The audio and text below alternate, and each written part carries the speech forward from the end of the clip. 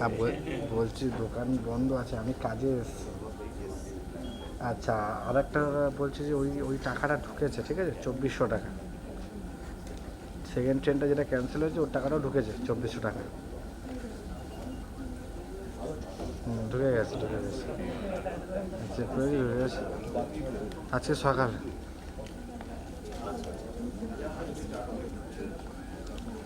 ঠিক আছে, রাতের দিকে 8টা 8:30 দিকে আসতে অসুবিধা নেই।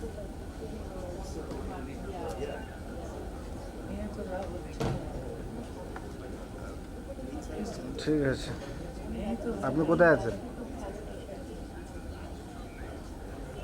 আচ্ছা, আমি তাহলে বাড়িতে বলে দেবো, দিয়ে যাবেন, কত টাকা হচ্ছে হিসাব করে বলে দেবো একবারে। empowered migration. So that is another issue. And since the city has its own capacity of in terms of infrastructure, in terms of groundwater, in terms of water supply, in terms of sanitation. So when we have unplanned in migration to the city, that leads to many issues which we have been facing. Yeah, I may not elaborate. That's all from my side now.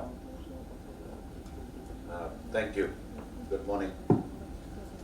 Dr. Bala, just to express my gratitude for talking about Dr. Dhruva Ghosh. Manojda here has been a former colleague of Dhruva Ghosh. I'll just take 1 minute. Sorry, I missed it. I pay my homage and respect to Dr. Dhruva Ghosh. Not only I worked with him, but he has been one of my guides in my PhD program as well. So I pay my respect and homage to Dr. Dhruva Ghosh. Thank you. Yeah, and people his age know that I have been a student of Dr. Dhruva Ghosh. Dhruva is a much later date student, and it was, I don't know, I mean, it was one of the sharpest minds that I have worked with. I mean, Jointada has known Dhruva Ghosh, me, for I don't know, maybe 20 years or more. And 25. Yeah, since the mid-90s. And so we are extremely grateful to you for paying that role. Thank you. Professor Ghosh, coming back to the Delta cities, there are a number of issues. The ones that I would like to draw attention of the audience and comment upon is, because there is a middle section that you talked about, where are the gaps? Of course, if we want to look at gaps, we also want to look at the issues that we are faced with. Climate change is of course occurring, precipitation, temperature regime, and all of that will change. What we have to bear in mind that in our delta, which is a sinking delta, water is going to play havoc with us. When the Himalayas undergo accelerated melting, we will have too much of water. Beyond a certain period, we will have too little water. So the relationship that this city has with the water regime is something that we need to bear in mind. You said we've been prudent and we've had the advantage of having Dr. Ghosh as a stalwart, and people like Bonani Kakkar and Pradeep Kakkar dedicated their life in saving these wetlands. But this is not enough. If we look at cities like Rotterdam, then we know how far behind we are. They are already anticipating what water could do to this. If we look at cities like Tokyo, what water could do to Tokyo, and then we know that obviously we haven't even started applying our minds to the challenges that we are likely to face with changing climate. Changing climate will play havoc with this city. This city might become uninhabitable unless we start taking cognizance of the challenges and start applying ourselves and look for solutions and then start intervening. Just now, Jantada was showing that it is only now. I mean, he's going to be around for maybe another 10-15 years with the energy that he has. He's been able to initiate it only now. It's already late. We are far behind. The challenges, so the young people here To them, I also apologize that people like me and Manusda and Jointoda, who've had this knowledge, because we've had teachers like Dhruva Ghosh, so not that we were unaware. So I say sorry to each one of you who's younger to me here, saying we let that knowledge pass. We did not act upon it. And therefore we are leaving a city to you where you do not have the luxury of letting that knowledge pass. You will have to act. I'll stop here for the time being. Thank you.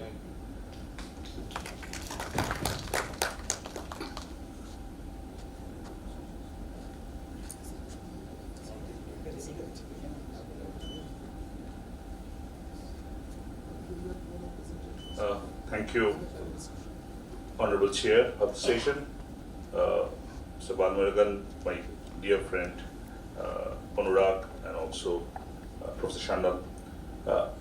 On the outset, I completely share the kind of feeling that Professor Shandal and Anurag has said about pitchforking Dr. Dhruva Ghosh into this mix by Mr. Balmurugan. I think he is one of the least celebrated personality of the city. He is one of the personality who has done yeoman work for whatever the city is right now and its conservation. So we know many other names. I don't want to take names out here who are much more celebrity in the quote-unquote manner, but not Professor Dhruva Ghosh. I think Professor Ghosh is one of the, as Anurag said, one of the sharpest mind. I had the opportunity of before I go into this, I just thought about kind of, as because this issue has been raised, knowing him since I think 1995-96. I think Mr. Tapaj Bhatta, who was the head of environment cell in KMDA, took me to him. He was the chief environment officer of the department at that point of time, the post that you now have now. And it was a small room somewhere in Esplanade, Dalhousie. It's a small room. And since then we struck a bond. I was never his student, but I was a student by default. Because whenever he used to call, normally our calling time was either late night at 10:30 or in the early morning like that. And he was one of the few persons whom you miss for 30 seconds, you miss certain inputs. Because it was absolutely, it was, I as a journalist, I had to talk to a lot of people around the world. But I'm sorry to say that 30 to 40% came from Google. But that was one person whom you, if you don't hear him, you lost something. So an unbelievable personality. As I was hearing Mr. Balmurugan, I just Googled and found that way back in 2002, November, I broke the story in India of East Kolkata wetlands getting the Ramsar. And there's a small bit of a history behind that. I would like to share that in this audience. Professor Ghosh called me up a day before and saying, Jayanta, something big has happened. And what has happened? The East Kolkata wetlands has got the international recognition, the Ramsar listing. And it's a great news. But there's some problem in it. Well, what's the problem? Let me share now that time the government, I don't want to get into the details because that is not important. But what is important that at that point of time, who was in power, they were not very inclined for East Kolkata wetlands getting into the Ramsar list. And that clearance had to be kind of, I would say, chunked out by Professor Ghosh in association with Kollan Babu, who was the Environment Secretary at that point of time. And he shared that history with me that has happened, but we need to put up this news. I said, and you can't quote me, because he was in department at the point of time, you can't quote me. So who the other person? See, he referred two persons. One is, I think, WWF Parikshit Gautam and Siddharth, somebody from MOFCC, who was also the wetlands. I am sharing this history for the first time, as because Dr. Balmurugan triggered me with this saying. So what has happened, that we carried that story, and that was Telegraph page, national page one banner headline story, because my editor Raja, who's still my editor, is thought that it's a great story, and you all shared that. And that was the beginning. And since then, I spent a huge amount of time with him on various issues. Even before he suddenly got ill and had to leave us, he said about a new thing, how he was trying to find out some livelihood for the rag pickers and formalizing the thing. That was he was doing.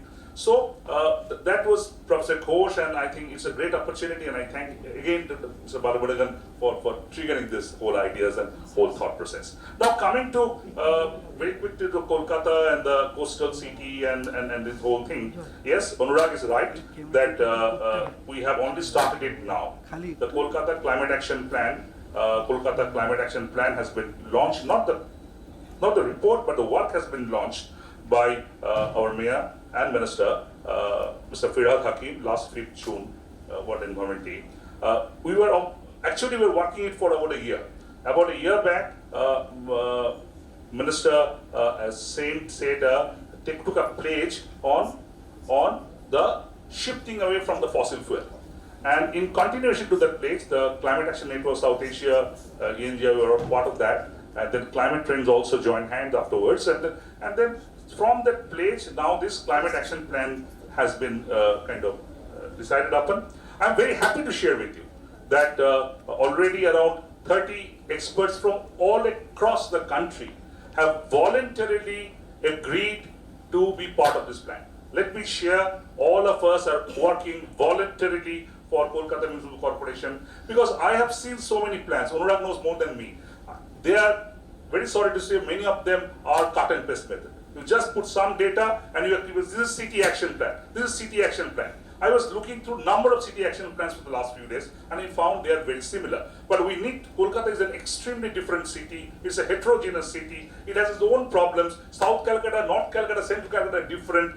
Wetlands is a different ball game. The words around wetlands are different. If you go to Mediaburuj, it's different. So you just can't have a black and white plan for the city. You have to have a very customized area-specific plan. My very good dear friend, Dr. Anjal Prakash is also here. I'm happy to pick up his brain on this. Anurag is also there. Sushant is there. So we all need to work together. So perhaps we'll talk it later. But before that, I just kind of wind up with few things.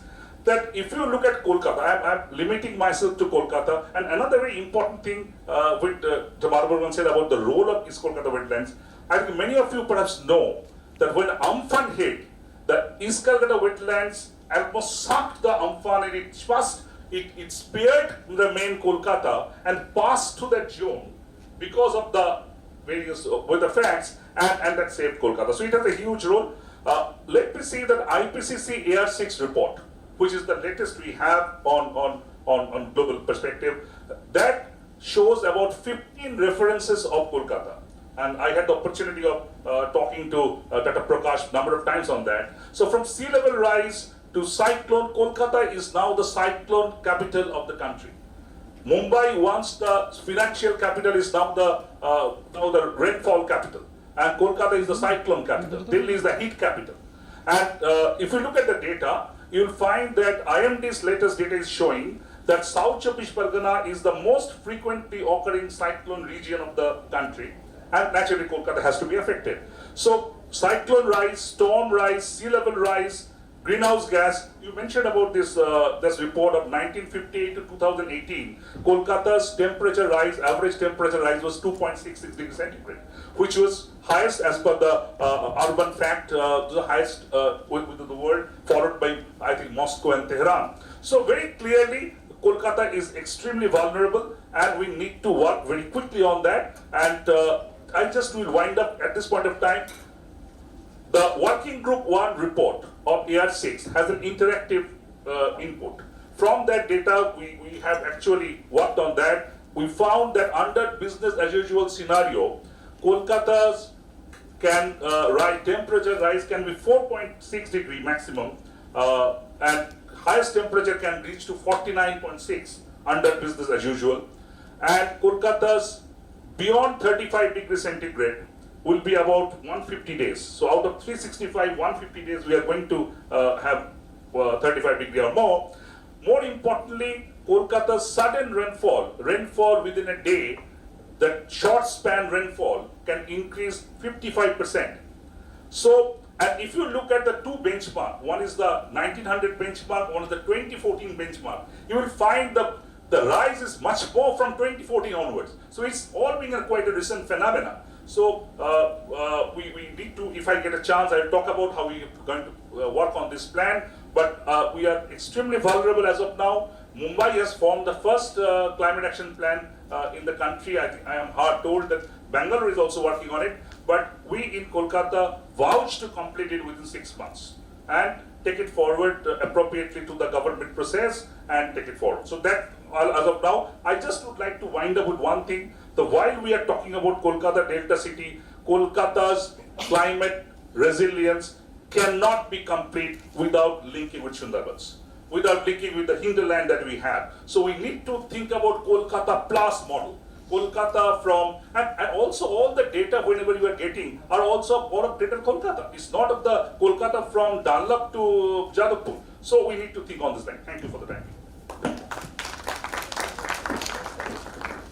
I spared my lecture again for some questions from you, which probably people here can answer.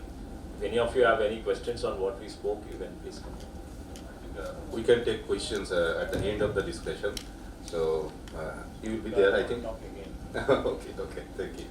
Okay, so the next question coming up in our mind that we used to do a lot of things, some routine work, maybe so-called quote-unquote innovative work. We usually, Jayantata usually come up with some write-up in the Telegraph that some innovative works are going on, but whether those are sufficient, what are the gaps in between? What kind of strategy we can take up afterwards? So we know the issues now, we need to understand the gaps, and then what are the strategies to overcome the barriers?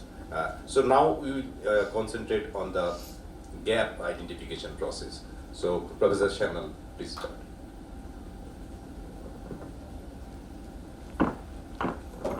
Once we have talked about the issues, definitely there are gaps. That's why the issues are coming up. So for a city like Calcutta, I think two broad gaps. Maybe I would put it in the form of a question that is it not over-centralized in terms of facilities, amenities, infrastructure, and that's why all people are concentrating towards the city core. And do we have enough access to the facilities and infrastructure of a city across all sections of the people? So these are the two basic questions where I feel there are major gaps, and there are many gaps in terms of our mode of execution, mode of implementation. Are we doing enough? Are we doing enough in terms of adopting nature-based solutions in all aspects, or we are concentrating only on hard engineering and structured measures? Are we doing enough in terms of planning measures? Possibly not. So these are some of the gaps which I think the experts here who have been working on this, they would be in a better position to elaborate. But definitely the issues which we are seeing, the uncontrolled, unabated growth along the Eastern Metropolitan Bypass. Where are they getting water from? So, and we have been seeing this every day, as Dr. Bala Murugan was mentioning, because of the ban, probably that East Kolkata is still being maintained, but I understand there has been a plan for a connectivity from Rajarhat to this, which passes through this, that has been stopped for the timing, but that has been stopped permanently. That's a great news. That's a great news. Now that's going on the road, over the road. That has been stopped. Okay, that's a great news because I was. New decision being taken to build. That is okay. Okay. But as of now, it's stopped. Okay, so these are the broad gaps where I feel that we need to be much more cautious, and we have to adopt appropriate measures for this. Thank you. To me, the gaps are in terms of the way we are thinking, the way we are visualizing the challenges. We are still responding to the problems of here and now. Kolkata has had a checkered developmental history, has had a colonial history, so it's not uniform. As Jayantata was saying, it's heterogeneous. You look at the western part, you look at the northern part, you look at the southern part. And from time to time, the city has expanded You know, when I guess Manoj was studying, the city had 100 wards. When I was studying, it was 141 wards. It's now 143 wards, so 144 wards. So the city has undergone change. Neighboring municipalities have been amalgamated into the city. All of this is again responding to the problems that we are currently faced with. We are even unable to anticipate the challenges that we will be faced with. Jointudha made a mention that we cannot look at the city in isolation. We'll have to look at the hinterland, not only to the south, but also to the north. If we look at the riverine system north of the city, and of course this being a coastal city, this being a riverine city, we are pretty much dependent on how the rivers are behaving or will behave in the future. Because of the Farakka, we are fortunate that we still have a perennial river. Without the Farakka, we would actually not have a perennial river. This is nothing new. Even in Renel's time, when the maps of Hindustan was published in the 1700s, Renel had flagged it that in the lean period, the Hooghly system pretty much had no flow. And of course, therefore, the Farakka barrage was planned much ahead. Of course, it was built post-independence, but at that point in time, it was the port that was in the attention. Of course, we'll have to look at the riverine system. I'm glad that this organization has a river affairs unit that is hosting us today. We will have to not only look at the river Hooghly, we will have to look at the distributaries of the Hooghly. Many of them are disconnected. Many of them do not flow until the bay. If we look at the tributaries to the Hooghly that would come from the Jagannathpur Plateau and the Rajmahal Hills, many of them do not reach the river simply because we've diverted water for irrigation in the more drier parts of the state.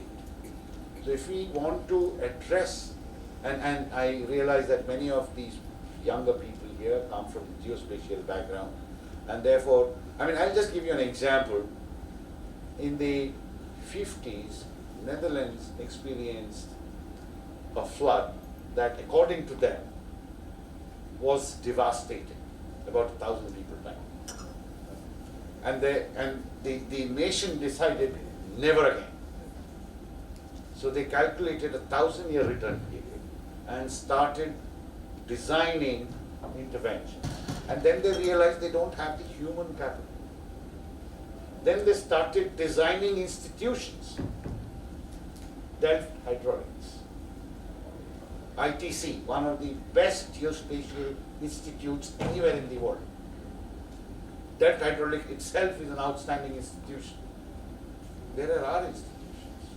We had a river research institute which is moribund. So if we are killing our institutions, whatever is there, if we are not utilizing, then certainly we are not thinking in terms of trying to address challenges that are in the foreseeable future. So to me, that's a huge gap. Money is probably the smallest of the problems. Political will is probably a slightly larger problem, but still a much smaller problem. Our ability to conceive the challenge and respond to that challenge, unless we do it in our heads, we are not going anywhere. We will always be faced with challenges, and we will always be addressing the here and now. Thank you. Thank you very much. Join to the quick reflections. We have another round. Sure. What? I think there are various gaps already being referred about. I think one of the gap is not to ensure that the ecological subsidy that Dr. Dhruv was talking about, having Ganga in one side, Adi Ganga flowing through the city, and then you have in East Kolkata wetlands. It's a fabulous, fascinating water network that we had, but we have done everything to destroy them. Can you believe that Adi Ganga, as the name suggests, is the oldest Ganga? That's what Adi means Purano, oldest. Adi Ganga has been hijacked. It has not happened anywhere in the world. In fact, based on of my article, NGT has asked the government of India's various departments to look into it. I don't think anything will be done about it. About 4 kilometers from Gadia, the southern fringe, to Baripur has been hijacked. It has been filled up. Anywhere have you heard that national river has been hijacked? It has never heard. So I think we are working, we are destroying our subsidy. To me, the major, one of the major factor is the lack of adequate data, which is also triggering the less than adequate administrative and political response. I am giving you a small example. I've been part of a tree census in Kolkata. So we did a tree census. I was just looking at the data. In Bodo 8, which is having about 8-9 wards, we are having about 14,500 trees, about 5 trees per 100 person. And you will find out of that 7,500 trees are 20 feet and above, which are going to be impacted by the cyclones. Have we ever given mind on that, what kind of trees we should have in the city? So these are extremely important agendas. I think we need to look at this data. I was just also looking at the data. Out of the 14,500, about 10%, about 1,500 are extremely tilted. So they can actually broke any time. So to me, number one, the data, need of data, administrative kind of action, administrative action, and the political action. All three things need to go together, and climate change has to be the centralized component in the policy. Mr. Shane is here. I think he's doing a lot in the Rajat area to put environment and climate in the center of the policy. I think it needs to be done across the state. Anywhere, any panchayat. I was talking to the disaster management minister the other day. I was requesting him that once a new panchayat came with a panchayat 5 years plan, put climate change, local resilience at the input to it, so that they can automatically get the money. So that sort of things. Thank you. Thank you very much. I think the young people, students are here. So you are hearing all the things, issues and the gaps you are hearing. And there is another thing that the normal drainage, the surface runoff. Actually, the EM bypass is hampering that surface runoff.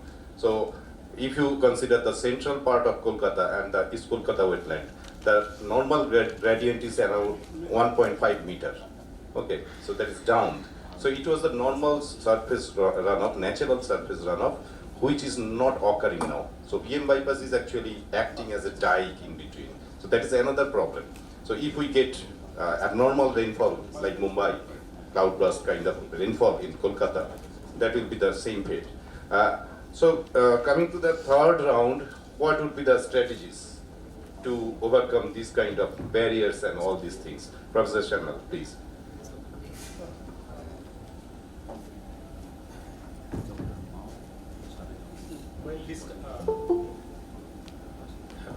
While discussing about the issues, probably we already have discussed some of the strategies. Jayantoda has already referred to some, but definitely, as I have mentioned, development of the tier 2 cities surrounding Kolkata, that is going to be a very big issue. Jayantoda was mentioning about the tree census report and the tree height, etc. And these trees above 20 feet, they have been more susceptible to, affected by cyclone because of our faulty engineering in terms of maintaining the pavements, maintaining and restoring the utility services, etc. Their entire root system has been damaged, and that's why we have seen the Amphan has affected the trees, so heavily. That has impacted so heavily on the trees. Everything was collapsed. So, and this, of course, is a major issue in terms of holistic planning for the city, along with, as he has mentioned, as the city has to ensure that delta is protected. Similarly, the Delta Action Plan also has to do something so that the city can cope up with the changes. That's all from me. Thank you. Thank you. I was already hinting to what how do we address the gaps or the challenges, the ways to go forward. See, given that we experience certain issues, weather challenges, you talked about the eastward tilt of the city. These are all peculiarities. You know, for most cities, they draw from the river and they drain into the river. We draw from the river and drain further eastward. So given that we have our own set of challenges, we have an hinterland, and that this is the city in all of East India. There is not a single, comparable city in all of Eastern India. And in the foreseeable future, that situation probably will remain the same. And therefore, we need to do a lot more, right? And therefore, we need to be able to provide the specialized inputs that this region needs. We cannot certainly be dependent on institutions in Pune, in Bangalore, in Mumbai to be able to solve our problems.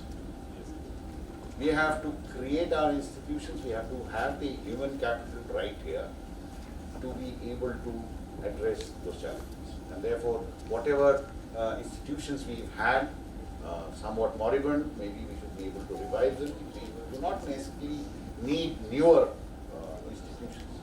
I mean, at least Bengal has had the advantage of having, exemplary institutions, probably some rejuvenation, revival, and oriented towards providing the necessary scientific inputs that are necessary should be able to address the challenges. Thank you. Thank you. Jayantudha, very quick. We have to go to the audience. Very quickly, I think.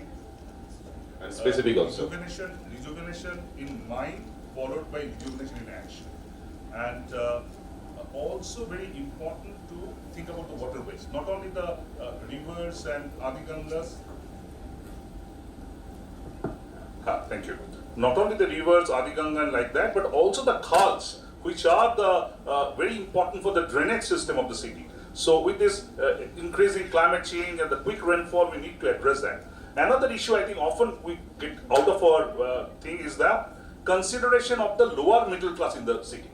Kolkata's 35% people live in slums. But when we have National Clean Air Program, it basically addresses the middle class and upper middle class. Have we have a slum climate action plan, clean air plan? So we need to address, because they are most vulnerable, have least resilience. So we need to consider all that, and completely agree with the panelists who spoke before me that yes, we have lost a lot of time, Anurag, but I think we need to work. I think we have to leapfrog and act on that. Thank you. Thank you very much. I think a lot of introspection we have done, and we need intervention, we need some innovation, and all the peculiarities Anurag was talking about, we can take some advantage out of that. It's our plus, it's not our negative things. So we will go to the audience, including Balamurugan sir's lecture. Whatever the questions coming up in your mind, please speak up. Anybody? বাংলায় বলতে পারি? বাংলা ইংরেজি যেটা বলবেন। বাংলা ইংরেজি হিন্দি। যেটা বিষয় হচ্ছে আমরা দেখছি বিভিন্ন জায়গায় এই সময়ে ভীষণভাবে আলোচনা চলছে, পরিবেশ নিয়ে, ক্লাইমেট চেঞ্জ নিয়ে আলোচনা হচ্ছে, মিডিয়াতে হচ্ছে, সামনাসামনি হচ্ছে। আমি গত মাসখানেকের মধ্যে দেখলাম আমার পাড়াতেই একদম রাস্তার ধারের একটি প্রায় বিঘি খানেকের একটি পুকুর চোখের সামনে, সেটা প্রথমে দু একদিন মাটি ফেলা শুরু হলো, তারপরে দেখলাম একটা বড় ত্রিপল টাঙিয়ে দেওয়া হলো যে রাস্তার ধার দিয়ে, যাতে সেটা দেখতে পাচ্ছি কি হচ্ছে, কিন্তু তবু একটা আড়াল, এবং সপ্তাহখানেকের মধ্যে পুকুরটা পুরো বন্ধ হয়ে গেল। যেই পুরোটা মাটি ফেলা হয়ে গেল, তারপরে তার কয়েকটা জায়গায় কিছু ঝান্ডা পুঁতে দেওয়া হয়েছে কোনো একটা রাজনৈতিক দলের, সেটা পুঁতে দেওয়া হয়ে গেল, পুকুরটা ভরাট হয়ে গেল। কিছুদিন পর বিকেল বেলার দিকে দেখা গেল সেখানে বেঞ্চ নিয়ে বসে কয়েকজন বসে বসে কথা বলছে এইভাবে। তো কথা, আমার প্রশ্ন সেটা হলো যে এই ধরনের আলোচনায় সায়েন্টিস্টরা আসছেন,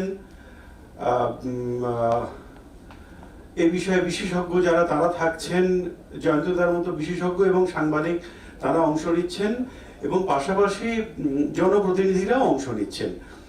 তো এই জনপ্রতিনিধি যারা আমাদের এখানে বিভিন্ন জায়গায়, প্রতিষ্ঠানে, সংসদে বিভিন্ন জায়গায় তারা একটু সংক্ষেপে। হ্যাঁ তারা যে আসেন তার কিছু প্রসেসের মাধ্যমে কিছু মেকানিজমের মধ্যে তারা নির্বাচিত হয়ে আসেন এবং সেই নির্বাচনে আসার ক্ষেত্রে যে মেকানিজমটা সেখানে যাদের দ্বারা তারা নির্বাচিত হন সেখানে ওই যারা ফিল্ডে থেকে কাজ করে তারাই দেখছি ওই পুকুরগুলো বন্ধ হওয়ার ক্ষেত্রে প্রত্যক্ষভাবে অংশগ্রহণ করছে। রাজনৈতিক সদিচ্ছার যে কথাটা মাঝে মাঝে উঠে আসছে, যারা এখানে জনপ্রতিনিধিরা এই ধরনের সেমিনারে অংশগ্রহণ করছে বা নীতি নির্ধারণের ক্ষেত্রে, তারা ওই যে যারা ওইখানে পুকুরটা বন্ধ করার ক্ষেত্রে, ডিজে চালানোর ক্ষেত্রে, বাজি পোড়ানোর ক্ষেত্রে যারা প্রত্যক্ষভাবে অংশগ্রহণ করছেন তাদেরকে কিভাবে তারা প্রোটেক্ট করবেন? এটা একটা আপনি বলতে চাইছেন মূলত প্রোটেকশনটা আমাদের মানে এটা বন্ধ করার ক্ষেত্রে যে সদিচ্ছা সেটা কিভাবে তারা অ্যাপ্লাই করবে? আমরা আরো কিছু প্রশ্ন নিই। Any questions? I think there are a lot of students. From students, you just please hold on. Students, do you have any question? Nothing? That part. So first, please. We should hear from the younger people first. Sir বলছিলাম যে কলকাতাতে যে ডেভেলপমেন্টগুলো করা হচ্ছে centralised ভাবে, তো আপনি বললেন যে ডিসেন্ট্রালাইজড করলে সেটা একটু সুবিধা হয়, তা আমরা কিভাবে স্যার সেই ডেভেলপমেন্টগুলোকে ডিসেন্ট্রালাইজড করব?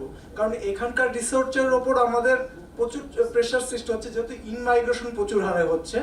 তাহলে ইনমাইগ্রেশন যদি আমাদের রোধ করতে হয় তাহলে সেই ফ্যাসিলিটিগুলোকে ডিসেন্ট্রালাইজ করতে হবে। সেটা যদি করতে চাই আমরা কেমনভাবে করব?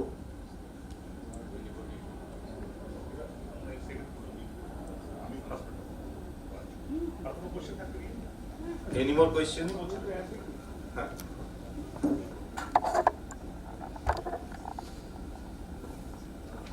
There are two things that I would like to point out. First, we are talking of in-migration, but there has been a lot of out-migration from Sundarban Delta region to various cities of the country. So it has been an alarming proportion that is the out-migration is happening, that we are seeing. So my question is to Balamurugan sir, as well as from wetland area also out-migration is happening.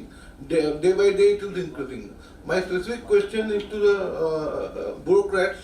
So how do you plan to deter the out-migration? Because out-migration is not a blessing that is happening, but it is distress migration that is happening. So this is my first specific question. Second, I have also got another question that Joyantoda also spoke about. That is about the Tallest Nala or Adiganga. I stay in the place near Gadia where about 4 km, 5 km stage has been hijacked completely. The way out is to renovate the place, to rejuvenate the place, rejuvenate the Ganga, and it will be acting as a canal for the water to go to Bidadari river. So how do you plan to go about in that case? These are my two questions. Okay, thank you. I think another question from there.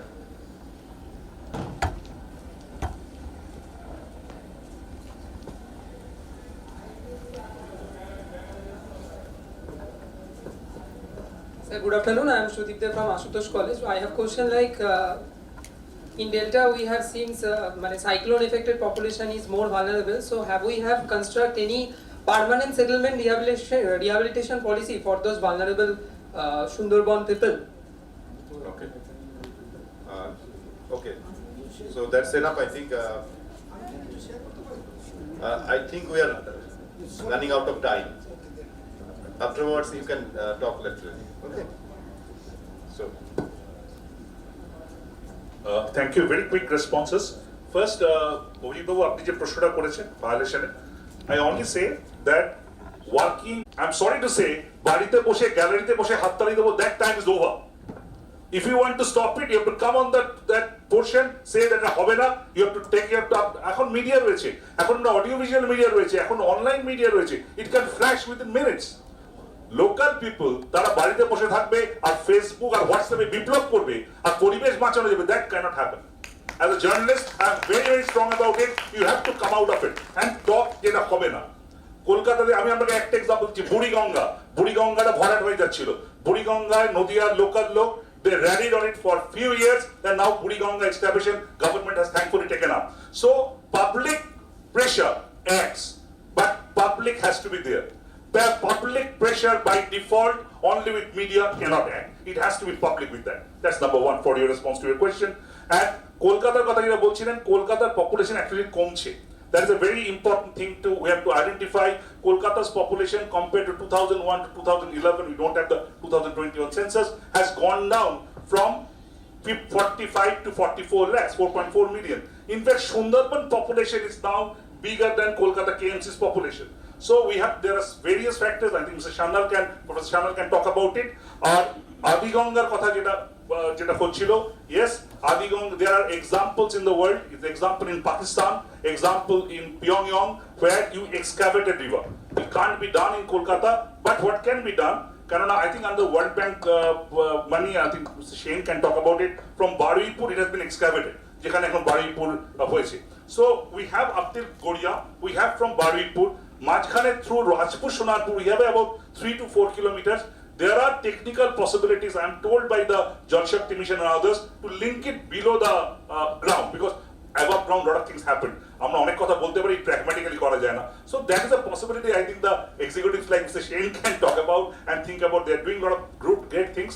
Let us all join hands. আমার মনে হয় এনভায়রনমেন্টের জন্য এখন the time is up to, we all need to get together. Thank you.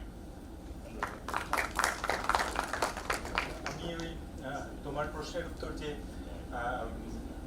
কি করে অন্য শহরগুলোকে মানে কলকাতা থেকে বাইরে ইনফ্রাস্ট্রাকচার ডেভেলপমেন্ট, তাই তো সেটাই আমরা বলছিলাম যে এই প্ল্যানিংটা দরকার, যেটা অন্য মেট্রোপলিটন সিটিতে অনেক better in terms of communication. আমাদের এখানে যেমন কলকাতার বাইরে একটু বাইরে কল্যাণী কেন ডেভেলপ সেইভাবে করেনি, আমরা কেন সবাই কলকাতার উপরে ঝাঁপিয়ে পড়ছি? প্রসেস অফ ডিসেন্ট্রালাইজেশন স্টার্ট কিন্তু হয়েছে। আমরা আগে দেখতাম সমস্ত অফিস এরিয়াটা কনসেন্ট্রেটেড ছিল ডালহাউসি এরিয়াতে, তারপরে অনেক অফিস শিফট হয়েছে বিভিন্ন সল্টলেক এরিয়াতে, এবং ওই জায়গাটা এখন অনেক ফ্রি হয়েছে।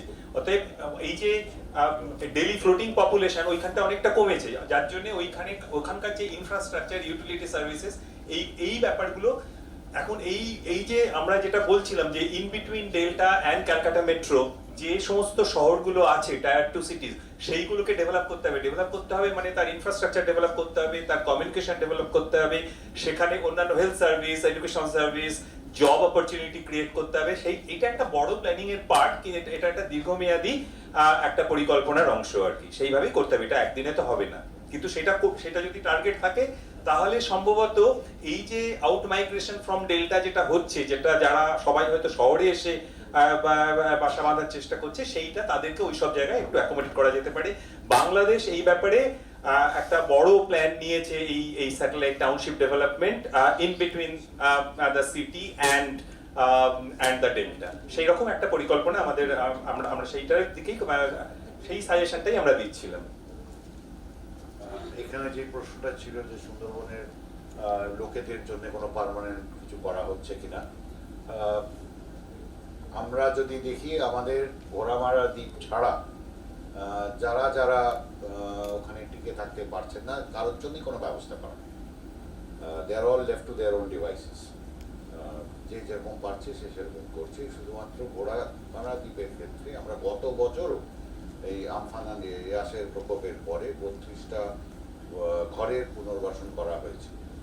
কিন্তু আমাদের যা পপুলেশন ডেন্সিটি সুন্দরবনে, যা পপুলেশন ডেন্সিটি ওয়েস্ট বেঙ্গলে, আমরা ওইখানকার জীবন জীবিকা যেভাবে চলে সেভাবে চালিয়ে রেখে ঘনত্ব বাড়িয়ে দেবো সেটা হবে না। তাহলে শহুরে মানুষের মতন জীবন জীবিকা ভাবতে হবে। আমি মাছ কাঁকড়া ধরবো, ধান চাষ করবো, কিন্তু শিয়ালদার পপুলেশন ডেন্সিটির মতন থাকবো, দুটো তো একসঙ্গে হতে পারে না। তো যদি আমাদেরকে ওই পুনর্বাসনের কথা ভাবতে হয়, তাহলে different way of life will also have to be thought about. Thank you.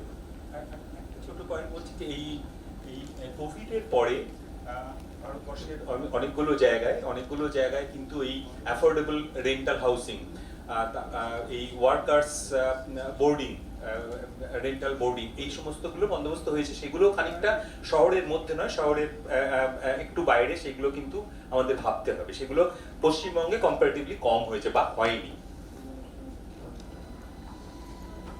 Very quick, I think Sushant একটা কোয়েশ্চেন করেছে, যেটা আমি রিকোয়েস্ট করবো যে ব্রাজিলের কুরিটিবা বলে একটি শহর আছে, তার মডেলটা, তার ডেভেলপমেন্ট মডেলটাকে যদি একবার দেখে নাও, বা বাকি স্টুডেন্টরা যদি ইন্টারেস্টেড হয়, কুরিটিবা, হ্যাঁ, যেটাকে বলা হচ্ছে ইউএস এর সিটি প্ল্যানিং এর থেকেও এফেক্টিভ অনেক। অ্যান্ড সুদীপ এখানে, সুদীপ যেটা বলছিল সেটা হচ্ছে আমাদের কোনো পলিসি নেই, এই যে যারা হ্যাবিটেট থেকে উচ্ছেদ হয়ে যাচ্ছে তাদের জন্য আমাদের কোনো পলিসি নেই। যেটা অনুরাগ বলছিলেন যে ঘোড়া মারা, এটা আসলে কালচারালি চলছে ওখানে, কারণ তখনকার দিদেন এমএলএ প্রভঞ্জন মণ্ডল ওটা করেছিলেন, ফলে ওইখানে একটা প্র্যাকটিস হয়ে গেছে যে ঘোড়া মারাতে সমস্যা হলে মানুষ যদি উচ্ছেদ হয়ে যায় তাদেরকে নিয়ে এসে ওখানে রিহ্যাবিলিটেট করা সাগরে মূলত। তো এটা একটা কালচারাল প্র্যাকটিস, কোনো পলিসি কিন্তু আমাদের নেই, এক্সিস্ট করে না। মানে একজন মানুষ যদি তার বাড়িঘর হারায় তার জন্য কোনো পলিসি নেই, এবং তাকে যদি জমি মানে তার যদি জমি থাকে তবেই সে বাড়ি বানানোর পয়সা পাবে, এবং সে তো অলরেডি জমি হারিয়ে ফেলেছে। Okay, so anyway I think that's enough for now, and thanks to all the panelists. Thank you very much. Thank you very much. Thank you, sir. So we have ended up with this panel session on Delta City's resilience and sustainability. It's time for felicitation. It's time for felicitation. So may I request Mr. Vishwajit Roy Chaudhary, the co-founder of SAIARD and patron of International Delta Summit, to please felicitate Dr. K. Bala Murugan, Indian Forest Service Chief Technical Officer, East Kolkata Wetland Management Authority, Department of Environment, Government of West Bengal.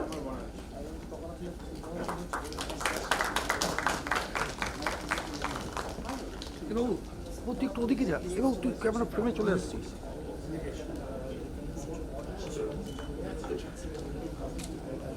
May I again request, sir, to felicitate Professor Tuhin Ghosh, the Director, School of Oceanographic Studies, Jadavpur University, Kolkata. তুই একটু ওদিকটা থেকে মার, তুই ওই পাটটা থেকে মার।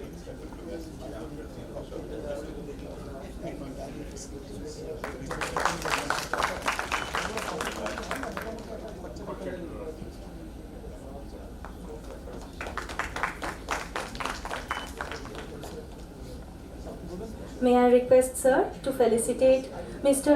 Joyanto Basu, the environmentalist and columnist.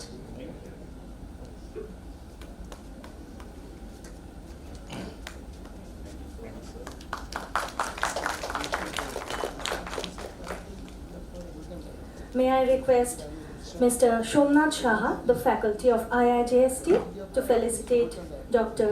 Anamitra Anurag Danda, Director, Sundarbans Program, WWF India.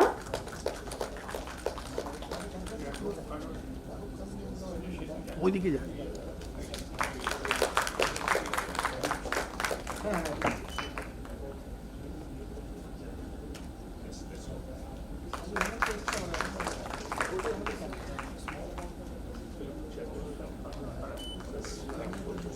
May I again request, sir, to felicitate Professor Manas Shanyal, Professor, Indian Institute of Engineering, Science and Technology, India.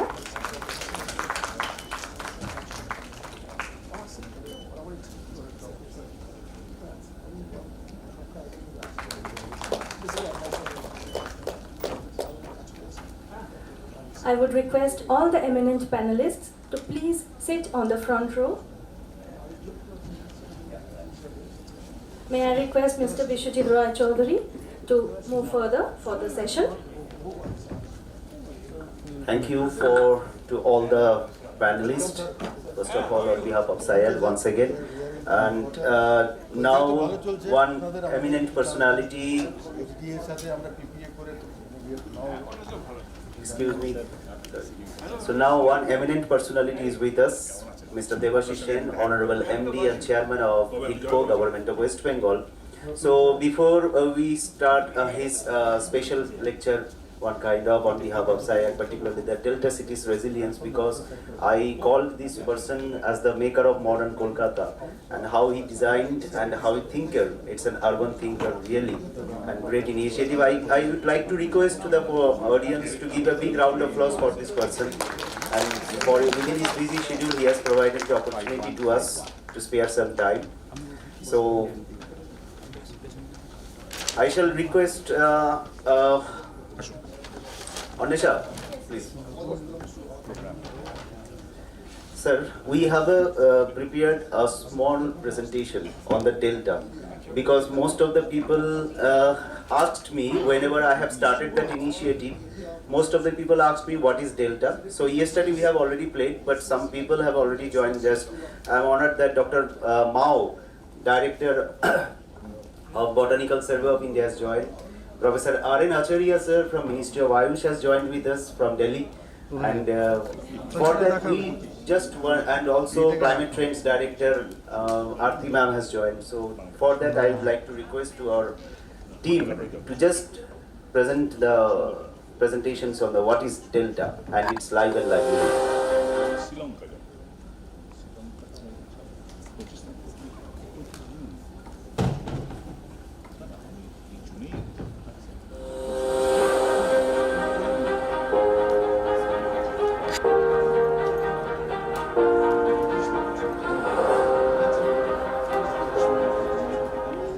Welcome to International Delta Summit 2023, organized by Center for River.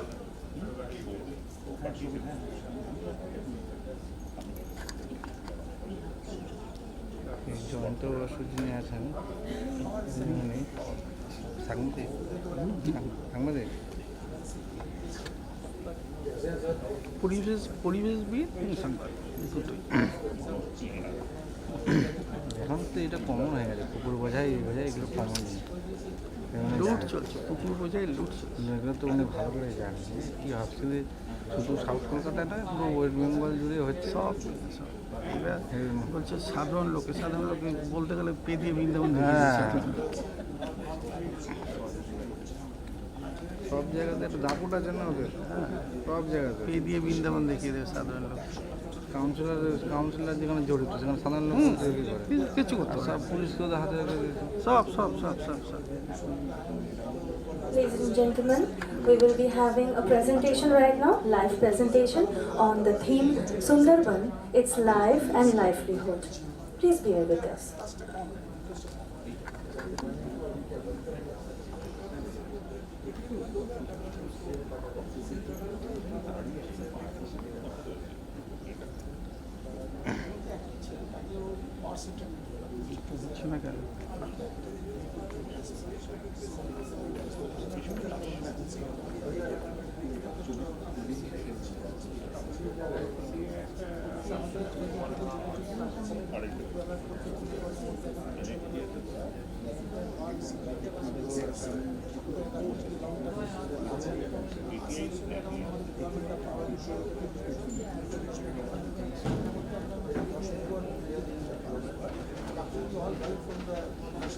Well, anyway, sorry for some technical issues, but I will request Mr. Devashish Sen to please join with us for his special lecture. We will start the video shortly, maybe.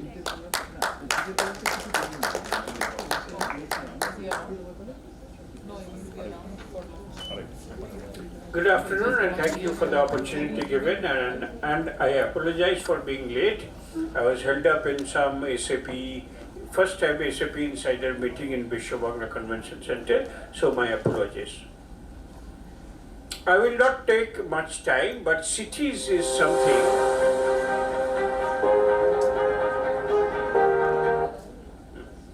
cities is a word that interests me greatly. Whether it is for resilience, whether it is for sustainability, whether it is for some other purpose.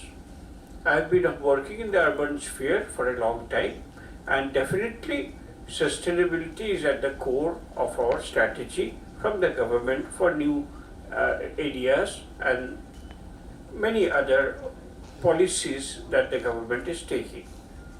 I was also heading the Namami Ganga mission when I was in the urban development department. So I'll just make a few points gathering from the discussion of the panel which happened, a few points on which I'll make some of my own feelings. Number one, this is Sector 5 and I am also chairman of Navodiganto Industrial Township Authority. Increasingly, there is a feeling, there is a movement throughout the world that says that why the government only has to take, government means not the state, not the center, not government of India, but governments across the world. Why only governments have to take care of sustainability and climate change? Where are the other stakeholders? To give a very basic example, if Calcutta sinks, all of us will sink. India Power included, who's all, we are there, and whole time director Mr. Dashgupta is there. All will sink. So, do we see activity from non-state stakeholders? Non-state stakeholders, as we all know, are of two kinds. One is individual, you and me, what we can do. We can not buy plastic bottles. One example, Government of India has brought out a very nice set of 75 ideas, they call it lifestyle change for environment, LIFE, lifestyle change for environment. So you and I can do a lot of choices. They have listed 75 because it is the 75th year of the Indian independence, and therefore 75 points they have given. Some of them are very interesting, let me tell you in passing.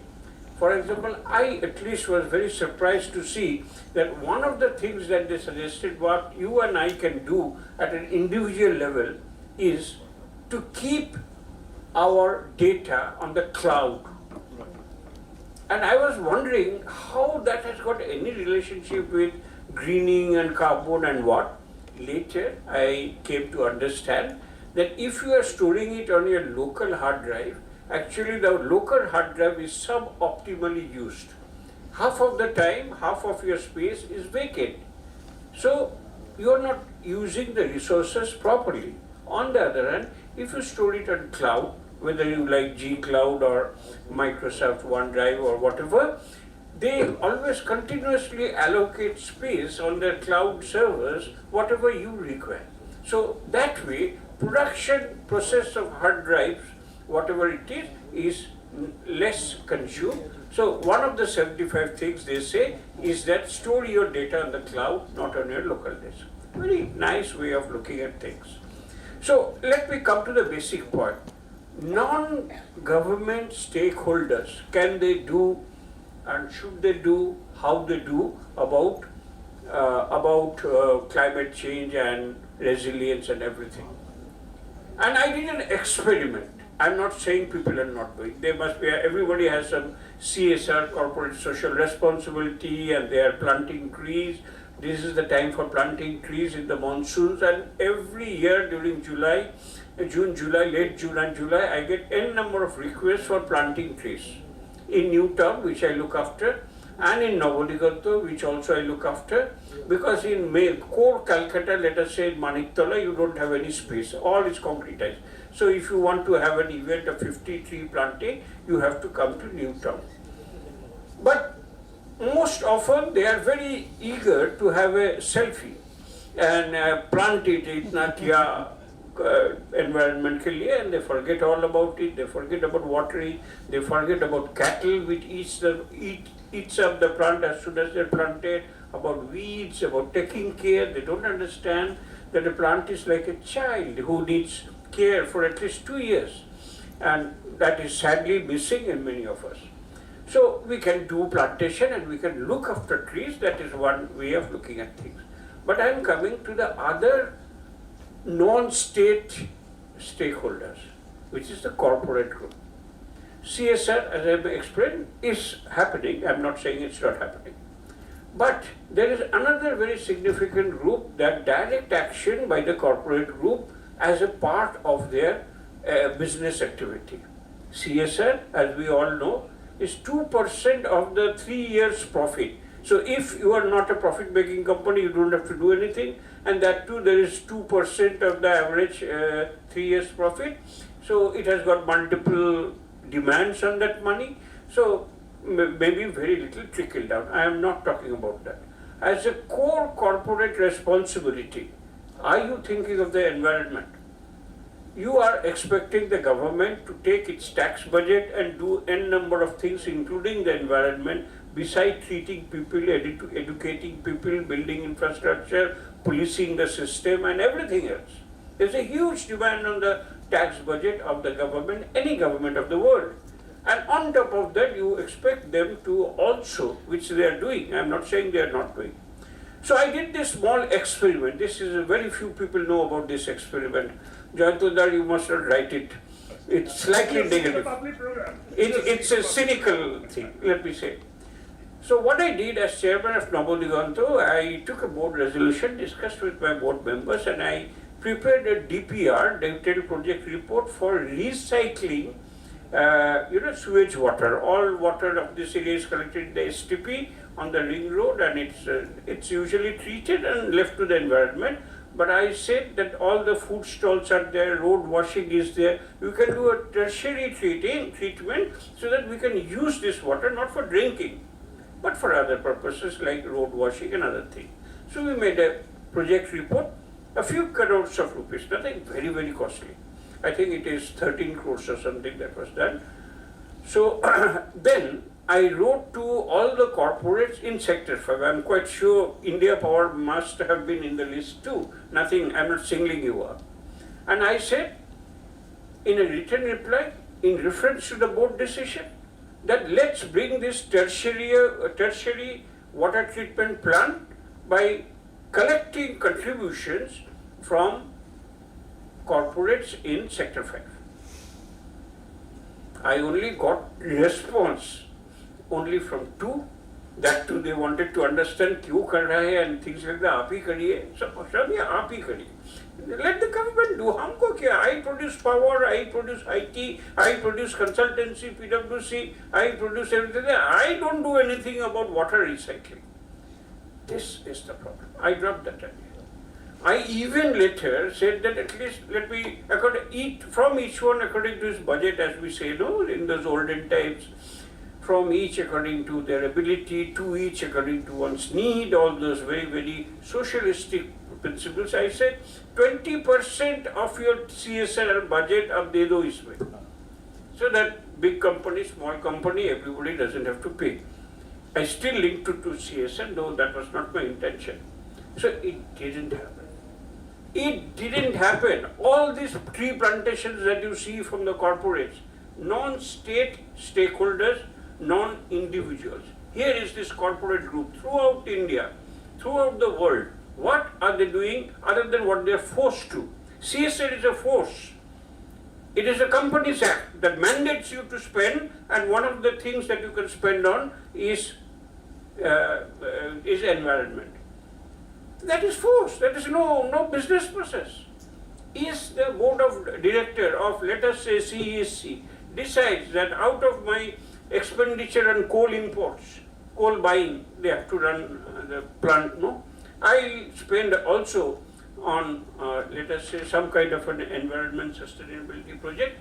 It's not happening, and it's an experiment. I've got all documents, but not to dissuade people. I don't want it to be public, but Jayantudar may not listen to me, but he'll ask the documents and I'll not give him, so he can't write. Now, I wanted to make, this is, when this last COP22, the Committee of Parties was happening, this came up, and the Egyptian Minister of Environment, who was heading a particular group, had propounded this area. There should be responsibility also upon non-state stakeholders to take care of our planet Earth. We need to build a consensus on this. This is one point I wanted to make over here. The second point is, somebody was mentioning the government is not doing any long-term things. It is not really true. There are very good building rules in Kolkata as well as in Newtown, which I look after, is about rainwater harvesting, about compulsory use of renewable energy for lighting, about recycling of water, not for tiny houses like what I and you own probably, but for big offices and institutions. If it is beyond a certain size, you have to have certain things. And let me tell you with pride that in Newtown we have amended the building rules in one very spectacular manner, is that we have made urban farming compulsory for projects beyond 1 acre. Urban farming is rooftop farming. When you eat your tomato salad in the morning breakfast, it is coming from Bhangur, at least in Newtown and Sector 5. And often it is coming in a vano. Vano is a jugar vehicle, flat, with a pump probably sourced from Sundarbans, spewing absolute black quality water, smoke, and what? Because it is cheap. That is why they are coming. And if you produce a part of this thing, this whatever you consume, vegetables on your rooftop, at least that transportation cost will be reduced, that pollution will be reduced. There is a point. Somebody asked me, sir, if I produce tomato on my rooftop, it's going to cost 100 rupees. Is this okay? Actually, you don't have the economy of scale, no? In a huge tomato farm, probably they can do. But to this, my question is, do you not grow gada fool and roses on your garden, a rooftop garden or balcony? 80% of the middle class Bengalis have some kind of a flower pot. And what this flower pot, they say, we are giving to the guests. What will you do? You will not throw, no? You will nurture it, and it has cost some money. So everybody has a rooftop garden or a balcony garden, jahin bhi mila. And in other places, what they're doing on the balcony, they're putting all over the world. They're putting a hook kind of a thing so that you can even have, if the balcony space is also not there, on your window grill, you can do all these things. We are urging that you should grow not flowers. We don't dislike flowers. Okay, ठीक है. But for flowers, do you consider money value? Do you value the एक रोज हुआ देखो कितना अच्छा in my garden or rooftop garden or small patch of land কি সুন্দর ফুল হয়েছে গন্ধটা শুকুন? Do you say যে কত টাকা লেগেছে বাজারে গিয়ে কত টাকা কিনতে? So that is not the point. Urban farming in US and many developed countries is a movement in cities. So we have made a rule. Please understand, for those who say that government doesn't think, there is a rule, check up NKDA building rule 2009, and you will find this addendum over there. For new buildings, we can't really force upon tiny buildings. It has to be beyond the value, beyond the size, and so on and so forth. So rainwater harvesting, these, and also newer thinkings about bicycle parking. We are pushing hard for bicycling, at least most students like you. If you are traveling 2 to 5 kilometers, not beyond, if you are coming from Godia to, let us say, Techno India College in Salt Lake, it wouldn't make sense. But if you are within that radius, why don't you cycle? And then people said, where should I keep my cycle? The security wala doesn't allow you. Just look at when you go out of this place. You will find in many places cycles being stacked outside the boundary on the footpath, leaning against the railing. Cyclists are still looked down upon. So what we have done, we have not changed the rules, but we have given an advisory to all institutions. Let us think of this India Power Office because we are here. Do we have a cycle stand inside? No. And we said the cycle stand must be near the entrance gate. Come to Hitko Bhavan, I'll show you how beautiful and colorful cycle stand we have done.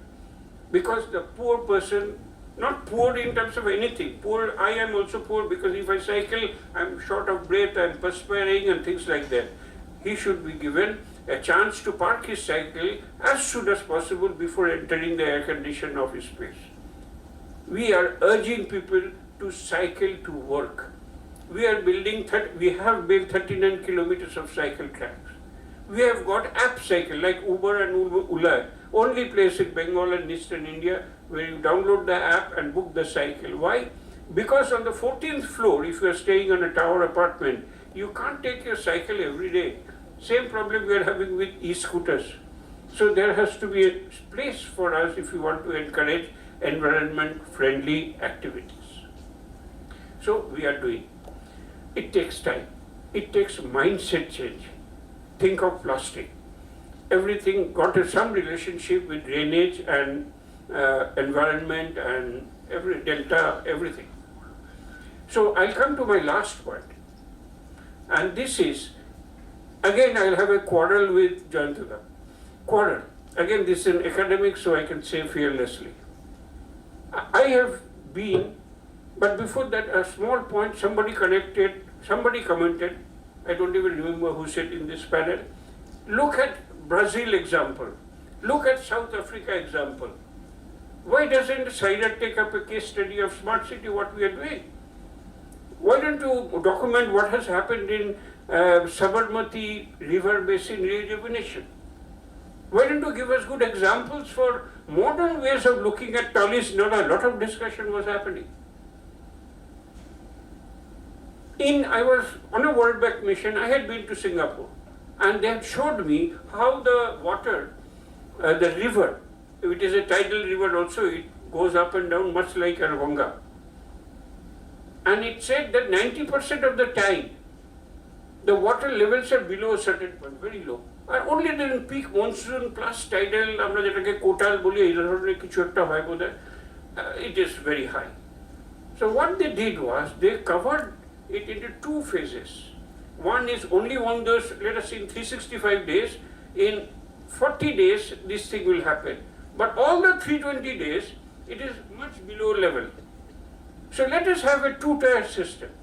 And on the upper tier, people will move, people will roam, they will do picnic, they will play, children will play whatever they play, balls and footballs and cricket. And whenever that tide is coming, 60, let us say in our example, 60 days in a year, those days a siren or a notice board or the gates should be closed, and today the water level will go, don't go there. Many of you have gone to Paris, I have stayed there for 1 year, and the Seine River in the middle of Paris also has this two level. If you go down a stair, most of the time it is dry water flow, and it is very clearly channelized underneath in a small trough kind of thing. And Paris being a lover's city, couples would be moving around the pavements, they sit, they dance, they sing, and it's such a nice place. And of course, when the level rises, I'm quite sure, I've not seen it, there are staircases to come up, there are sirens, there are other things to warn people off. So I wanted to do this when I was given the charge of this Alipur Jail Museum rejuvenation. It's a wonderful museum. If you've not gone, I implore upon you to go there and experience history, where Jawaharlal Nehru was imprisoned, where Netaji Subhash Bose was imprisoned, where Binay Badal Dineshes was hanged to death. That gallows is still there. We from HITCO have rejuvenated and opened, the Chief Minister opened last year, September. So while we were giving this project, we were also told the Tallies Nala looks very bad at joining. Why don't you do something about it? Talking about rivers, delta, erosion, encroachment and everything. And I remembered my days in Paris. I remembered the World Bank visit in Singapore. I remembered my Namami Ganga days in Sabarmati. Same formula. Two levels. Only when peak level, only 60 days a year. 300 days it's low. Utilize that space. You can't build a house, of course, but you can build a park. Yes. Why? Because on the days in which it is raining and the days when the level is high, you don't allow people to get in. Finished. All the 360 days, 300 days in a year you can use. And I made an impression, talked to the engineers, talked to departments, and made a schematic drawing. Talked to my minister, Firad Hakim, who said, slightly skeptical, but didn't stop me. And I asked for a design consultant. I don't want to do it. And that is the time I talked to Jayantudha. Design khali cheyechilam. Let's have a professional design. It was just a sketch. I told the artist and the architect to erokom bhabe ki kora jay, tale ekta short stage. We'll keep a barrier, but this stretch will look very much like Paris, very much like Singapore, because a very, very long-term approach, rehabilitation of canal side slums and everything is a 10-year, 20-year project, if at all you can do. So I did it, and I published a tender that I want a design consultant who can design a system, and then we'll run through everything. Immediately somebody caught it, and from the media they said, "Ki korchen apni ki 40 nala ke drainage toiri kore deben? Do you want to convert the Adiganga river into a drain?" I said, "Nothing of that kind. We are just designing and exploring if it is a possibility. It was an innovation. Let us think of Sabarmati. Let us think of Singapore. Let us think of Paris. Let us think of Brazil." I don't know this example, but it was mentioned in the panel discussion. Let's think out of the box, or else we will remain where we are.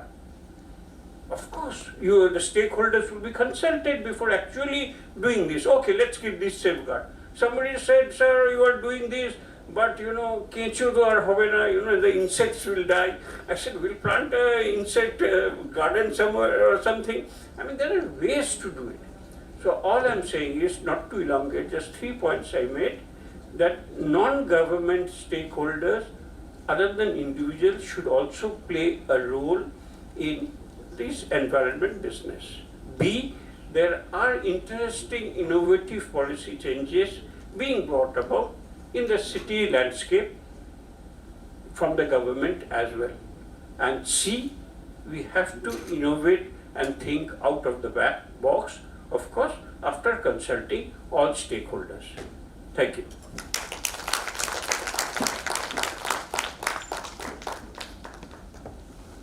Thank you, sir. Thank you for sharing your vast field of knowledge. Now may I request Mr. Bishwajit Roy Chaudhary, the co-founder of SAIARD, to felicitate the renowned urban planner, Mr. Debashish Sen, IAS, Chairman and Managing Director, HITCO, Government of West Bengal.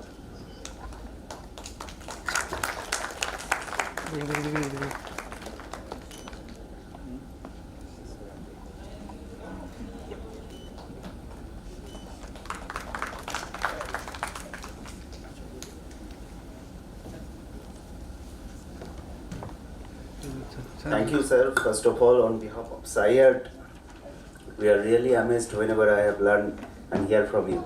And for your kind information, pardon my voice is somehow cracked due to some cold and cough issue. But for your kind information, I would like to inform you that on behalf of SAIARD, we have already taken 2 initiatives, though it has not yet been published. That is, first of all, as I am a G20 steering committee member in Think 20, Y20, Youth 20 and Urban 20 sector. So I am planning already, I have organized 3 events here on the 3 different sectors. As well as I am also looking forward to organize one program, that is the Connecting Youth with the Smart City. And I have already communicated with Mr. Sen and he agreed, and I am really thankful to him that we are looking forward to organize an event where the youth will connect with the smart city, because as I am completely agree with sir that our Rajarhat Newton is one kind of mini Singapore. And secondly, we have also taken an initiative that as several interns throughout the year, different eminent institutions have joined in our institute. So we are looking forward to start a case study of particularly the Sundar new town and the new city, new Kolkata compared to the old city. That will be the one kind of case study workshop we are going to organize, and 25 students from Amity University will join in coming August, and we are looking forward to engage them into the smart city workshop. And the smart city, connecting youth with the smart city program, we are looking forward in coming winter, though we have planned in July, but we will shift it in winter because we have a plan to invite the other students from other countries or other states. And we have a whole day, 2 days event where the smart city hackathon will be there, along with the dialogues, the connecting youth, along with the TED talk of Mr. Sen and other eminent urban specialists.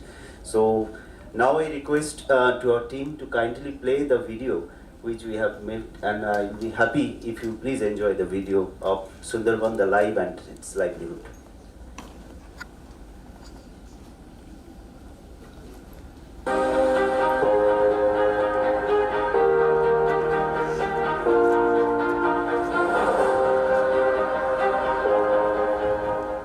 Welcome in International Delta Summit 2023, organized by Center for River Affairs South Asian Institute for Advanced Research and Development.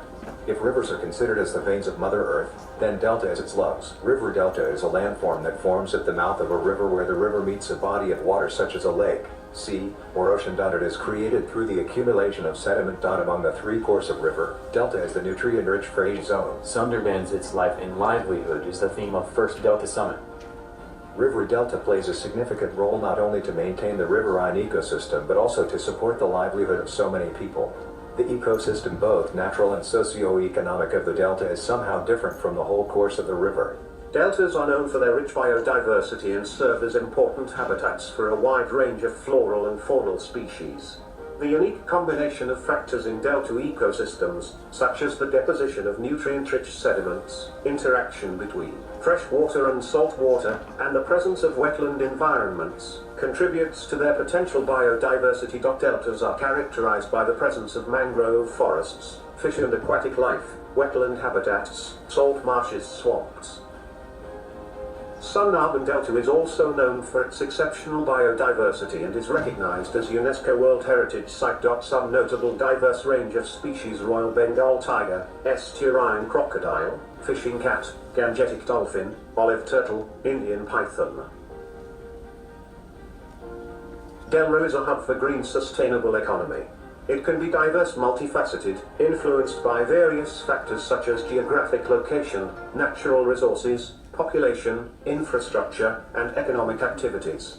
Agriculture and fisheries, trade, transport, industrial and manufacturing activities, tourism and recreation, rural-urban development services and infrastructure is key sectors of delta economy.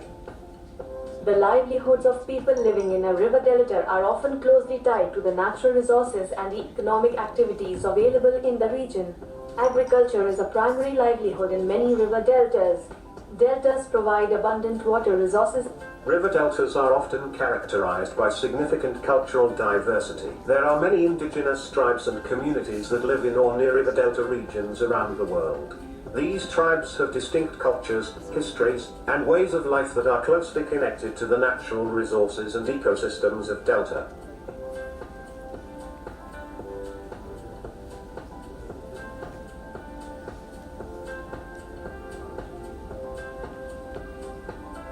Deltas are formed by many complex dynamic processes.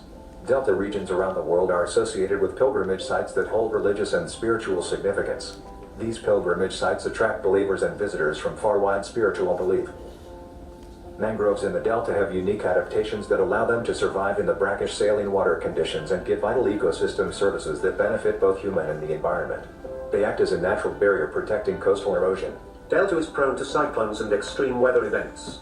These cyclones pose significant dangers to the region, including the mangroves and the communities living in and around them.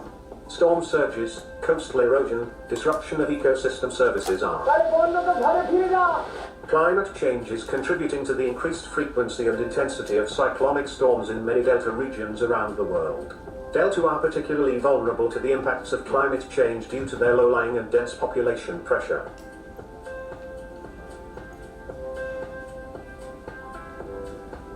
But unfortunately, due to some mismanagement and unscientific practices, this valuable natural landscape now remains in threatened conditions.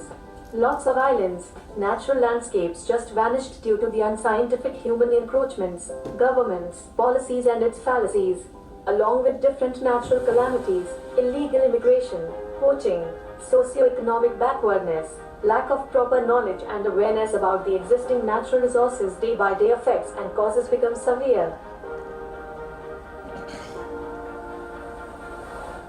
Addressing the impacts of climate change and reducing the risks associated with cyclones in delta regions requires a holistic approach.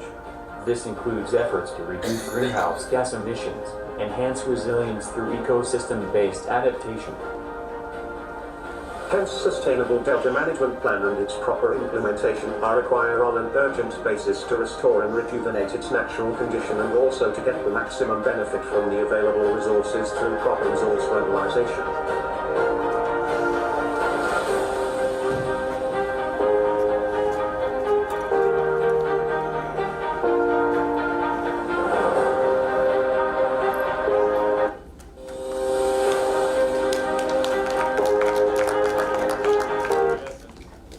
Thank you for viewing this, and I also say that our next panel session we are going to start, and For that, I request the panelist, Dr. A. Mao, Director of Botanical Survey of India, Government of India. Sir, please come on the dais.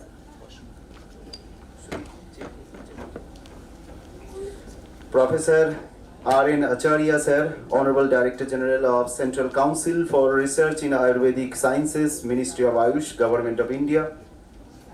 Mr. Shomesh Dasgupta, Director of India Power Corporation Limited. Mr. Tapun Maiti, Agriculture Specialist, West Bengal Accelerated Development of Minor Irrigation Project, Water Resource Investigation and Development Department, Government of West Bengal. And yesterday we have missed one presentation that from NIRI, Dr. Kanchana ma'am and Rachna ma'am from NIRI, Senior Scientist. And one Professor Dr. Vaishali Bakshi will join in online. She is the Economic Policy Analyst, Minnesota Pollution Control Agency, USA. So ma'am, I'll request you please come on seat. And for chair this session, I will request Mr. Saurabh Das Patnaik sir, the Managing Director of Such Environment Private Limited.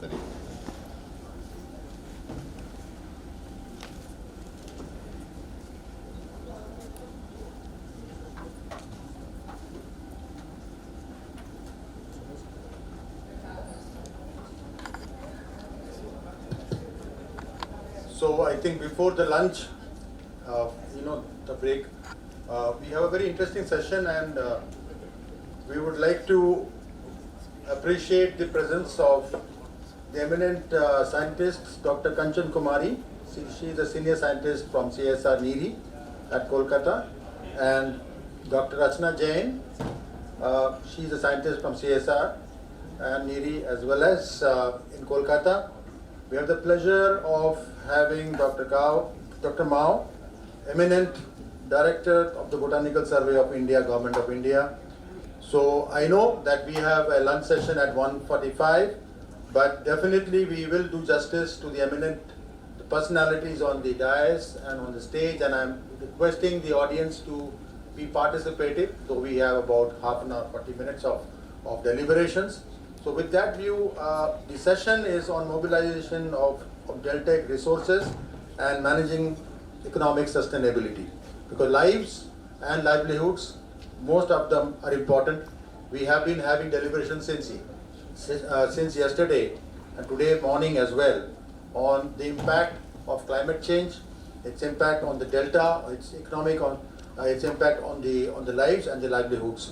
With that view, I would request the ladies first, Dr. Kanchan Kumari and Dr. Rachna Jain. One of you may initiate your dialogue or initiate your versions and your. I'm only requested to be brief because we have about 5 to 10 minutes of discussions, and we will throw it open after that to the Q&A. After that, we will invite Dr. Mao to also give the deliberations.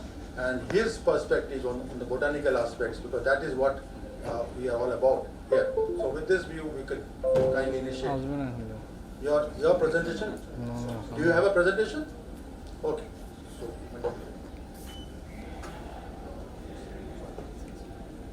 hello. Good afternoon, everyone. So basically, I am a biotechnologist. So I'll add the microbiological perspective for the deltaic region. As we have learned throughout the sessions yesterday and today also, these delta regions are very much fertile.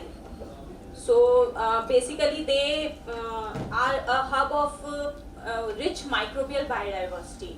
So we can mobilize that biodiversity for betterment of society and for betterment for different biotechnological treatment plants. So wetlands are also known for their wastewater treatment efficiency. They are natural sources of wastewater treatment. So this perhaps is the best source. These microbes are the best source that we can mobilize out. We can cultivate it in our lab. We can enhance their efficiency through different biotechnological techniques, and can make them grow in each and every region of India, because microbes are very fragile. They don't work same in each and every habitat. So we have to optimize according to the microbes. So basically, there are different biotechnological techniques by which we can change the genetics of the microbes so that they can sustain in different environments, and we can make the best benefit out of it. We can produce different industrially important enzymes that can accelerate the biogeological cycles. Other than that, the major threat of deltaic region, according to biodiversity, is the antimicrobial resistance. We are working in different sewage and wastewater treatment plants, and we have observed high antimicrobial diversity. We are working around for 1 year, and there is high antimicrobial resistance, which means that the microbes are very resilient to the environment. So once we catch the infection of those microbes, normal antibiotics won't work on that. And taking unnecessary medicines will make our microbiota resilient to those antibiotics. So that is a major threat according to me. So I'll hand over to Dr. Kanchan Kumari for her perspective. Thank you, Rashna. Good morning to all of you. So basically, we are representing a research organization, NIRI. So we are here to say that we will be involved in any kind of research that will support the wetlands of India. So of course the East Kolkata wetland is one of that, and NIRI is involved in various wetland study. We have studied this East Kolkata wetland also. We have done biomonitoring, and we came with the results based on the benthic invertebrates. So what kind of pollution is prevailing based on the indicator species. So CPCB is already having some key species, and based on that we can say whether the water is polluted, moderately polluted, heavily polluted, or clean. So that adopting that method, we have already generated results for East Kolkata wetland, and then NIRI is working for India's largest shallow water wetlands, that is in Andhra Pradesh, and the name is Koleru wetland, and we are working, we have already started our work in last year. And you might be aware that this wetland is like delta region, Godavari and Kaveri, both the rivers are connecting there, and this is the hub of migratory birds. So more than 50,000 birds, and if I can say the species, more than 200 species we have encountered there, and the migratory birds, pelicans, flamingos. So this is like known as pelican site also. So what I found that these sites are not like popularized as we have popularized the Kerala, ecotourism is not associated with this kind of places. So this is India's largest shallow water, freshwater wetland, but the management practices there is not like up to date. So in the last month I was there for 15 days, and we observed black-headed ibis, very rare species, painted stork, and then the woolly-necked stork, flamingos, oriental darter, then a spoonbill sandpiper. These are like birds. So on the basis of this particular kind of features, where the body is supporting the more than 50,000 water birds, due to which it has been selected as the important bird area, and it qualifies for Ramsar criteria number 2. Criteria number 2 states that the wetland supports threatened ecological community. It comes under Ramsar site. It also comes under Ramsar site because of the criteria number 4 is getting fulfilled, which states that wetlands providing refuge during adverse condition to threatened species. It also fulfills criteria number 5, wetlands regularly supporting more than 20,000 water birds. So water birds are there. Criteria number 6, wetlands regularly supporting 1% of the individual of one species. So many criteria of Ramsar sites are getting fulfilled, and MOEFCC has also identified it as a wetland of specific importance under the wetland conservation plan, due to obviously the ornithological importance, the bird importance, and it has been prioritized as crucial and critical site for the migratory birds in the India's National Action Plan for Conservation of Migratory Birds and Habitats along the Central Asian flyways. So this is important site, but what I noticed that the aquaculture and the pisciculture and agriculture all are associated at this site, and the birds are dependent on feeding the fishes, but the fishermen are not allowing. So it is associated with death of those rare endangered species also. For that kind of like practices we need to stop, and we need to link those places as ecotourism also. We have also found so many toxic chemicals in the water body, though there are regulations that you can go for pisciculture, aquaculture, agriculture without adding toxic substances.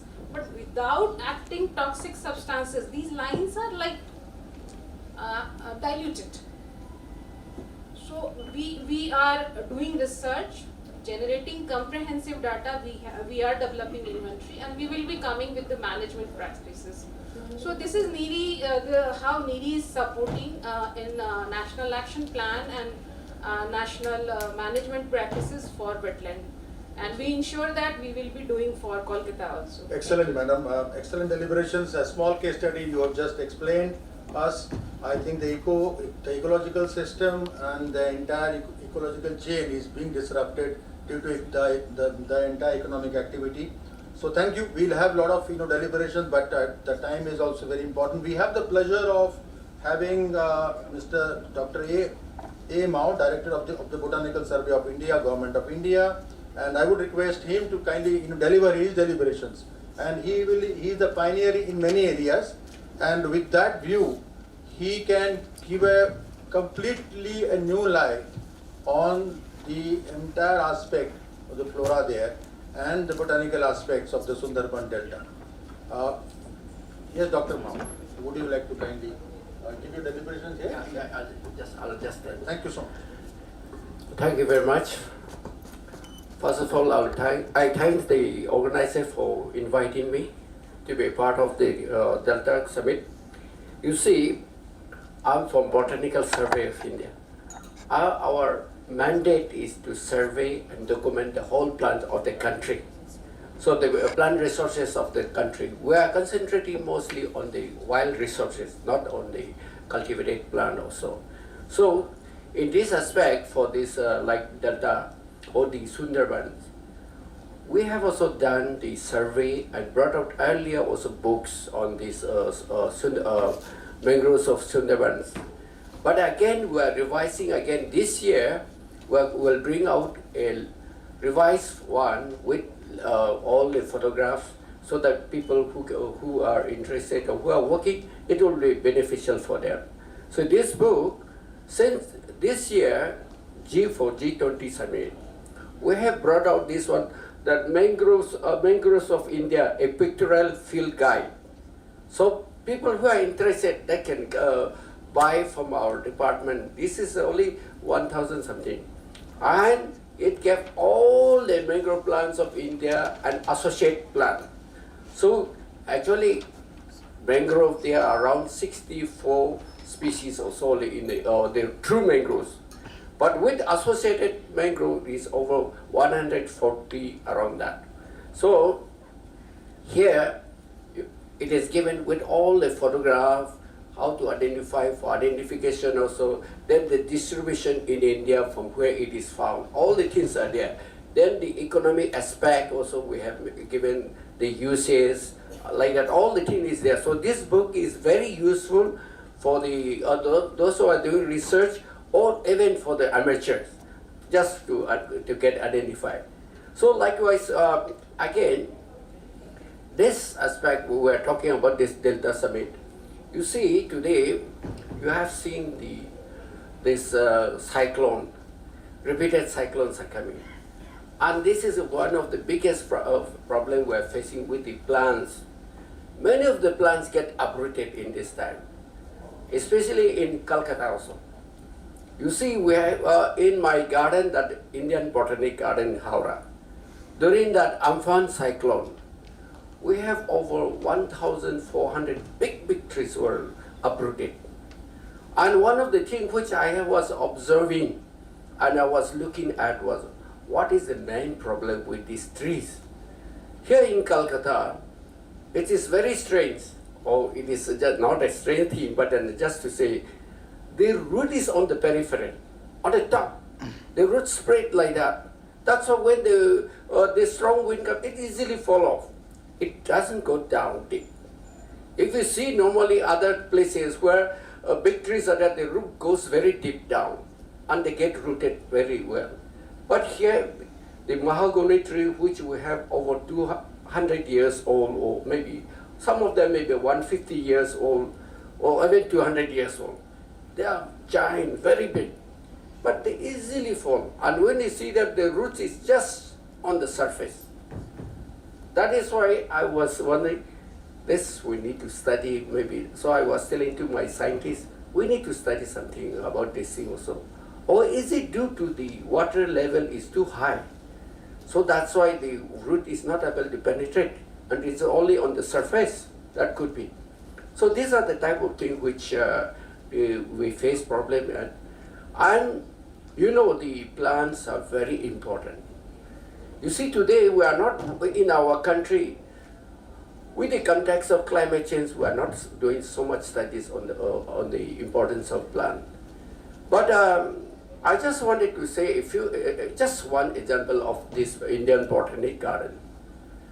This Botanic Garden is a very old Botanic Garden. It's one of the oldest Botanic Garden in the world because it is over 200 years old, around 250 years old. And it is one of the World Heritage Botanic Garden. And how much it contributed to the economy of this state or this city, nobody think of it. But it contributes in terms of GDP or in terms of money, millions or crores of rupees for the state. You see, today people are counting about the economic aspect of each trees. A big tree, how much economy it contributes to the place or to the environment. In terms of this oxygen, how much oxygen is given. In terms of water conservation. So all these things are there. Just recently in Delhi, Aravalli Biodiversity Park, people have just calculated the economy value of these plants. Just 20 years and above old trees. And they found that each tree is contributing more than 5 lakh rupees worth per year from that calculation. And then water conservation, that it conserves about 1,000 liters of water at least, helping that conservation. So these kind of things are there. And what are the importance of these plants in the garden is we have to see. There we get all those benefit of pure air, clean air, and then also we don't think of how it is helping the team. You see, we have around 5,000-6,000 morning workers, and we charge them only 150 rupees per year, and they complain about it that when we wanted to raise to 500 or 300, many of them come for dharna and they just protest. But I was wondering, people, you see, in our country, we are always thinking of free gift, everything free. We don't want to give back anything. But the garden is giving how much benefit to them. You see, people calculate in terms of happiness. When they go to garden to see and enjoy, you get happiness. And that also is counted in the economy. Then what you get fresh air, that also you count. Then not only that, how that is contributing to the environment surrounding the city. These are the type of things, importance of plants contributing to our daily life. That is why conservation of plant is very important. I'm just talking about the city, the garden, but not only for the garden, but the whole city in Calcutta or anywhere in the world. But today what is happening is that conservation is the least concern for development. Most of the people, they think of only development and they are not concerned about conservation. Because sometime with this, in the morning session, before this, talk about this infrastructure development or all these things. We talk about a short-term gain. We don't think of the long-term. And then today we are suffering, or the climate change impact is coming, and we talk about this, how natural disaster, all these things. It is to a great extent because of our faulty planning, faulty management practices. These are the things only. And also, we need to create a lot of awareness to our people in the city or in our state, because most of the people are not concerned, they don't think of that. Even the corporate here, many times we approach them to help us funding a small project or this thing. Many are saying that we are not concerned with the environment. Our plan is different. We are from, suppose like they are here power. We are from power department. We don't do this environment thing. We are not related to that. All this kind of excuse come. But I think that is a wrong way of approach. They should also see that how much we all are surviving here because of our environment. If our environment is not able, if that cannot sustain us, then whatever facility, whatever infrastructure you develop, that is not going to be, you see, we have already learned in history, so many civilizations has come and gone. And why? That is mainly because of that the environment becomes so not suitable. So the city perished, or the civilization perished. So that is the same story is going to happen again if we don't take care.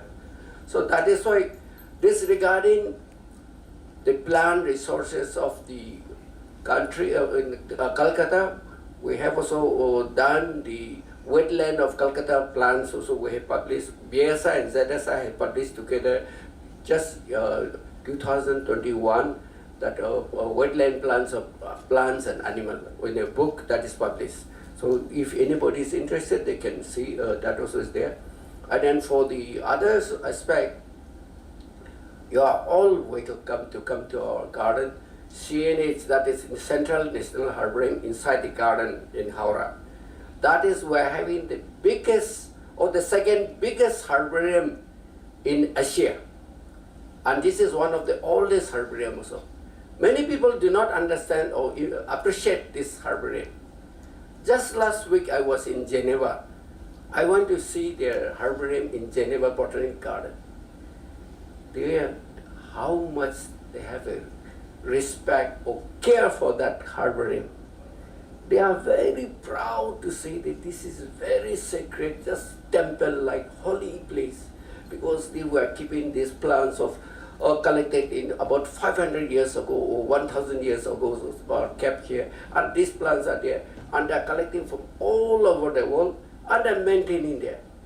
They are telling that every year they get about 30,000 plant specimens from all over the world to preserve there. And then I was asking, how do you maintain this, to run this big, to keep this big collection? They said, no, we don't get anything from government, but all these philanthropies, these donors, they give them. So our countries, there are a lot of good people, and then they donate freely. So just they were saying that just a few, 2-3 years back or so, one rich family has given 9 million Swiss francs, that is more than $10 million. They have given, and with that we have extended this. And people come like that. They are anonymous, but they come and donate like that, and that's how we are able to do. And they are very happy to do all these things. Then the interesting part is that now, through biotechnology, they are trying to revive plants which are extinct in the wild or extinct from planet. I was wondering, how can you do that? Dead cells, dead leaves are preserved in the herbarium sheet, but they are saying there's a possibility. So now scientists are working on, from that cell of that tissue of the plants, they are trying to revive revive the cells, and that is what they are trying. And they are saying there's an ethical issue, but it is going to be possible. And that is why now already, because from anthropological survey, archaeological survey, I think, they have found with this dead seed of 2,000 years old or more. And they have been able to regenerate, and now they have been able to germinate the seed, and now it has been able to get. That plant is extinct from the earth, but that they have got it back like that. So they are saying that there's a possibility of using biotechnology, even from the tissue, dead tissue, what is there. If they provide all the proper condition and do the thing, there's a chance of getting that. So they are giving so much importance to that.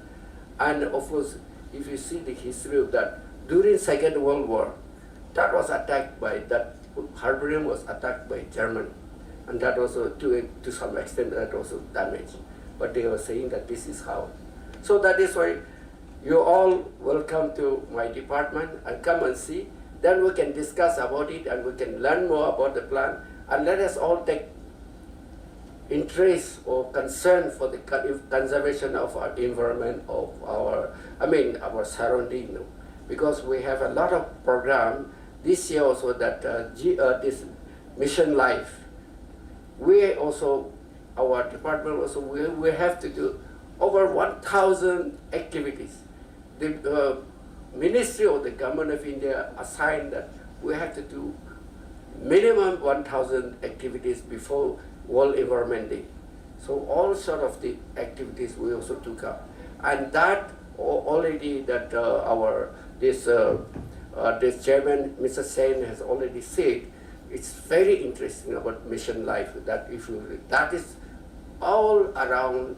It is around the conservation and taking care of sustainable development of this earth only. Our resources only. Thank you so much. Thank you so much for, very, very innovative, and I think we, as normal people, seldom realize the intricacies and the detailing part, how much effort, how much of deep knowledge is required to achieve this kind of excellence. Thank you, Dr. Mao. We have the eminent presence of Mr. Somesh Das Gupta. He is the whole-time director of India Power Corporation Limited, and in this hall they have been supporting us also. And also we have the deep presence of Mr. Tapan Maiti, the agricultural scientist of West Bengal Accelerated Development of Minor Irrigation Projects, Water Resource and Investigation Development, Government of West Bengal. So may I request Mr. Tapan Maiti to kindly give his deliberations from the podium here, or if you wish to, you can deliberate.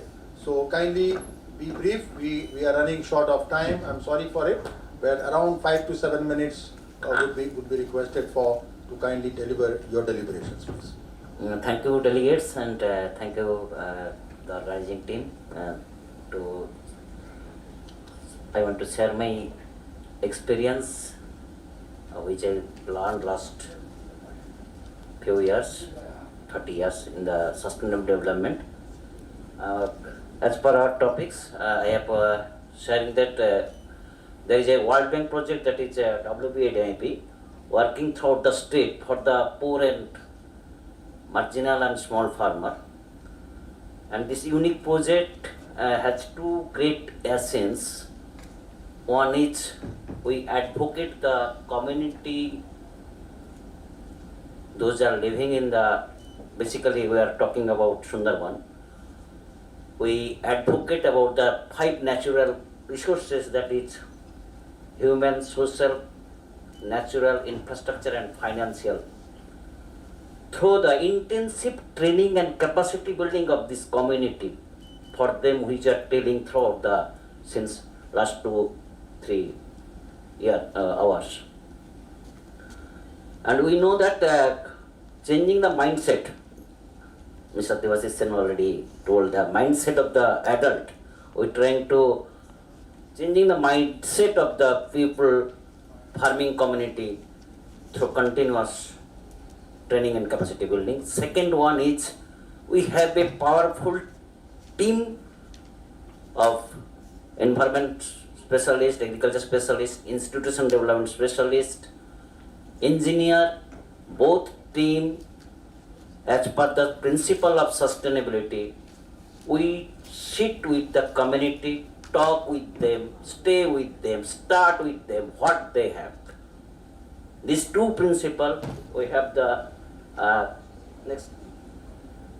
we have the accelerated program. The main objective is agriculture production of small and marginal, particularly in the rain-fed single cropped area, by providing assured irrigation through institutional framework, and that is 4-pronged. One component is strengthening community-based organization, that means the small and marginal farmer. Second component is irrigation development, system development. Basically in the Sundarban area we are doing the canals, water detention structure by the Jal Bharo program, and the World Bank supported the program. And through this water, we are facilitating the farmers group on agriculture support service, that is vegetables, low farm productivity, paddy is 2.9 metric ton, oil seed is very minimal and negligible, there is no pulses, and technology deficit, that is knowledge gap leading traditional farming. This is the major challenge for us, to change the mindset from the traditional practice to modern technology. Next. And this is the uniqueness of the project, that is that Water User Association. In Sundarban we have facilitating the community 191 Water User Association under the Society Registration Act, like a non-government organization. Mr. Devashish already says the role of the NGOs in the development sector. And total number of members is 17,000 and female member 1,000 more than, and total corpus fund. Basically this water resource department create the structure, but after that we hand over this structure, water detention structure, to the community. They raise the corpus fund 68 lakhs and about 23 water registration, fixed deposit about more than 12 lakhs. The role of this responsibility of this water user association is operate and maintain the MI structure, minor irrigation structure, plan, manage water resource for optimal use of irrigation and fisheries activity for farmer in the common area, and monitor them the livelihood activities. I give some glimpses about these activities. Maintain integrity among the member, because it is a society registration act NGOs. Financial management and organizing the social activities. We know the maximum number of SHG in West Bengal comes under South Chব্বিশ Pargana, about 28,500 they say women SHG. We include them in this water user association to inclusion of the various livelihood activities, and they are doing social activities like 5th June. We have the 4,900 water user association throughout the state. Through a pulse mode, they are organizing in 5th June as a Environment Day, various activities, the plantation program, Women's Day, Mother's Day, Aranya Saptah, like that. We are facilitating them to do the various social activity in a pulse mode program. Next. And this is the uniqueness. Till date, we have 324 kilometers creeks, excavation of the canals, which length is 324, and if you calculate the embankment of these creeks, that is into 2, that is 648 kilometers. Total scheme like that, the average length of the canals is 2 kilometers to 8 kilometers. Totally rainwater harvesting water, and total blocked cover 18 out of 29, and total cultivable common area is more than around 7,000 hectares. And what we are doing next, facilitating all this water harvested by the user association through the solar pump set. There is no diesel, and portable solar for theft and other things. The uniqueness of this project. Next. And we are, from the beginning, we are changing the mindset through regular training, and capacity building is a major thrust area which are facing. We are talking day to day in the seminar, in all this thing. We are go to the field and talking with them, discussing with them. And in the government setup, there is a soil testing, but we are doing the soil health care as per the crop, and educated them what will be applied in the particular crops. Promote seed screening and treatment by organic means about the farmers in the large scale. Introduce Dhancha and Azolla as green medium to enhance the soil. Promote climate resident paddy. Establish seed bank and preserve seed within. Export oriented agriculture and organic farming like paddy varieties Dudeshwar, Konakchur, Kamini Kanchan, and other indigenous variety which they have. Next. A diversification of crop, that is a saline area, that is green gram, sunflower and black gram, and there is a one variety that is saline resistant and flood resistant variety, that is Sorno Shawan, SS1. We are doing a lot of area. First 2015 we are doing as a pilot in a demonstration. Then all the farmers in the different blocks are doing disseminate this Sorno Shawan variety. Next, that is a climate resilient improved technology. First. That is Dhancha, Azolla, promoting less water loving crop like Lathyrus. As you know, that's a pyra crop. That is the only one pulse crop that is no requirement of water. Conservation of agriculture through zero till and drum seeder and SRI various technology. Emphasis on indigenous paddy like Dudeshwar, Konakchur.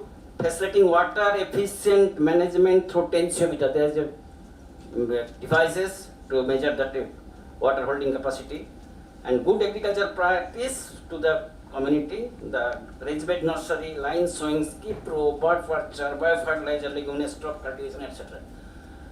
And promotion of the homemade to biopesticides by the women's folk in that area. And in horticulture activity, we are establishing low cost nursery, not go for the polyhouse 5 lakh, 6 lakhs. We are concerned about the marginal and small farmer. That's why there is a very low cost local materials. We are developing vegetables nursery, and they are doing with the soilless nursery. Without soil, there is the nursery through cocopeat and vermicompost, and production of vermicompost by themselves, and this used by the entire water user association member in their own field, and extra amount they selling to the neighboring water user association. I have discussed earlier that is around about 628 kilometer embankment, and the embankment their plantation is doing on various coconut, betel nut, between the plant they are growing the amaranthus, various vegetables, and marketing to the Kolkata, because marketing is a very big challenge. They come here produce the vegetables. We educate them and facilitate them on straw mulching and water management. This is a big issue, and embankment maintained by themselves. And apart from that, the 500 to 1 kilometer stretch of embankment hand over to the women SHG for pisciculture.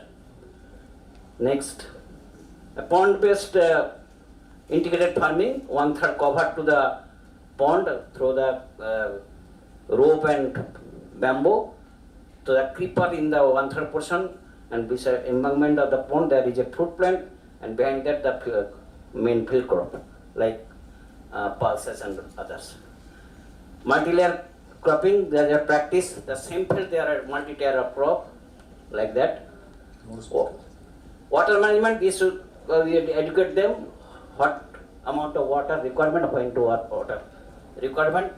Suppose in mustard there is 3 to 4 irrigation is there, but through this tensiometer the minimum is the water requirement 1 to 2 times irrigation is required. And right farm implements we hand over to the community.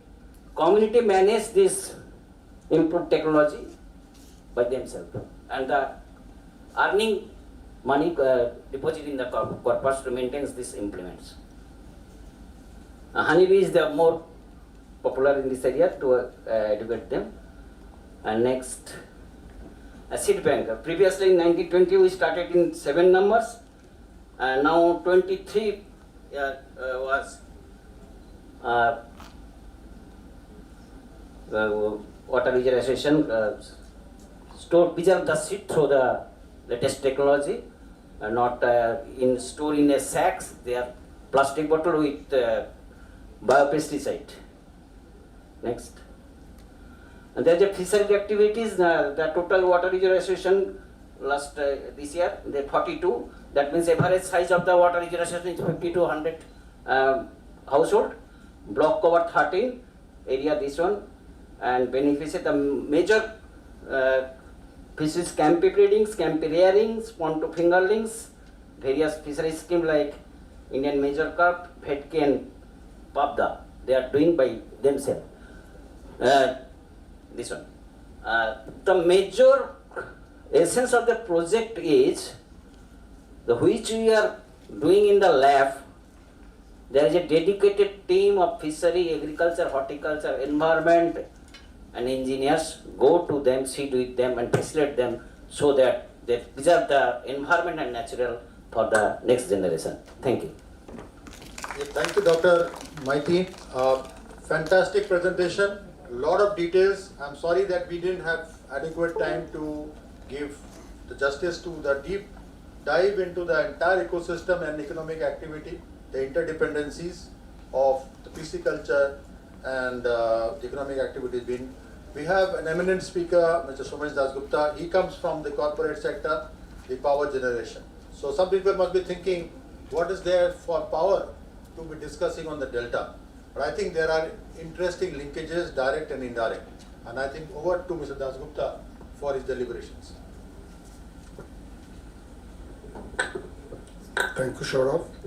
Respected Chairman and the other panel speakers, ladies and gentlemen, my dear friends. On behalf of our organization, India Power Corporation, also I welcome you all here, because this particular hall belongs to our organizations, and we have privilege that is South Asian Institute of Advanced Research and Development organizations are holding the program here. So actually, Mr. Vishwajit Rajudi met me last week, mainly discussing about that administrative part of the particular programs. And he's talking about the International Delta Conference or Summit. and requested me to be also, if possible, to be part of the any panel speakers. I was really surprised that I am from a power organization, power company. It's true that we have a lot of renewable presence. We are working big way for renewable power all over India, but we have no direct relationship with your delta area. So far, we have not done anything there. But I thought that why not to say something about renewable power briefly, because and also some preparation. We have prepared some write-up, the relation of that renewable power along with the delta region. So I will take 2-3 minutes about our own profile as a power sector vertical, and then I will say something about renewable energy potential at delta area. So actually India Power, we are calling ourselves a sustainable, holistic, sustainable, smart power utility. Why it is, why the definition means, why it is holistic? Because in our organizations, we have all the verticals of power. We have a generation, we have a distribution, we have a trading, power trading, smart metering installation, whatever name in the power sectors, we have that. So we may say that we are a holistic organization. And why sustainable? Because we are in the system or in the earth for more than 104 years. We were stepping into 105 in 2nd July 2023. So when the company works for more than 100 years, it's already become an institution. So we can call ourselves sustainable because in last 100 years we work in different management, under different management style, British style, the public sector style, now the private management style, still we are going strong. So we may call ourselves as a sustainable organization. The why smart utility? Because utility means serving or offering power services to the consumer, maybe industrial, maybe domestic, maybe commercial. But in today's 2023, we should be smart in terms of the customer interference, in terms of the technology, in terms of everything which is possible to offer to the customers. So we have everything digitally, transform our entire organization, all services digitally. So we may call ourselves smart utility. So for the purpose, we are a holistic, sustainable, smart utility. We have our presence in Haldia. We have a generating plant, a thermal generating plant. We are distributing power in Asansol area, like CSC in Calcutta. More than 798 square kilometers we are supplying to that area for last 100 years. And also we have a strong department of the renewable power division, where we have a wind power mill at Rajasthan and Gujarat. And also we have a solar plant in Uttarakhand. And also we are buying around 70% of our power requirement in West Bengal from green power. This company is the only company in India who are using more than 60% of its consumption of power from green source. So we have a lot of presence in renewable energy. But based on today's this 2 days program of the International Delta Summit, we have prepared a small note, small one-page note that what should be the renewable energy requirement in the particular area and how we go about it. So I prepared a small note and I will just deliver the note to you. The theme of my address will be Sustainable Power Solution for Sundarban Delta. India must find ways to keep its pledge to produce half its electricity from non-fossil source by 2030 to achieve net zero target of 2070. Solar power is likely to play a major role in this transition, but it will need to complement with other possible RE technologies. That's the reason today we are calling about not the solar power, wind power, we are calling about the hybrid power. So hybrid solar power means the basket is mixed of different things. So that end of the day, the purpose of the renewable power also to supply you a RTC power, round the clock power. The main challenge of supplying power is not the quantity only. I have to supply you power continuously. Continuity is a very important thing. So we call the round the clock. The main challenge of this renewable power, that renewable energy is supplying power on continuity basis. So most part of the Sundarban got electrified in 2012. Many homes in Sundarbans have solar panels in addition to power from national electricity grid. But both fail under a cyclone. When a cyclone rages, it destroys anything that falls in its path, indiscriminately uprooting everything from trees to electric lines to solar plates. The local Rs plunge into darkness and have no option but to wait indefinitely for restoration of power or repair or replacement of solar panels. This is extremely damaging for the livelihood. The land is soft in that area of Sundarban. The land is soft, and setting up large heavy transmission poles may lead to the greater erosion and change the tidal pattern when installed in rivers and creeks. These transmission lines will also be vulnerable to cyclone that hits the region regularly. Adding the option of tapping renewable energy source becomes mandatory in that area. Highly unorganized and unprofessional installation of very small scale solar panels installed as backup for the time when there is a blackout. The solar plates or panels are fixed to the roofs randomly, so during a cyclone, when everything is at stake, entire roof including solar panels get blown away. In 2009, when Cyclone Ayla ripped through the Sundarban, it reportedly destroyed solar panel infrastructure worth rupees 50 crores, around $6 million US. At the time, solar power was the only source of electricity in that area. The grid reached to the location only in 2012. Structured solar powered microgrids and professionally designed and installed rooftop and ground mount solar power plants might help in longer region. In addition, tapping into the delta's abundant tidal RE potential is feasible. However, it is crucial to conduct detailed assessment of cost, both economic and environment, and other factors prior to implementation of the projects. Solar is definitely an option, but larger scale solar RE production is land-based, and land in Sundarban is at premium. Indeed, part of the delta are rapidly shrinking with several islands, especially Goramara and Oshuni facing Bay of Bengal eroding day by day.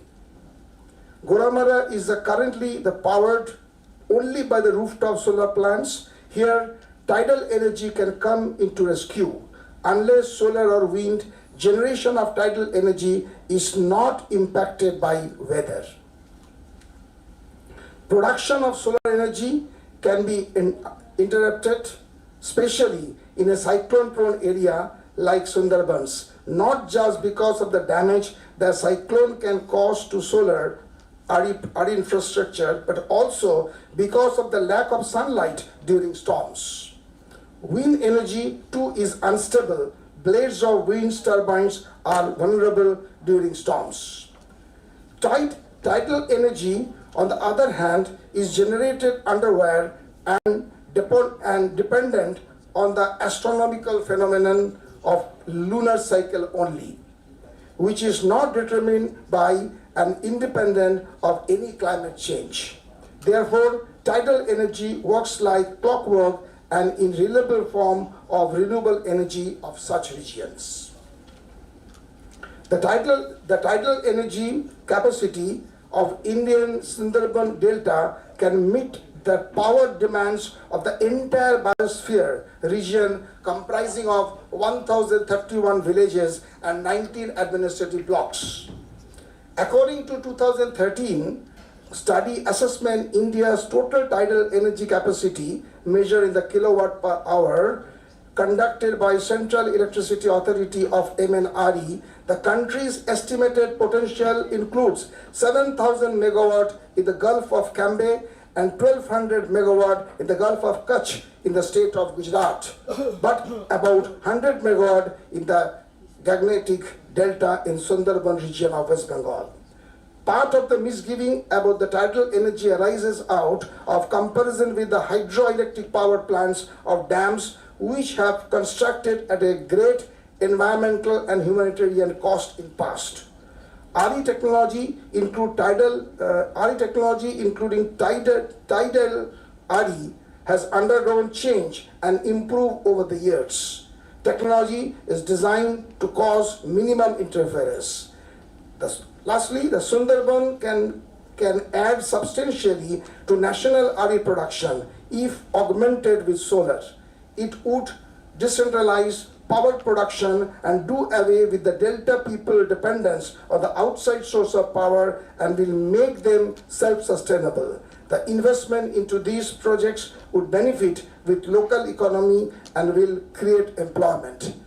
With these particular two notes, only I am trying to say that as on today, the tidal RE, it is in R&D stage. It is not yet implemented properly anywhere in India, in commercial also. So the solution of the Sundarban is there will be a provision of implementing solar projects.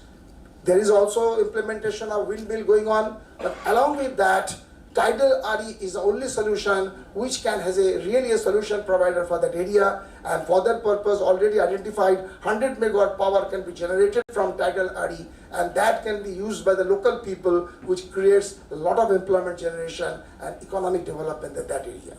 Thank you. Right, sir. Thank you so much, Shadi. Wonderful aspirations on what the tidal can do apart from solar. Now, since we are running short of time, I will just have a quick 15 second, last one statement, 15 seconds from each speaker on what is the key message you would like to give to the eminent audience here. 15 seconds only, madam. Yes, please go ahead, shoot. Only 15 seconds, madam. Thank you very much, sir. Go ahead. So basically, what my message is that regular monitoring of the microbial diversity to understand the dynamics of the interaction of microbes with the environmental pollutants is the utmost need of the hour. And for the research scholars, there are much more scopes in microbial in studying the microbial diversity for the betterment of 15 seconds is over, madam. Next speaker. Madam, 15 seconds. Yeah. Only one strong message you have to give. So as wetland supports lots of ecological services, we need to develop and maintain a robust wetland inventory. We need to assess and monitor this system to support adaptive management, including inter-area identification and responding to known and emerging risks linked with the climate change. Fantastic, madam. Yeah. Dr. Tapan Maiti, please.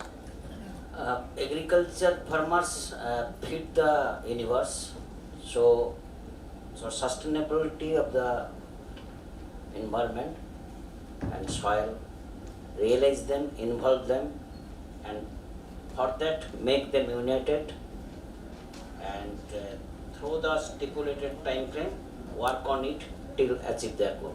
Excellent summing up. Mr. Sumesh Gupta, 15 seconds of your deliberations. As state government has taken all initiative to make Sundarban as a separate district, my request to that entire community and also to the government that we should have a comprehensive RE plan for the district of Sundarban when it comes, so that the implementation of the RE projects dedicatedly designed for that delta area. Thank you. Excellent idea, sir. Excellent idea. Dr. Mao, the eminent speaker.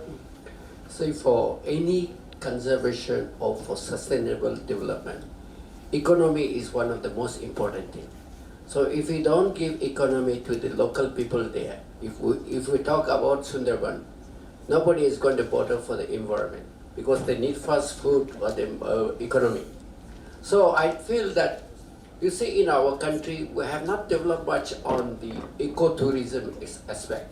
We need to develop a strong ecotourism, then they will have the local people will get the benefit of that, the importance of the resources there, what is available.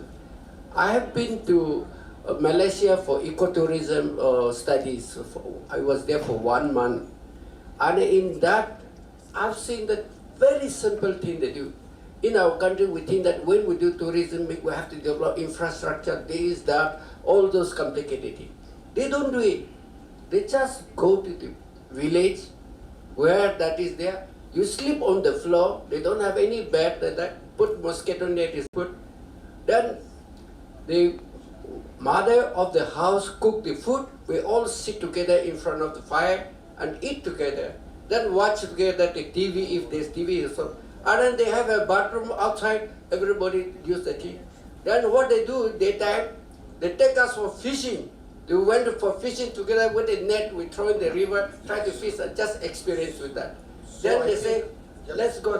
This is a very brilliant idea, ecotourism in Sundarban. The case study of Kerala, how Kerala could convert, why Sundarban cannot. Same examples can be replicated in different contexts, of course. Yes, I think Dr. Mao, I think brilliant suggestion and brilliant panel. Thank you for your patience. We're running out of time, but I think with Dr. Vishwajit, we are able to manage the time. Over to you, madam. Thank you, sir. This goes with the ending of this panel discussion, having the theme Mobilization Deltaic Resources and Managing Economic Sustainability. Now it's time for felicitation. May I request Dr. Bishwajit Chaudhary, the co-founder of SAIARD, to felicitate Dr. A. Mao, Director, Botanical Survey of India, Government of India.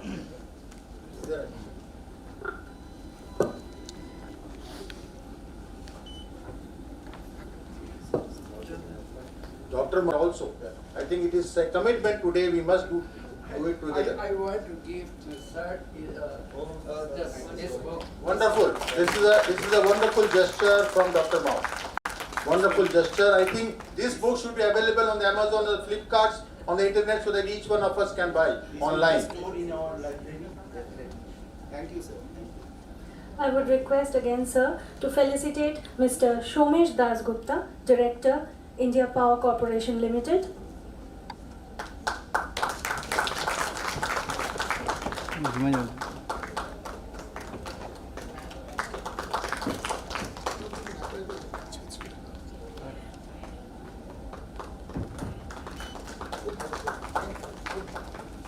May I request, sir, to felicitate Mr. Topan Maiti, Agriculture Specialist, West Bengal Accelerated Development of Minor Irrigation Project, Water Resource Investigation and Development, Department, Government of West Bengal.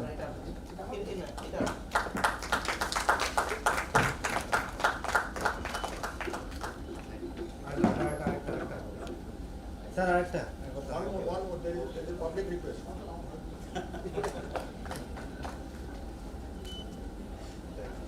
Madam, please.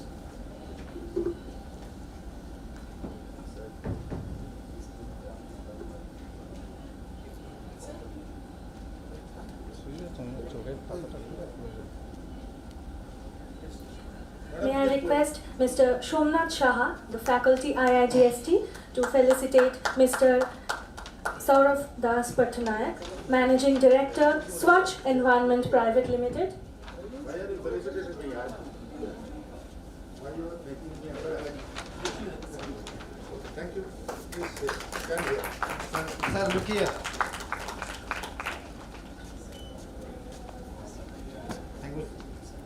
Thank you so much.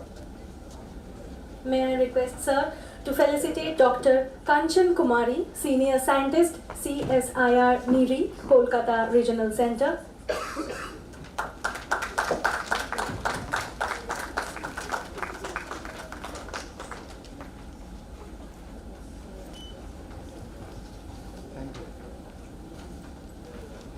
I will request Mr. Shomnath Shah, sir, to felicitate Dr. Rachana Jain, the scientist, CSIR NIRI, Kolkata Regional Center.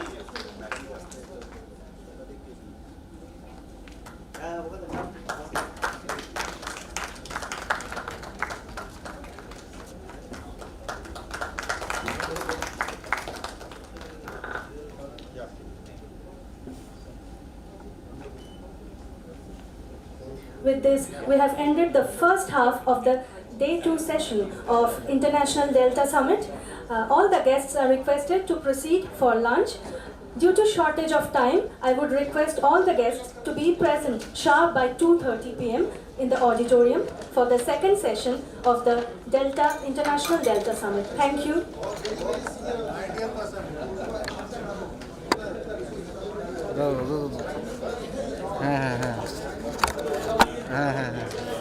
বন্ধ করে দিই, বন্ধ করবো camera, বন্ধ বন্ধ বন্ধ।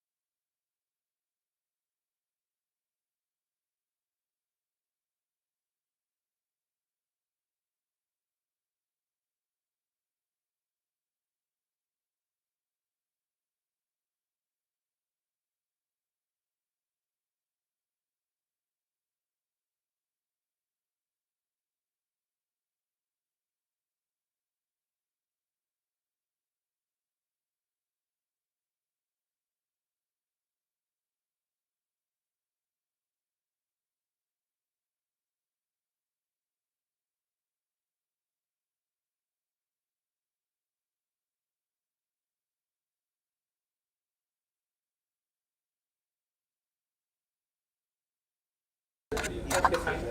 Okay, then let's just press ahead. May I request the organizers to please call people who are still out for lunch, and let's gather the participants back in. Sorry for making lunch break tight, but let's give this 30 seconds.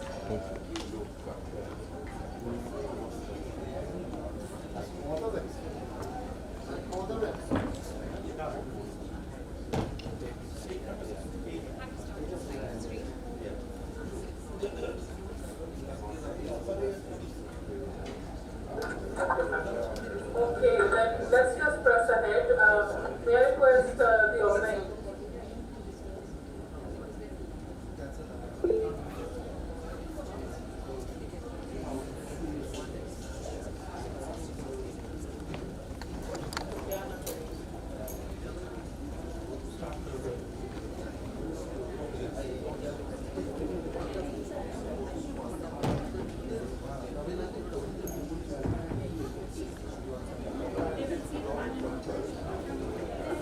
Okay, good afternoon everyone.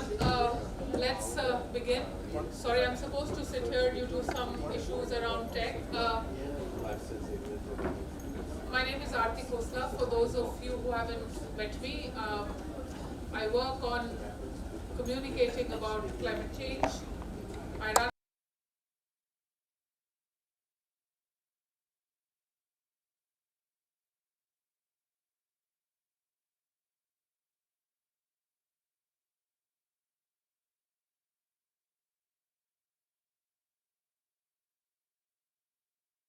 for fragile ecosystems like the Sundarbans Delta, and what are the issues that need to be in consideration when we are really looking at either adapting to damages that are being caused by climate change, or we are looking at mitigating them. I'm in no means trying to wrap the day and a half proceedings that have happened, but I wanted to place this session in some context, because not only do we have a very scholarly and eminent panel, I also hope that we are able to record this session because it will be nice to make sure that what is being said here is at least disseminated more than this room. I will introduce our panel. I know Professor Salimul Haq has very little time today, but we will request Professor Salimul Haq to give the keynote address first, soon after I have made very short intros. Professor Haq, as you know, sits on the Transitional Committee for Loss and Damage. Loss and Damage finance facility was agreed to be created at the COP last year in Egypt, and this is pretty remarkable and foundational to how climate action will be perceived in the future. What that means and what the impressions and the first-hand take is of Professor Haq, we will just hear from him in a minute. But we are also joined today in person by Professor Runa Sarkar from IIM Calcutta, who is going to speak a little bit about her reflections on how climate finance is looking in India and what are the hits and misses. We also have the IPCC coordinating lead author and professor at Indian School of Business, Professor Anjal Prakash, who's joined us here today in person as well and will talk to us more. We have the lead of Urbanization and Resilience program at WRI, based in Calcutta as well, Mr. Samrat Bisak, who is here and is going to speak to us more on what policy measures are being taken in terms of just enhancing urban resilience and urban infrastructure whenever we talk of climate change. We have 1 hour, but as you can see, it's going to be tight. We have no other than Harjeet Singh. If this was an event with climate peeps, Harjeet needs no introduction. He has been the champion of loss and damage fund in the world, and I will just spare my words and not say anything more. For all the work that Harjeet has done, will be nice to get a take. He's just back from Bonn. And at some point, I think we will also be joined, if not already, by Mr. Manoj Kumar Yadav at GIZ, who is also working on climate finance based in Delhi. He's going to join us online. Let me dive straight in. It's already 2:40 here. Salim, we all read from Bonn, the fault lines I think are stronger than ever before. The lack of trust more evident than ever before. 3 days before the Bonn intersessional ended, people were still talking about what the agenda should be, and I think it really speaks to at least the new long-term goal discussions on finance being both illogical and not having any transparency. I don't know, what the readout is from discussions on LND, but I would request you to please take us through your first-hand take on the Bonn intersessional and talk a little more about implications that it has on whether or not we will see something good in COP28 in Dubai or not. Is there hope? Thank you. Thank you very much, Aarti. I hope you can all hear me. Yes, can hear you and see you. Great. Thank you. Thank you very much, Aarti. Pleasure to be with you. Sorry I can't be with you in person. I would love to have been there myself.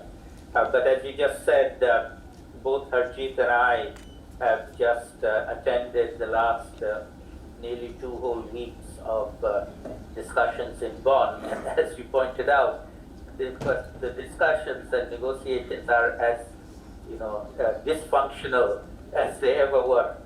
They could not agree an agenda until the last day of the session. And another failure was a very simple matter of choosing between 2 candidate institutions that had put themselves forward to host the Secretariat of the Santiago Network on Loss and Damage. And this was very much an own goal by G77 member countries themselves. This is not something we can blame the developed countries for. It was infighting amongst ourselves, which was very, very unfortunate. So there's no decision. It's all going to go to COP59, which will be in Dubai at the beginning of to SP59, which will be at the beginning of COP28. So the global system is still, unfortunately, dysfunctional. And I leave it to Harjeet to tell us more about what we can do at that level. But let me move down to in scale to the region, which for us is Bangladesh and India, specifically Bangladesh and West Bengal in India, and then also in the local level in both countries as well. In my view, the impacts of climate change are now visible everywhere. In Dhaka, recently we went through 2 successive heat waves at a scale we've never had before, 42.5 degrees centigrade. We're not used to it. Maybe in parts of India you're used to it, but we are not. And we just collapsed. People just collapsed. And so the impacts of climate change, of human-induced climate change, attributable to the raising of greenhouse gas emissions in the atmosphere is now absolutely certain. It's happening every day. We're going to have to deal with it, whether there is an agreement in the COP or not agreement in the COP. It's immaterial. We will have to deal with it. And that means our governments, in our case, the government of India, central government of India, and the government of Bangladesh, need to be joining forces as much as possible in the Delta region in particular, because the Delta affects both countries. And also in the case of India, we have a subnational regime, which is the government in West Bengal, that also has a very important role. And unfortunately, the relations between the government in West Bengal and Delhi are not always the best in getting cooperation. So there's an internal Indian dynamic that has to be also brought into play and hopefully resolved, because it's in the interest of all to resolve this, and we all need to take responsibility. And so from the perspective of academics and researchers like myself, of activists like Harjeet and others, we all need to be working across borders, across themes and geographies, and we don't have any problem doing that. At the people-to-people level, at the academic-to-academic level, at the NGO-to-NGO level, we are really very, very good, I must say. You know, in Bonn, we have the Climate Action Network South Asia, where all the countries of South Asia, the civil society organizations come together. We work very, very well together. There are no differences between whether we're from Pakistan or India or Bangladesh or Sri Lanka. We are all together in the fight against the global system of not taking action. And so we need to translate that cooperation and collaboration to the national level and to the regional level and to the cross-border level in our own countries, where unfortunately the governments don't seem to have the same level of cooperation, but people can. And so I feel very strongly that the opportunity for us lies on the ground in the work that we do, and I'll specifically mention 3 avenues in which we should pursue this, and I'm very happy to continue conversations with everybody who is interested later on. The first is my group. We are academics, we are researchers. We work on adaptation to climate change and now also loss and damage from climate change, because it's a reality. The two are now the same in my view. You adapt until you can't, and then you have to address loss and damage once it happens. And so it's a continuum. It's not one or the other, it's both. Minimizing, I call adaptation now minimizing loss and damage. That's all it can do. Adaptation cannot solve the problem. It can minimize the impacts. And we should certainly do that and do more of it, but we should be prepared to deal with the impacts because they are happening as well. So I see it as a nexus, adaptation and loss and damage, both in research terms, those of us who are doing research on it, as well as in action terms, in those of us who are working with vulnerable communities in particular. So those of you who are academics and researchers in this event, I would be very interested in seeing how we can join forces and do further collaborative research. We have actually done some collaborative research in the Sundarbans with colleagues in West Bengal and us in the eastern side of the Sundarbans, and it's gone very well. At the research level, at working at the local level, we don't find any problems. We find a lot of synergies, a lot of opportunity to share knowledge and experiences. Some differences, but not a huge number of differences. There are some differences, and there are certainly things that we can learn from each other. Some things we do well on the eastern side, some things you do well on the western side, and we can learn from each other. So further research, further collaborative research across the Delta, across all the different geographic and political parts of the Delta, we as academics and researchers need to form some sort of a collaborative group, if you like. I'd be very interested in exploring that and taking that further. The other aspect in which I feel very strongly that we can join forces is on what we call locally led adaptation or community-based adaptation. This is something that I and my center and my colleagues have been working on for many, many years now. And we have done quite a lot in the context of Bangladesh, and many others are doing as well in different parts of the world, and in particular in the different parts of the delta of the Ganges, Brahmaputra, Meghna river systems. And we need to be linking up these local level efforts amongst civil society groups, academic and research groups like us, and connecting to the political structures, local politics, national politics, subnational politics in the case of India. We need to be doing a bottom-up approach to our politicians to get them to take this seriously and to take the issue of collaboration seriously, not just doing something yourself, but working together, because we are straddling a delta which waters are coming from the Himalayas through Nepal, Bhutan, India, to finally come to Bangladesh and West Bengal. Unless we collaborate, unless we work together, we cannot solve the problem in little pieces in different parts of the country, different parts of the delta. So I think the main, if you like, findings of research on deltas, plural, around the world, the big deltas of the world, the Ganges, Brahmaputra, the Nile, the Amazon, the Mekong, and many others, is that it is a delta-wide and, in fact, river basin-wide approach that is needed. Splitting the delta into different segments can do a little bit, it cannot do very much unless we join forces. And in this case, I feel there are some obstacles to joining forces at the more political level, but at the practical level, there are no obstacles. We can do things ourselves. This is a good example. We are sharing, on a Zoom call, all of us are together, we are talking, we are trying to address the problem, see how we can do it collectively, each in our own way, but then also each of us collaborating with each other. So I leave you with 3 thoughts to keep in mind. The first one, I would say, the primary responsibility to figure out how to adapt and tackle loss and damage is a practical one on the ground. Doesn't matter whether COPs do something, don't do something, there is money at the global level, no money at the global level. We are responsible for taking care of ourselves, and we must do that. We must do what we can.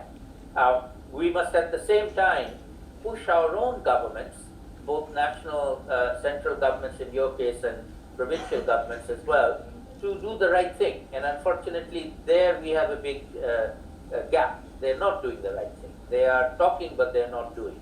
So how do we help them do that? And then thirdly, and importantly, but really the least important, is to keep pushing at the global level, which we try to do, a few of us. Not everybody has to go to the COPs. Those of us who go, we are responsible for pushing at that level. And Harjeet and I just spent a good 10 days together doing our best in Bonn, despite not very successful. Although one success was, we got the Global Goal and Adaptation text agreed, so that was a good step in the right direction. Not perfect, but a step in the right direction. And in fact, Harjeet and I, in the next 2 days, we'll be meeting each other again in Paris at the President Macron summit on finance. That's where really the rubber hits the road. Money is really what we want from the global system. Not talk. All we get is talk, and no money. So let's see if we go to Paris and get some money from the leaders who will be there, particularly the developed country leaders, and particularly President Macron. To be fair to him, he has tried to put this on the agenda. Let us see if we can help him succeed in getting other leaders to put money on the table as well. But as I said, the primary responsibility is our day jobs on the ground where we live, in the places we live, which we share with each other in terms of living on the same delta, how we can work together to solve the problems, because unfortunately the problem has arrived. It's no longer something that will happen, it's something that's already happening, and we have to gear up our activities in more of an emergency mode than we have done before. I'll stop there. I hope I can stay for a while and listen to the others. Thank you, Aarti. Over to you.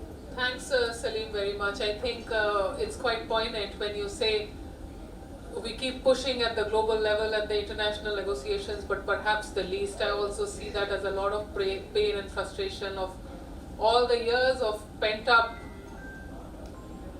hard work to get movement in the negotiations process, but it just feels like it's less and less as the years pass by. While we are in the rhythm of hearing from those who were at Bonn, might the panel allow me to also bring Harjeet in, and let's hear from Harjeet as well right at the outset, and then it'll be nice to get on into the elements of climate finance. And like Salim said, President Macron is hosting a large climate finance summit, and it used to be called till 6 months ago the Bridgetown agenda, because the Barbados Prime Minister Mia Mottley was pushing a lot for it, essentially asking for reforms that need to take place in multilateral institutions like the World Bank, the IMF, and make sure that the capital that is given or the funding that is put, or the concessional finance that is put, or the de-risking mechanisms that are put are much better than what we have right now. I think it will remain to be seen whether any boxes are ticked by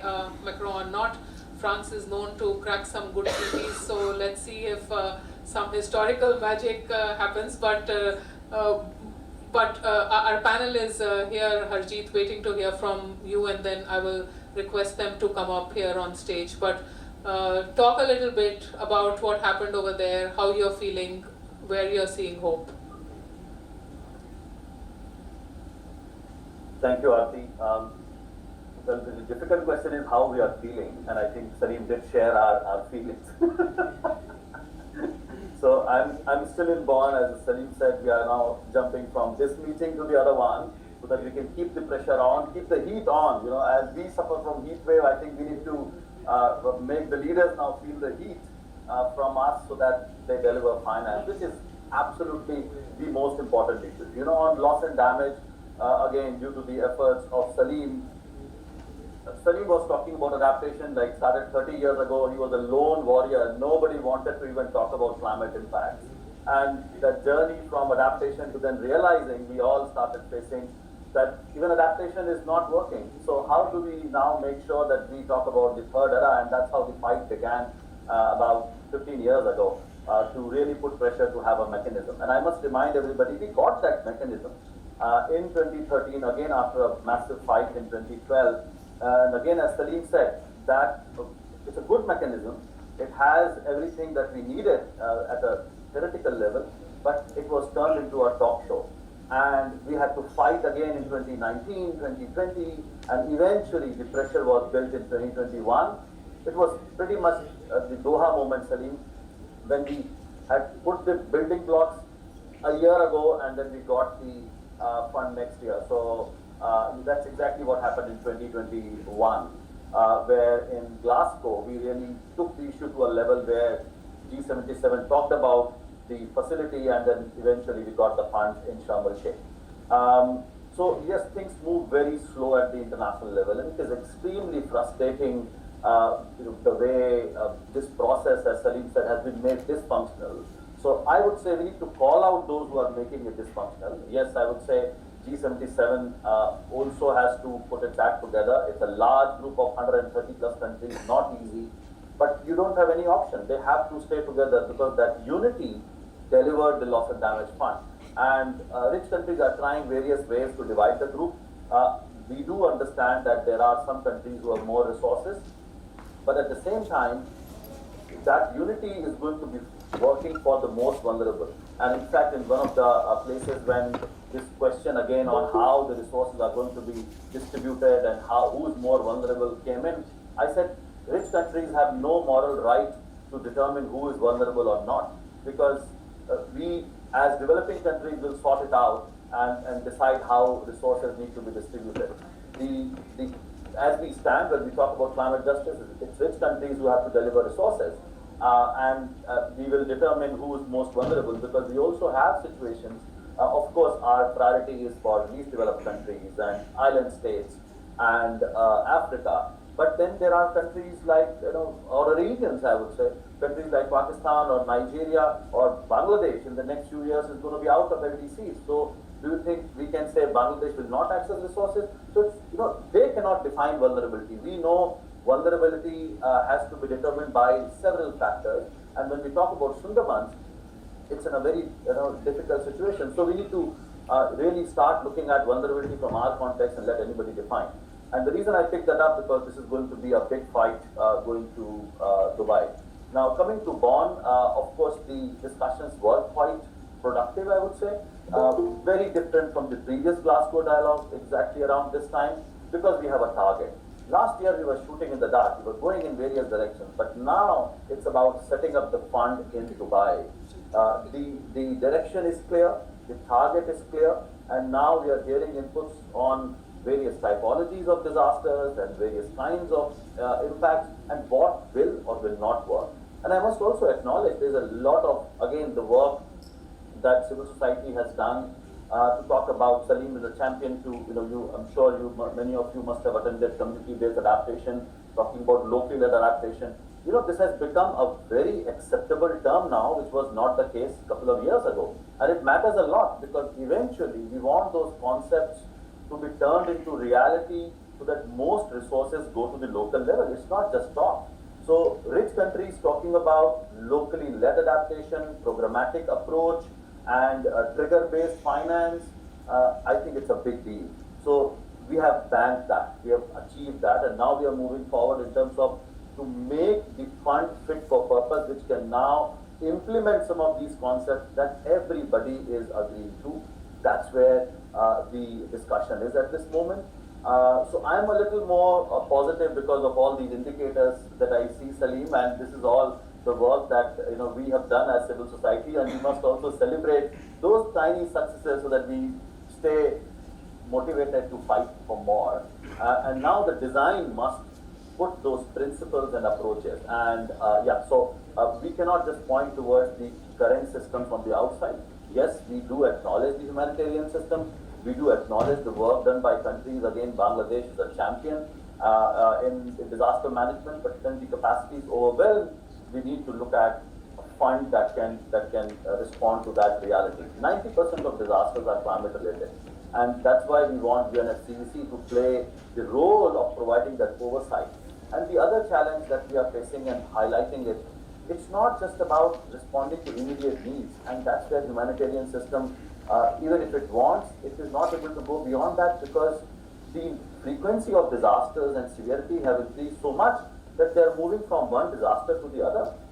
How do we help people in this delta, in Sundarbans, who are losing their homes, so that they get support for years and not just for the first few weeks to get some relief for food and non-food items and then we forget about them.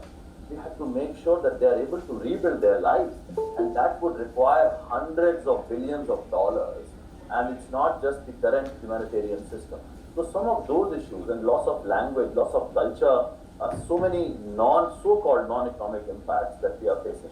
So the current system, as I keep saying, is not able to respond to those spectrum of needs and the kind of challenges we are facing, and that's exactly what we want this fund to deliver.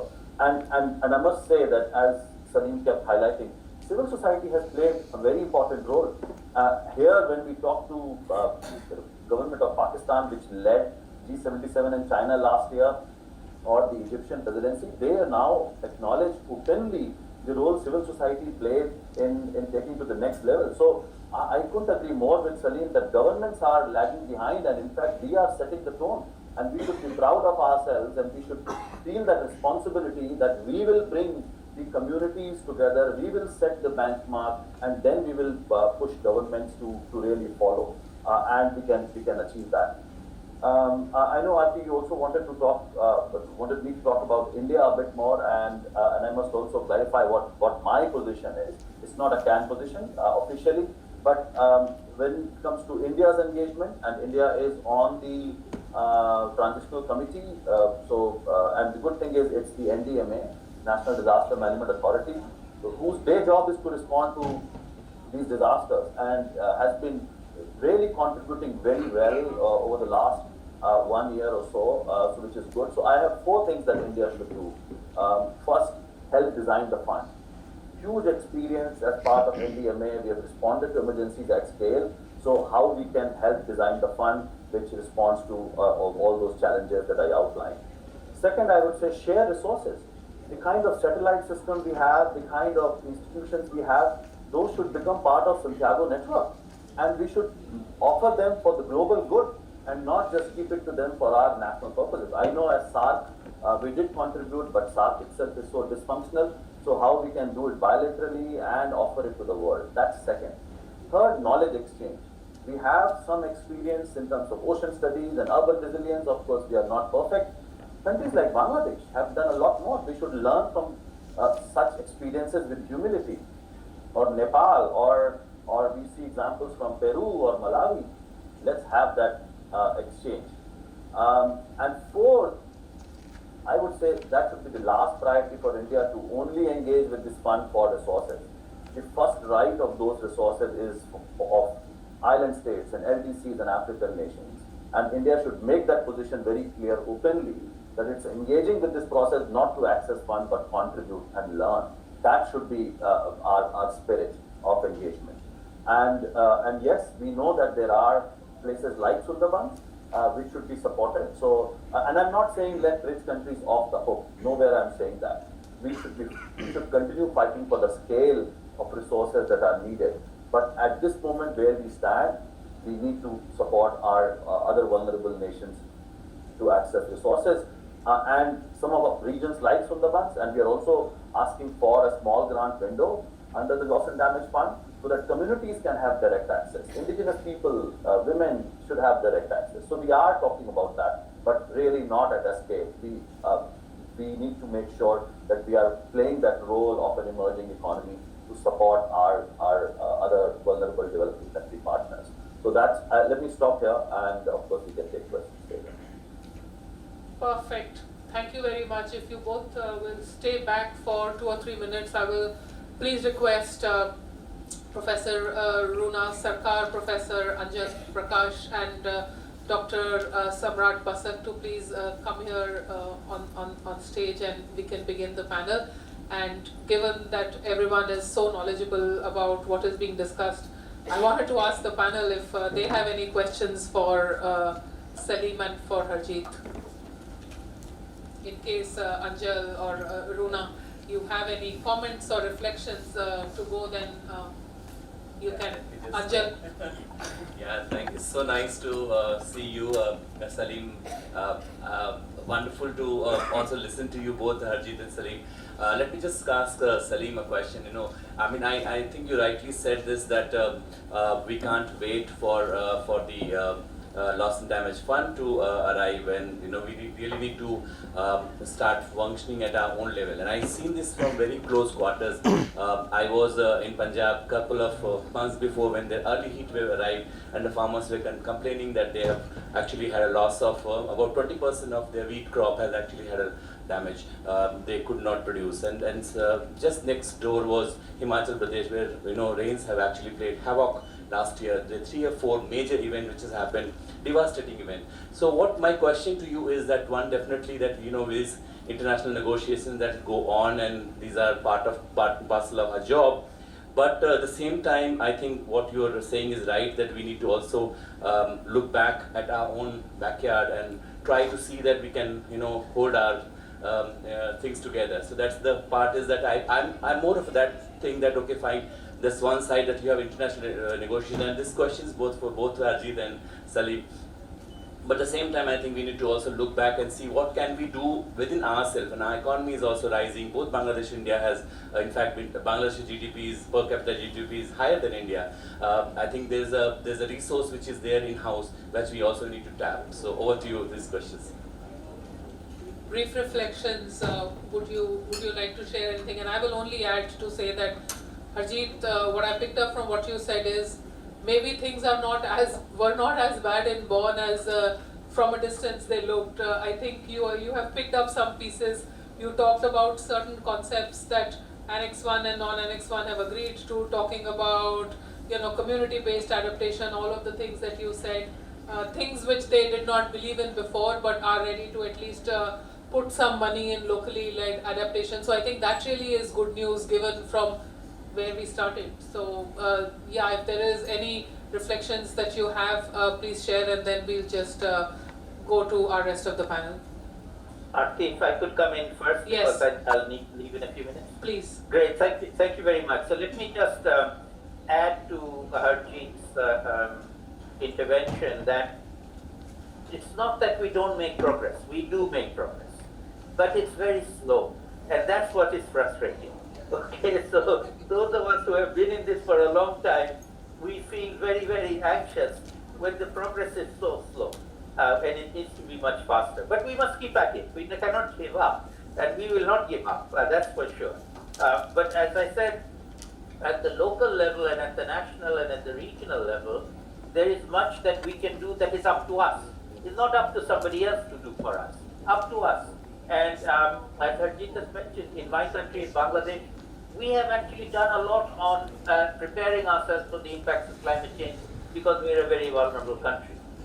But we can only do so much within the confines of Bangladesh.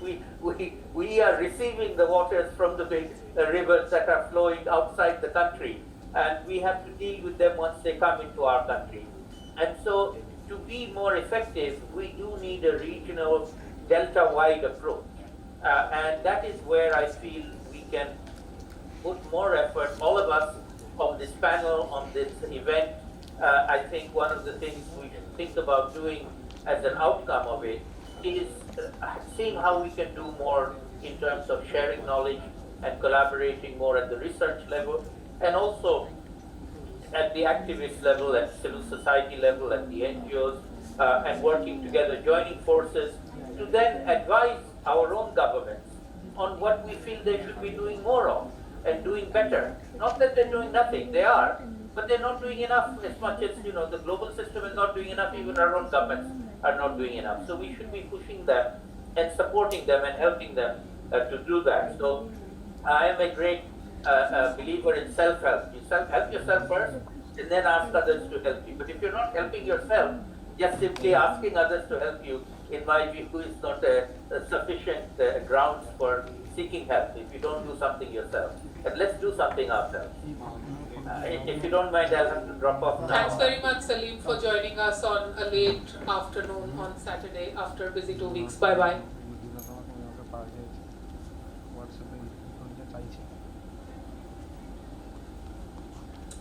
Harjeet, will you stay back for some time and listen to our panel?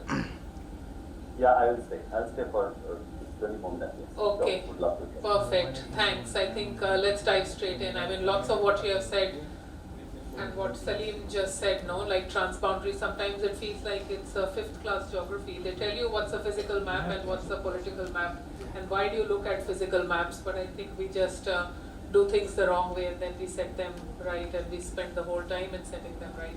But, this, I hope that the initial conversations have given some idea of the scale of the importance of how the world is really looking at climate change, and I know the focus of this session really is the delta.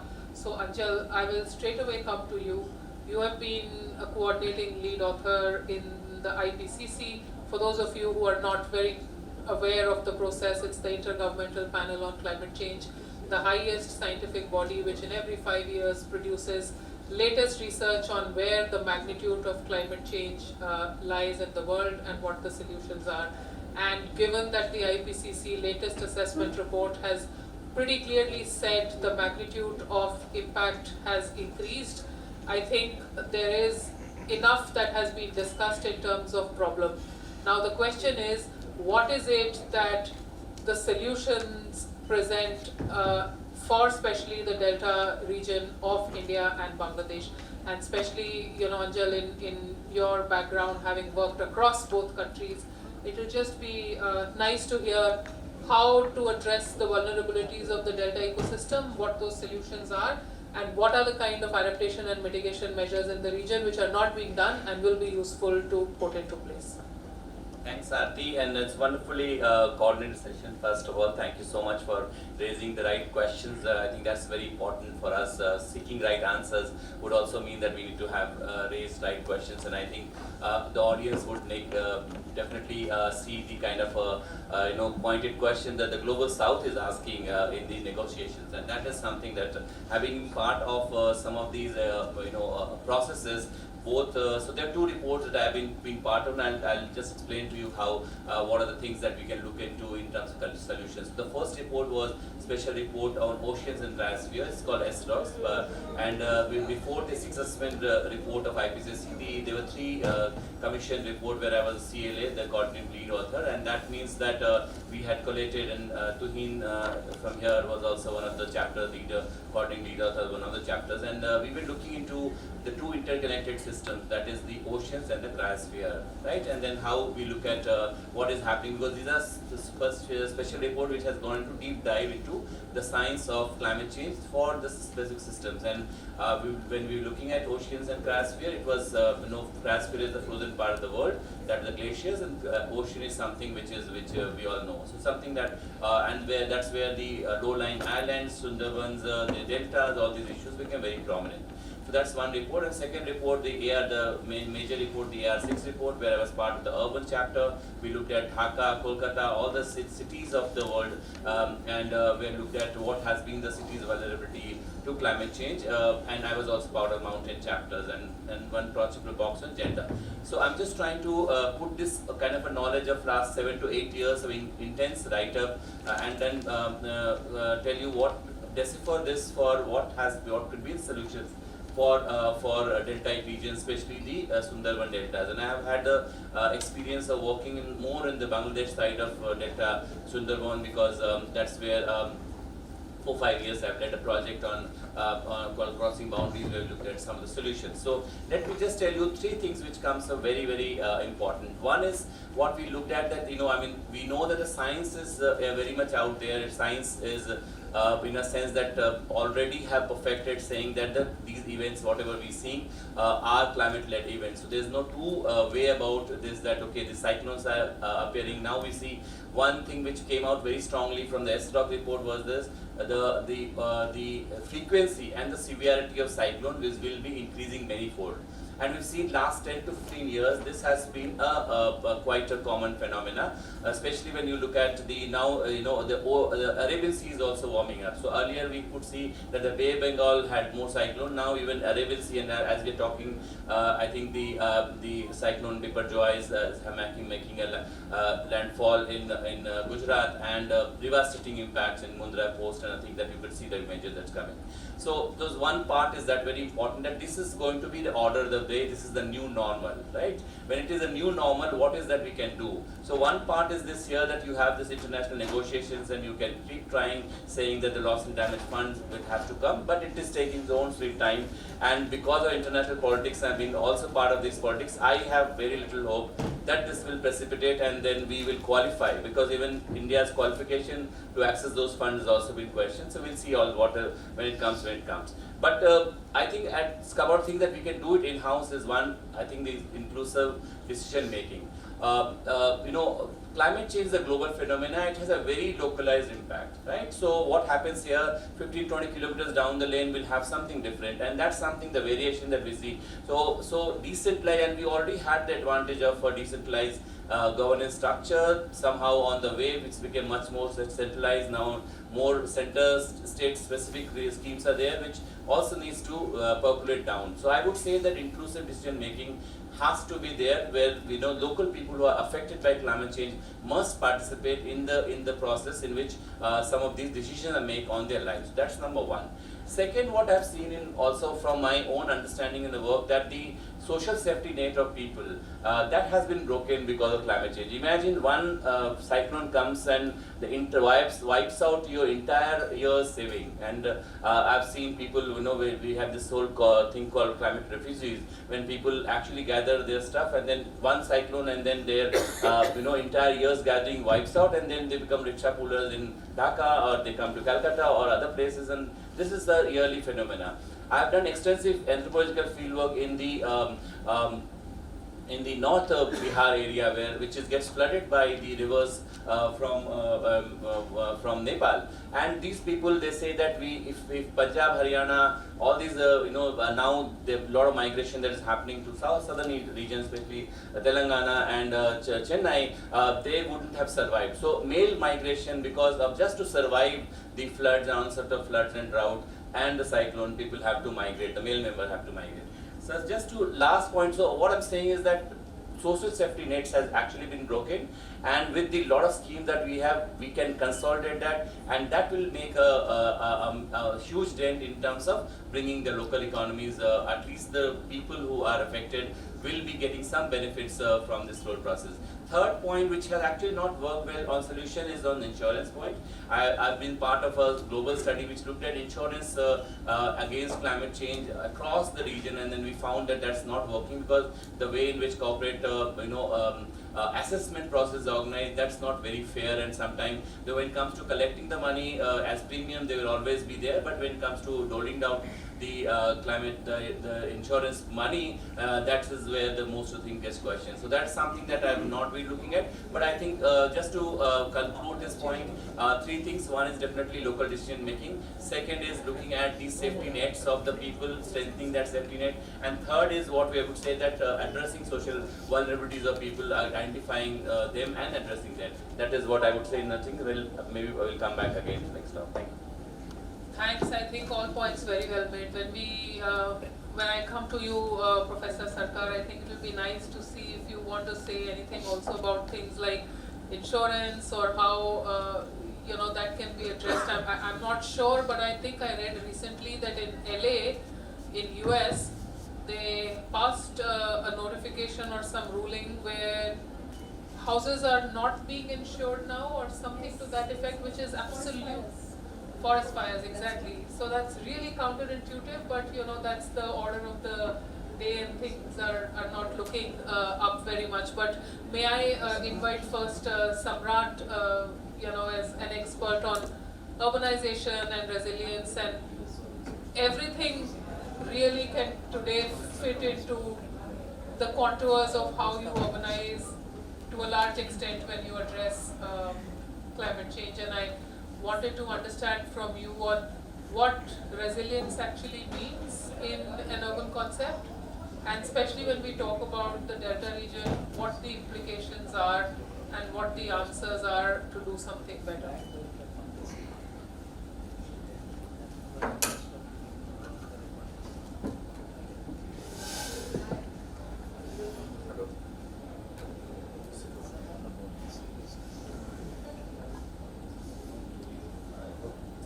It's working, right? Yes. Oh, great. Thank you, Arti. I mean, it's quite a long question, I would say, and quite a vast subject. Before we start about the urbanization per se, I think we really need to understand also a little upstream and downstream aspects of delta and the interconnectedness of a delta with the upstream as well as the downstream aspects. Delta regions are an unique geomorphological unit, I would say. It has impact starting from the Himalayas, the entire river system, to what's happening in the seaward level, the ocean acidification, sea level rise, and all those things. Just to give an example, I mean, what type of water quality is coming into the delta regions, or how much sediment load is also coming into the delta region is really important. Now we are constructing or building hydropower plants upstream of the river Ganges, and therefore blocking the sediment load into the river. At the same time, we are thinking of river interlinking and transferring water from one catchment to another catchment. That has also impact on the delta system. Now on top of that, we have this urbanization. Now globally around delta, around 500 million people live, and almost 400 million people live within the Asian delta regions, which are Ganges, Mekong, there are a few others, and this number of people's growth will be almost 50% more by 2050. So you can understand that the way the entire urbanization pattern happening in these delta regions will be tremendous over the next 20 to 30 years. And already today the delta regions are on huge pressure, and it is going to get more into the near future. On top of that, you have this climate-induced disaster risks. Okay, you have the sea level rise. Because of the more food production need, more pisciculture need, we are sort of destroying the mangrove forest, and that actually hampers the resilience of the coastal cities. Even even half a feet of water level rise in the delta region can lead to devastating flood-related impact in the urban regions. So we have to be really careful around how the urban regions are discharging their water through the delta regions. On top of that, the urban regions in the delta regions are contributed to some of the largest water quality and the plastic pollution related aspects for the delta region, which are sort of degrading the delta regions quite havoc. So there are a lot of contribution. The entire urbanization trend changes the catchment condition of through which the water is flowing into a river and then delta. So just to give an example, I mean how this entire Kolkata region is growing and its impact on the Sundarban delta. It's quite interdependent, interconnected, and until and unless we address some of the core issues of those interconnectedness, it will be really difficult for us to resolve some of the climate challenges of the Delta region. Now coming to the, you asked previously that what are some of the policy or finance level intervention we can think from an urbanization standpoint.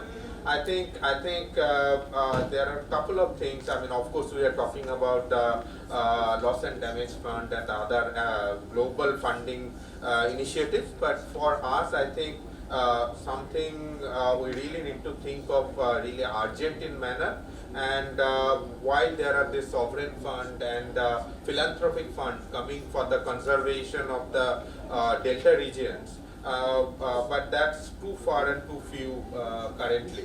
So what are the two other alternatives or three other alternatives that we can think of? I think corporates can play a big role through voluntary carbon market, although it is really a debatable discussion and evolving discussion, but considering the new developments in blue carbon market,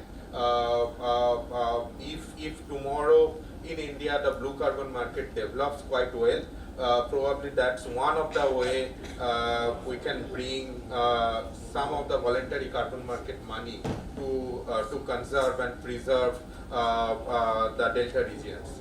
In addition to that, I think because delta regions support quite a lot of shipping and tourism aspects, certain degree of carbon financing through that, I mean, even if it is a small amount of money, can really help in conserving the delta regions. These are from a finance standpoint. But in addition to that, we are working quite a lot in the locally led adaptation and community led solutions until and unless we work, because the community has probably the greatest know-how about how to deal with some of the challenges. So until and unless we look at and enhance the community led adaptation, because loss and damage, whenever loss happens or damage happens, but in between there is an area where things are very slow and steady degradation, and we really need to think around how to sustain that finance. So, I think the locally led adaptation or community led adaptation will be a good model to look at. It's already been looked at. It's nothing new. I think the challenge is that because it's local nature, the global money is not flowing into the location specific aspects, but we need to see how that can be looked at. Of course, Anjal talked about the insurance and the bad experience around insurance, but I think there is also evolution happening around parametric based insurance, where if the certain parameter breaches, how insurance can come into place, especially when you think insurance at governed by the Gram Panchayat or the village Panchayat level for the basic services, that can also be looked and probably refined to suit the process. Yeah. Makes sense. I think the point that you said, to however little extent, for example, looking at basic innovative mechanisms like shipping, tourism, etc., they are very valid in this context, and Mike is working without. And I'm sure they assume importance. I was just checking, ma'am, is it okay for me to bring Mr. Manoj Singh in, and then it will be nice to hear from you to wrap up and get a little bit of an overarching perspective also with everything that I would want you to say on climate finance mostly. But Mr. Manoj Singh is at GIZ. Manoj, can you hear me, right? You can, no? Yes. Okay. Thank you so much for the invitation. Yes, pleasure to have you with us. Online works well as well these days. You have heard all the reflections in the last 40 minutes. Given how your work includes looking at innovative financing mechanism, how agencies like GIZ are involved in a lot of work in India, especially on de-risking projects, providing finance where it's needed. but also some of the speakers alluded to the dynamics of risk and insurance. So would you like to address some of these things in the spirit of how to look at all of these measures in terms of mobilizing what can be climate finance, because it's quite clear climate finance is not a big suitcase with 100 billion.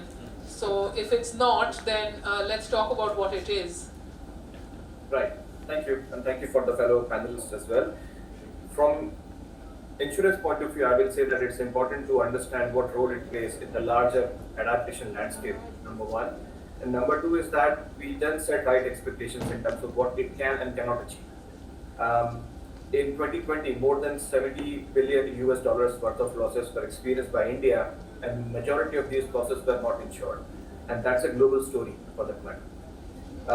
So I will, in fact, focus my points on three dimensions which sort of define the contours of insurance, including the parametric insurance programs that we have in the country and elsewhere. First of all, there is a great need for technology-based solutions when it comes to loss assessment. And when I say loss, I am talking about small l, not capital L. So loss assessment is something that is majorly lacking in terms of its accuracy, reliability, transparency. And that's where I see the role of technology being much more prominent. So we have a few insurance programs in the country, predominantly the Pradhan Mantri Fasal Bima Yojana, PMFBY, and it has its own share of hits and misses. In terms of West Bengal, to focus on the state of West Bengal, the state government has already started its own insurance program a few years ago. So in 2019, Bangla Shasya Bima Yojana was launched by the government, and that's a major step forward in terms of how technology can be used, and that's where they're collaborating heavily with ISRO, and how these area and loss assessments and yield assessments can be automated, and the compensation to farmers can be fast-tracked, which is a major problem. The other one is interdisciplinary and multidisciplinary research required when it comes to insurance. I mean, insurance, although it's a formal financial mechanism, and its goal is to basically restore the financial conditions prior to the losses. It cannot undo the damage of extreme weather events per se. But what it can do, if it does well, if it works well, is to restore the financial conditions prior to the incidence of extreme weather event-related losses. So that's where interdisciplinary and multidisciplinary research is required. When it comes to, let's say, agriculture, we need to have agronomists on board really heavily. We need to have remote sensing experts on board. We need to have computer science experts on board, along with insurance and government officials. So that's number two. Number three is the question of transparency and trust at the community level. You know, in terms of I mean, insurance generally has a bad rap when it comes to press or it comes to farmers' experience in and by themselves, and that is primarily due to the compensation that is given to them. So that's where I think a lot of progress is required. The other point I want to talk about beyond these three dimensions is the limits of insurance. You talked about, you mentioned that in US, you read some of these states are becoming uninsurable. Florida is a prime example where rising sea levels is having its major impact. So property and casualty insurers have refused to underwrite portfolios in certain parts of the state. But that's the story from the US. And it is happening right in our country as well. There are several districts within several states, Maharashtra especially, you know, where the premium has gone up so high in the Pradhan Mantri Fasal Bima Yojana, where the public and private insurance companies are shying away from participating in the tendering process, which clearly outlines the impact of climate change that is translating in agriculture, and then it's having an impact on the social security programs like insurance. And that's where I think, and if you look at the operational guidelines of the Pradhan Mantri Fasal Bima Yojana, there is absolutely no mention of climate change in it. Why is that? We need to change that as well. So there needs to be cognizance of climate change in the line ministries, you know, not just the Ministry of Environment, Forest and Climate Change, about climate change, and how certain steps can be addressed. And these are having far-reaching consequences in terms of shifting weather pattern, and then the crop calendar is also shifting in different states, and there is a clear pattern. I would also want to like to talk about how you know, Harji talked about one disaster after another. So in Tamil Nadu, where I led a project in from 2013 to 2019, in 2015 there was a flood in Chennai and other parts of the Kaveri Delta region, which is a Delta region in Tamil Nadu, and there was Cyclone Varda in 2016, and in 2017 there was a once-in-a-century drought right in the area which is the food basket of South India, and for communities to recover from these losses, it's really not possible. So what I'm trying to highlight is that insurance has its limit. When the high risk, low probability events, when they occur in this quick succession, no insurance cover can support, anywhere in the country. And so this is the state of affairs when it comes to insurance in the country. On a global level, there are a few initiatives that have been launched. There is something called Insurance Global Partnership that has been launched, where several countries are members. India formally joined the consortium on 2nd of May last year, between the meeting between the head of two states in Berlin last year. Then there is Global Shield that was conceived, and I'm sure there was talks about it in the Bonn conference as well. There is now Nairobi Declaration on Sustainable Insurance as well, which is going on since 2021. Now we're talking about Delta region, so I would like to, it's not possible to talk about Delta region in West Bengal and Bangladesh without talking about mangroves. That's where, 20% of losses were seen, for example, out of 13.5 billion losses because of Cyclone Amphan in 2020. So this highlights the fragility of these systems and how important it is to protect them. On a global scale, in COP27 at Sharm el Sheikh, UAE in Indonesia led a call for alliance, and it was called Mangrove Alliance for Climate.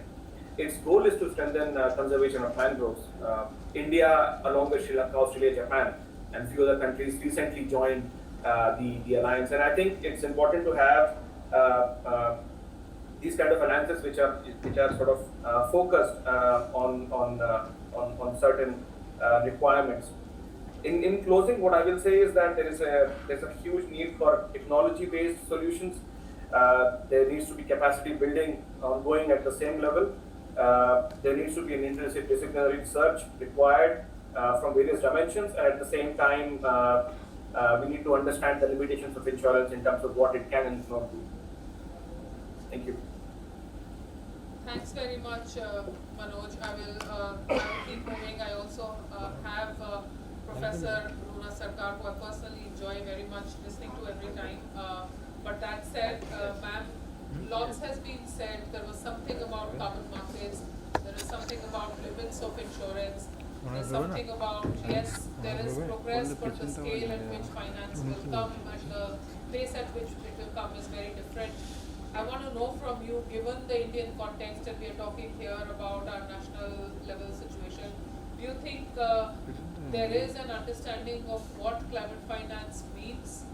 Are, for instance, our banks ready on rolling out financial mechanisms or instruments which can qualify as climate finance? Are we looking to some kind of investment portfolios from the West to come and put money here? There is already lots of money that's being put into renewable energy projects and electric vehicle projects by everybody from an Abu Dhabi pension fund to a Norwegian pension fund. Is that what will give us leverage? Where does the reality of where the money is going to come from? And after your reflections and your last word, we will also close the panel, but you have the time that you need. My goodness, that's a tough ask.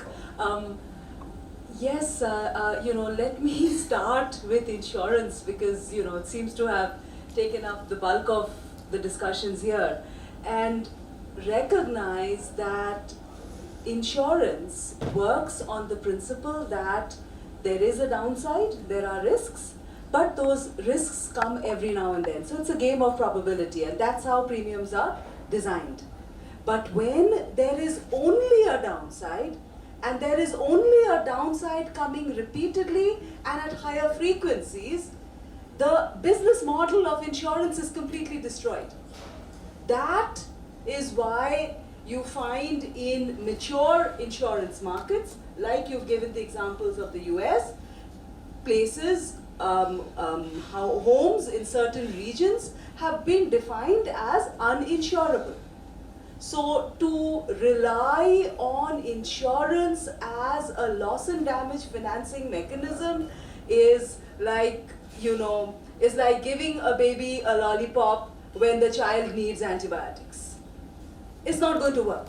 It cannot work just based on the mechanism. So I really don't want to delve deeper into insurance. It's at best a short-term measure. And clearly, as rightly mentioned, with the experiences in Tamil Nadu, the short-term measure doesn't really help. Moving to talking about finance in general and where India lies, interestingly, the RBI report on currency and finance clearly mentions that of the G20 countries, India ranks the highest in climate protection performance as per the Climate Change Performance Index 2023. This is basically based on the parameters of greenhouse gas emissions, renewable energy, energy use, and climate policy. Now, why I am saying this is today we are reflecting on the terrifically challenging conditions that the Delta region faces with respect to climate change and the very poor adaptation capabilities of most of the region. And then there are these kind of numbers for India as a whole. So, reconciling the two is what tells you what I agree with Anjal when he says, where do I get money for India? It's not coming globally. You're not going to qualify. Here are reasons why. This is what the numbers say. But nevertheless, if we are looking at climate finance, the good thing is today the RBI has clearly demonstrated that they are engaging very, very seriously with the idea of climate finance from the point of view of the risk it poses to India's financial systems. And indeed that makes sense because as the central bank, that's their role, to make sure that our financial systems are robust. The other aspect, however, is figuring out where the money is coming from, and that's what Aarti was referring to. And well, this particular report actually mentions in the passing that we don't expect too much to come globally, and we must generate it on our own. How do we do it? The money for renewables, the money for EVs, a large portion of which is actually mitigation finance, if you will come. And the reason this money will come is because there are returns at the end, there are private returns. So what you're producing is a private good, you are able to sell the good and you get the returns from it. The concern with adaptation is that essentially what is being produced is a public good, which means the investor cannot reap the full benefits of the investment. Second, adaptation is a long-term process and investments are all front-loaded. So investments made today is going to give you or are going to give you returns 10 years down the line. Not everybody has the patience for this. Pension funds have the patience for this, provided there are private returns, and that explains their investments in mitigation projects. But investments in adaptation projects, therefore, become more philanthropic in nature, more grant-oriented in nature. And having said that, what's really happening is almost 60% or more of adaptation finance is loan-based. If it is loan-based, you've got to pay the interest, and what that does is essentially increases debt burden of countries. So even that doesn't help. So here's a conundrum. Insurance doesn't work, loans are not the best option, investments are not going to be forthcoming in adaptation, and therefore all that is left is literally grants, right? Philanthropy, donations, and so on. And therefore raising public finances, some of the excellent suggestions coming from maybe using shipping, etc., are actually worth considering. Clearly a lot of energy, a lot of hope has been put into carbon markets within in the context of India. in generating finances, and certainly I think at the level of the central bank there are ideas as to how to push that process forward. But arriving at the right kind of financing mechanisms, there's a lot of work to be done, and adapt. And fact of the matter is, communities will adapt no matter what, whether there is adaptation funds or not. And communities have been adapting. So again, this is not a climate change example, but I was amazed to talk to some communities, some tribal communities post-COVID, asking them, what helped. And what they did was, out of convergence projects where they had got lots and lots of poultry to breed and sell and make money, additional income for themselves, they used the COVID times because they couldn't sell it to consume the poultry, which meant that actually their overall health parameters have improved because their protein content improved. So people adapt, they find ways of doing things right. So I have huge, huge faith in human agency in doing this. And just to share with you how communities work regardless of regions, how business can work at an individual level and cooperation happens. You're talking about the Sundarban deltas. Most of the fly ash from West Bengal goes to Bangladesh, which then makes it into cement. Now those are regional cooperations that have happened at a business to business level. Has nothing to do or not enough to do with, governments and government involvement. So there is a lot that can be done at the level of individuals, and I'm so glad that Dr. Haq started with that. And I really believe that that's what's going to lead us forward. Thank you so much. Thanks very much. We are very, very pressed for time. I will have to wind up here. And I think after your excellent bringing together, nothing more needs to be said. Thanks, Harjeet, very much as well for staying all the way through. Can you hear me? Climate Trends for hosting the panel named Dealing with Climate Impacts in the Delta Region Through Sustainable Climate Finance. May I request Mr. Bishwajit Roy Chaudhary to please felicitate the panelists.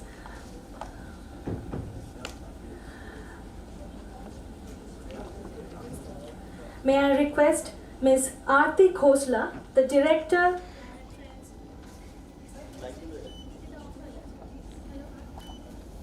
Mr. Aarti Khosla, the Director, Climate Trends, LLP.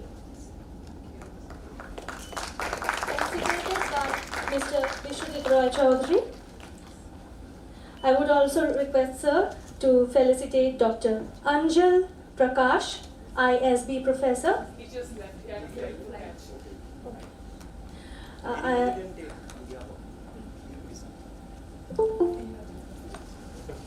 on behalf of Dr. Anjal Prakash, Ms. Aarti Khosla, the Director of Climate Trends LLB, is taking her token. May I request, sir, to felicitate Dr. Samrat Basak, Director, Urban Water Resilience, WRI India.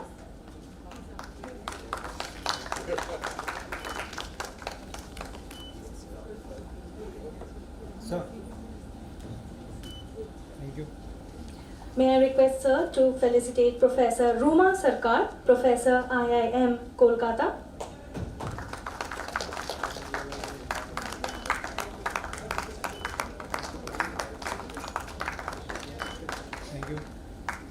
And the heartiest thanks to the team members of Climate Trends for hosting this panel. Now it's time for the final panel discussion for the Day 2 session of International Delta Summit, that is International Cooperations for Sustainable Delta Management. For that, I will be calling Mr. Bishwajit Roy Chaudhary, the co-founder of SAIARD, to host this session. Over to you, sir. Well, thank you, Anisha. And now the very important session, that is the International Cooperations for Sustainable Delta Management. And I'm thankful to the honorable panelists to be present here. And on that behalf, first I would like to invite Mr. R.K. Jaiswal, Honorable Consulate of Maldives, Kolkata, on the dais. Please give a big round of applause for him within his busy schedule. Just give the time for us. Second, I will request Professor Suchita Sharmin ma'am, Professor, University of Dhaka, Bangladesh. From long way from Dhaka, she has came today. Thank you, ma'am.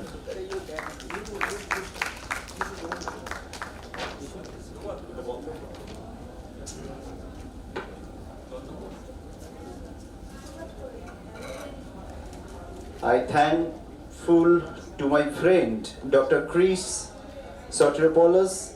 Chris, am I audible? Yes, perfectly good. Thank you, thank you. The Managing Director of Mainstage Incubator Australia and Director, CEO of Global Opportunities Commercialization Australia.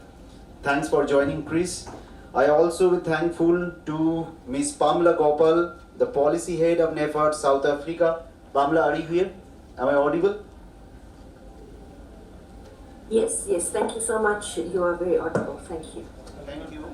And also share my sincere thanks and gratitude to Ms. Vaishali Bakshi from USA. She has joined throughout the day, though she has the last time panel session, but now Vaishali ma'am is the Economic Policy Analyst from Minnesota Pollution Control Agency, USA. Ma'am, am I audible, ma'am? Vaishali ma'am, am I audible? Yes, I can hear it. Thank you, thank you. So now this is a special session, particularly international cooperation. So I request first to Ms. Vaishali Bakshi ma'am to kindly share your thoughts on that particular theme. Over to you, ma'am. Hello, everybody. So I am very happy to be here at this first International Delta Summit. Deltas have a lot of environmental benefits, which we can call as ecosystem services, water protection and wildlife habitat and recreation, all kinds of things that are helpful to us, benefits we derive from nature. So I would relate this to the work that I do in my agency, which is the state agency that protects water, air, and land in Minnesota. So I will just share a few examples of the work that I do. I hope that it would be helpful. So I have a few slides actually. So I'll share my screen. If that works out.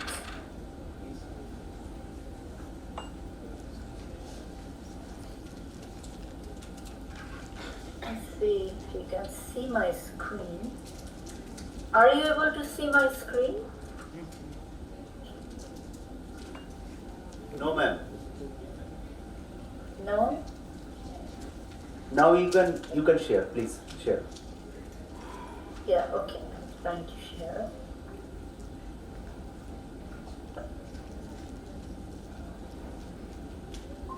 Okay, can you see it now? Yes. Yes, yes, it is. Yeah, so it's so the first slide is the title slide saying using economic analysis to solve environmental problems. You can see it, right? Yes. Okay, great.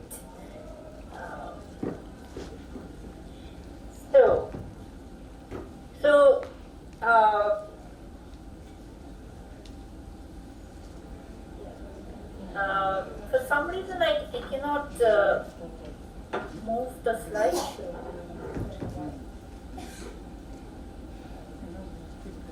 Yes, ma'am, it is visible. You may start. Is it moving? Is No, the no, it's slideshow? not moving. Yeah, it is moving. Okay, great. fine. All right. So we want to solve environmental problems because we get all these benefits from the environment, and however, environmental benefits or ecosystem services are not exactly like marketable goods, and they have these several different features which are different, right? So, for example, we cannot determine its value easily because there is no price signal. And then they have these public good characteristics. and then their benefits or costs might show up in the future. They may not be distributed evenly between different sections of the public. So what we do is try to use economics to allocate these resources based on their value to society, and in so doing kind of bridge the gaps between what we know and what we can do. So basically between science and policy. Our agency, the Minnesota Pollution Control Agency, was founded in 1967. And shortly afterwards, in 1972, the US enacted this path-breaking legislation on water protection called the Clean Water Act. And that protected water from the impact of pollution.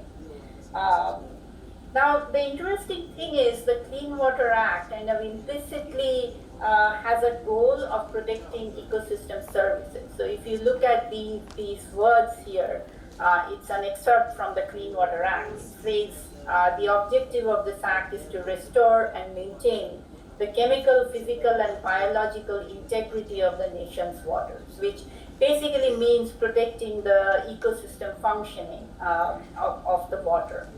And the next excerpt actually talks about several ecosystem services like protection of fish, wildlife, and recreation. So we can think of this as really the Clean Water Act has the protection of ecosystem services as a goal.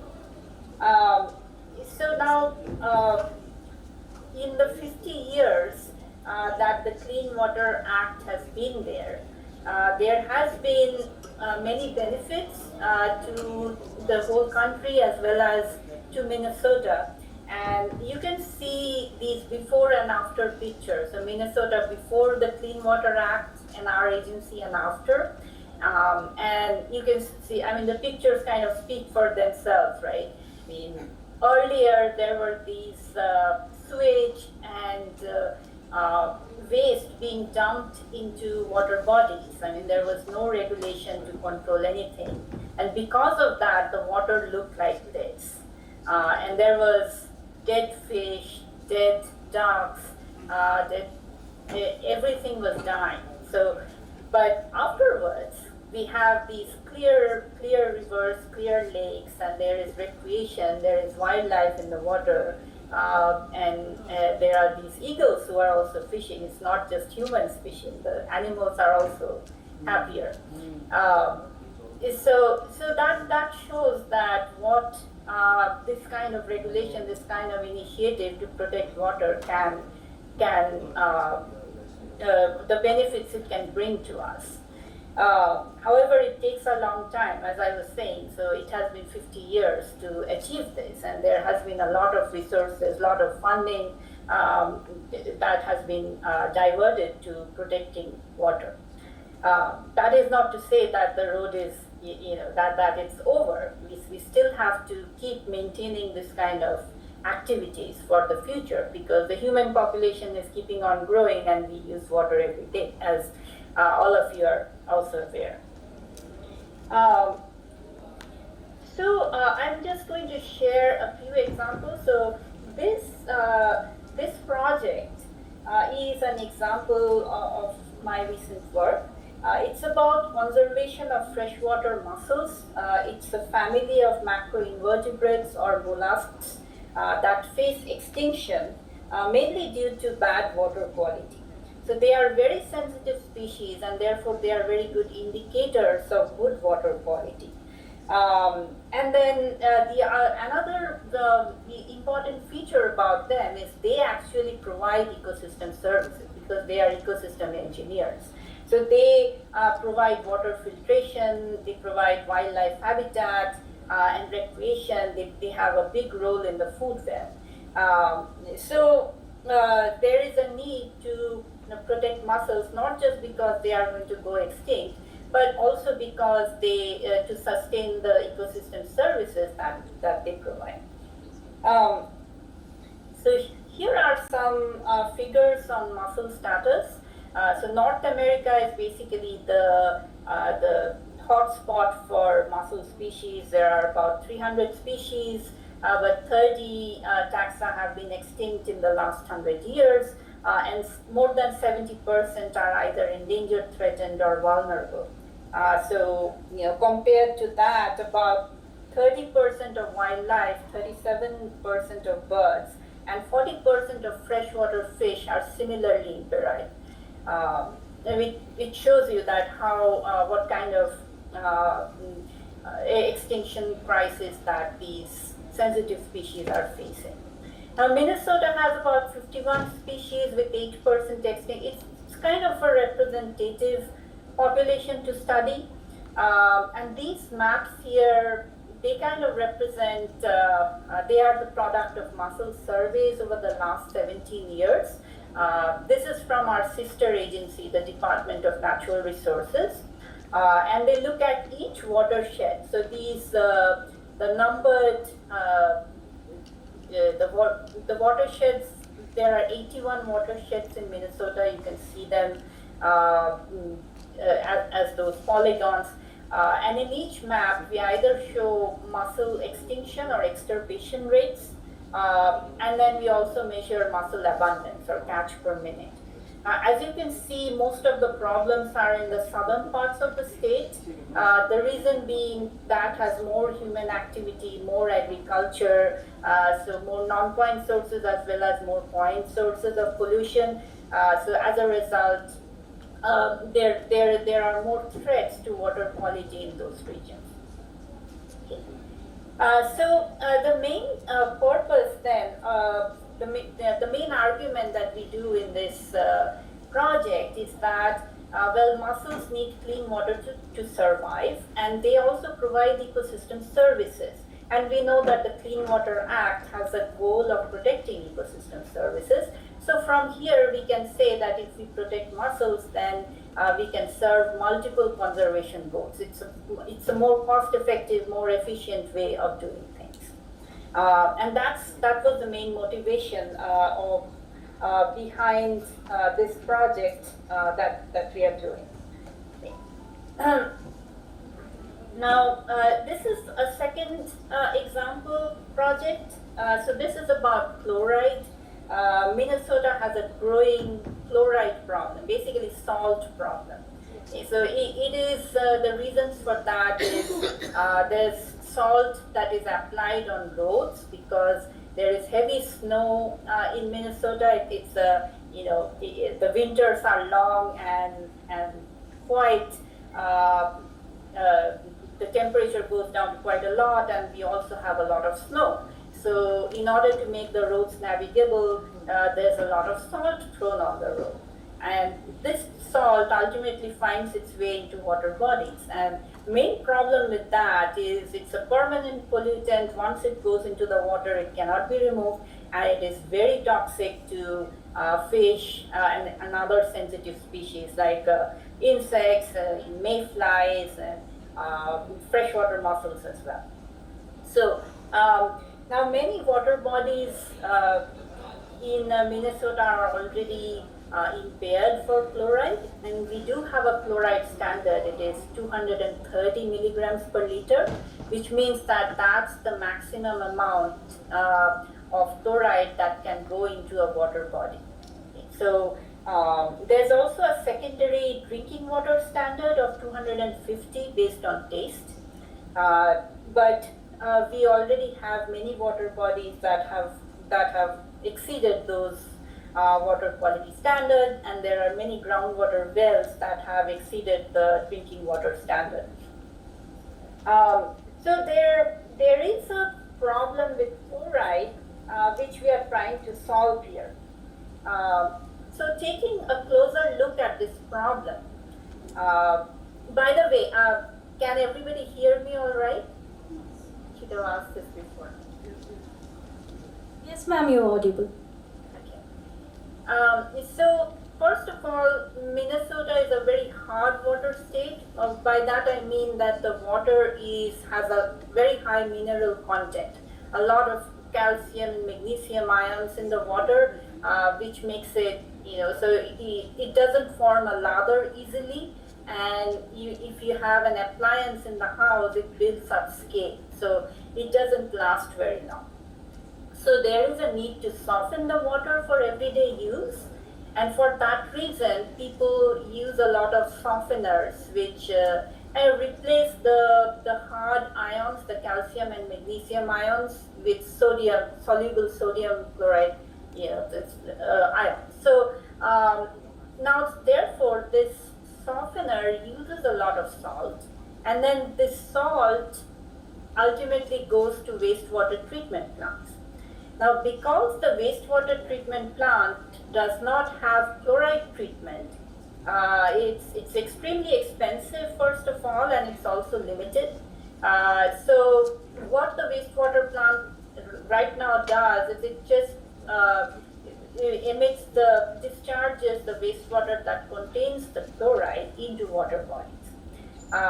Now, because there's a lot of chloride coming from these home softeners, so there are a number of wastewater treatment plants that will go over their chloride limits now. So they have this potential to violate their chloride limits unless they install technology to treat the chloride. But then the treatment technology being so expensive, it means that small communities won't be able to afford it. So the public won't be able to afford that kind of technology. So what cities are considering is, can we soften the water at a central location, at the drinking water plant, and see what happens. So in that case, the water is going to be softened at the drinking water plant, and that water will be immediately distributed to households, and the households will not need to soften their own water. So instead of every household having a home softener, we have a central system which softens the water, and that goes into households. Now, as you can see, the capital cost in millions of these two central technologies that can be used are also high, but they are comparatively lower than the chloride treatment at the wastewater treatment plant. So that's why there is a need to consider the centrally softened chloride, centrally softened water, which takes care of the softening problem as well as the chloride problem. So here are the policy options that we can look at. So the policy options here.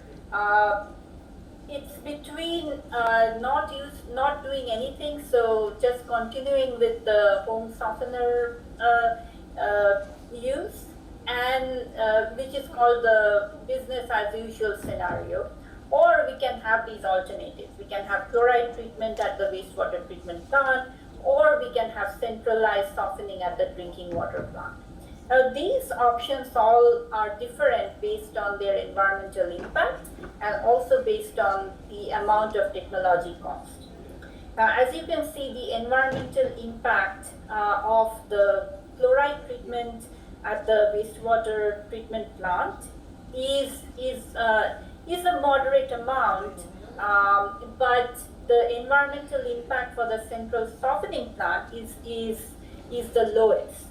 Right? So it's the lowest, and the environmental impact for the no home softener use, that one is the highest. Right? So based on this, what we conclude is that the chloride treatment at the wastewater treatment plant is too expensive, it's not feasible, but the centralized softening one, that one is feasible. Okay. So here is the takeaways. So the centralized softening is cost effective, so both of the alternatives can be used. Another point about it is, one of them, the 3S RO option, is almost as expensive as not doing anything. So it's almost as expensive. People will spend as much as they are spending now, but they will get more benefits. That is, they'll have cleaner water, they'll have reduced chloride in water bodies, they'll have healthier streams, they'll have safer drinking water. Right? So So there are many benefits, many ecosystem services benefits, also public health benefits of this centralized subcomponent compared to the other options. So this was our project. We wanted to see, based on a number of cities, we had at 84 cities, and found that this conclusion holds for all of them. So those are two examples I wanted to show my work. I hope it's helpful to you. And again, I'm very happy to be here. And thank you for Dr. Roy Choudhury and also Ms. Melinda Padbeck, the Consul General, for inviting me. Thank you, Vaishali Di, and thanks for your wonderful research. I request the audience for give a big round of applause for her, because it's almost midnight and you are still associate with us from very morning. And please bear with us and for this unintentional inconvenience. But thanks for your wonderful presentation and research, as your name has suggested by Honorable Consulate, U.S. Consulate General Melinda. And it's really thankful to you. I also see that one of my friend, that Dr. Krish Sotribolas has joined. As I mentioned, that she is the CEO of Global Opportunities Commercialization Australia, and we are also SAIARD is also the associate partner organization of GOC. Sorry. So, Krish, as you are an expert in case of entrepreneurship sector, and you are also an MD of Mainstage Incubator and Director of APAC Health. So I shall request to you if you kindly enlighten us on the basis of entrepreneurship opportunities, particularly the Delta region. Though it's the Delta, but in most of the cases, the river sector, we are affecting the same kind of situations in case of either Murray-Darling Basin or in case of Ganga Basin. So if you focus on the what are the opportunities in front of your in your mind, you can explain in case of entrepreneurship sector, what are the opportunities Australia can provide and what are the opportunities GOC can support in future for further this empanelment. Thank you. Over to you. Thank you, Mr. Choudhury, DRC, good friend, and also congratulations for this very important activity, seminar and summit. We also have waterways which are managed through a number of challenges due to weather conditions and human use through irrigation. So there are many parts of the world that have issues just as your delta. I would recommend 4 courses of action. The first is to establish an international advisory board of experts, including those you have at your 2-day summit, to focus on solutions, both on what solutions are being used in other river systems, what impact on human life and continuing empowerment these activities have. The advisory board should also have representatives from funding organisations as well as academics, because we do need to ensure that there is a significant study always being undertaken in order to optimise what solutions will be contextualised to the local environment. The second initiative, which is related to Australia and India, is that as our 2 countries are becoming closer in terms of economic, cultural, geopolitical affairs, there are a number of funding grants available between universities from India and Australia to fund innovations which impact directly various aspects of Delta River System Management. And these are multi-million dollar grants, so we're not talking about small grants.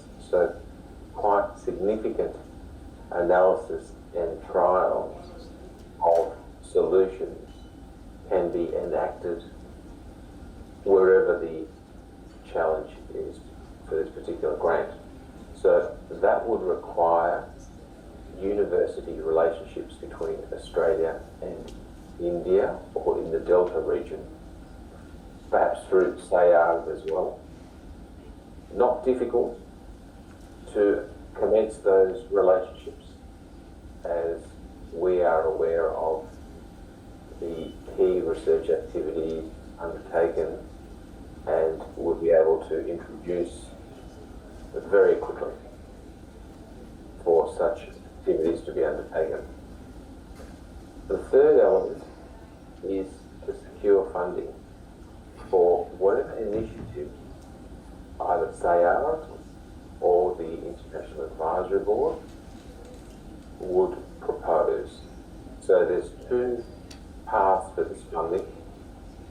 One is private organisation, and they exist through the Americas as well as Europe, and a little bit in Australia, where they are focused on assisting innovative solutions, on-the-ground solutions, and could easily be directed to the Delta region.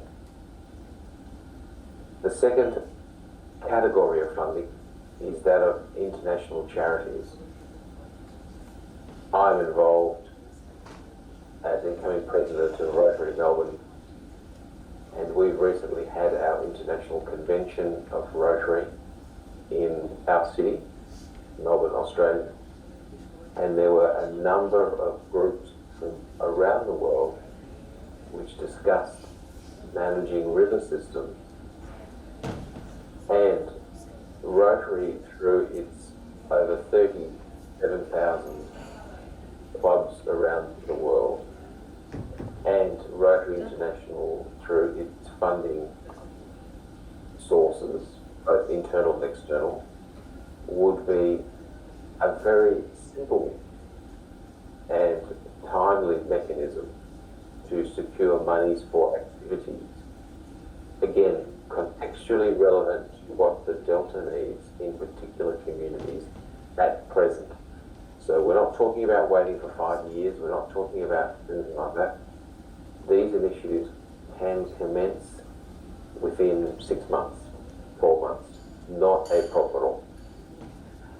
But there are other international charities as well that can be tapped to assist in various funding of projects. Now, on the training, entrepreneurial and startup sphere, which one of our businesses, or two of our businesses are involved with, we can work with the SAIARD group or the International Advisory Board element, and we could introduce training to groups on the ground in the Delta region about how to manage their resources, how they should grow activities, and how they should leverage expertise from within their community, more broadly within India, but also internationally. And there are many startups around the world that we can ask, what are you doing or thinking in relation to practical solutions that can be applied through a pilot program immediately in the Delta region. Australia also has expertise in assisting and nurturing entrepreneurs, the startup groups, and has relationships with other sectors in Africa, in Europe and the US. These can all be drawn in to the centralised group that manages the Delta health of the water and community issues. And this will not take a long time to establish. And I think that's the concluding message I would like to leave with everybody at the summit and those affected. These 4 initiatives, the advisory board, the grants, funding from private and charity, and training of entrepreneurs can be enacted within months. It does not need a longitudinal 2-3 year program. And I think based on the level of technical competence being delivered in the last 2 days and the challenges, the urgency of challenges, we should be able to develop several programs in parallel to facilitate and assist locally driven, embedded programs for managing the river systems. That's all I want to say. I've kept this as a very positive note because there are international resources as well as Australian which you can tap into very quickly. Thank you very much. Thank you, Krish. Thank you. It's really encouraging, and we are really thankful to you that we are associate partner of GOC, and you are continuously doing so much initiatives, and not only in European sector, Australian sector, but in African sector we know. And I will be happy to connect you in future. Also, the Honorable Principal Secretary here, the Disaster Management Department, sir is here, Government of West Bengal, and I am looking forward to bring you in sometime in West Bengal, in Kolkata, as that what kind of opportunities we can create between the India-Australia collaboration, as both the Government of India and West Bengal government is quite cooperative in this sector, and I think your support hopefully and your connectivity and our connectivity definitely support the government for the sustainable delta management. Thanks to you. Thankful. Now, best wishes to all. Thank you. Now I will request our honorable Professor Shuchita Sharmin, the University of Dhaka. She came all the way, and Professor Sharmin is specifically working on river sector, development sector studies, and social sector also. So we are honored that ma'am is with us, and I will request ma'am to kindly enlighten some activities, because you are from Bangladesh and we have just a single boundary line, but Sundarban is in both inside. And in that respect, development plan in Sundarban sector, delta management plan is a very important issue, because we are right now sitting here, and just you know that before lunch we had a session that is the Delta Cities Resilience. So Bangladesh, Dhaka and Kolkata, if we consider the 2 dots, so these 2 dots exist within actually in active delta part, and if delta will be vulnerable, then definitely both the cities will be affected. So in this respect, what is your suggestion, what is your thinking, and how Bangladesh government initiated different initiatives? Yesterday, Ilyas, sir, Honorable Deputy High Commissioner of Bangladesh, has came, and he has also mentioned some important point, and I would like to hear from you as a social scientist point of view. Thank you. Do you mind if I go there? Sure, please.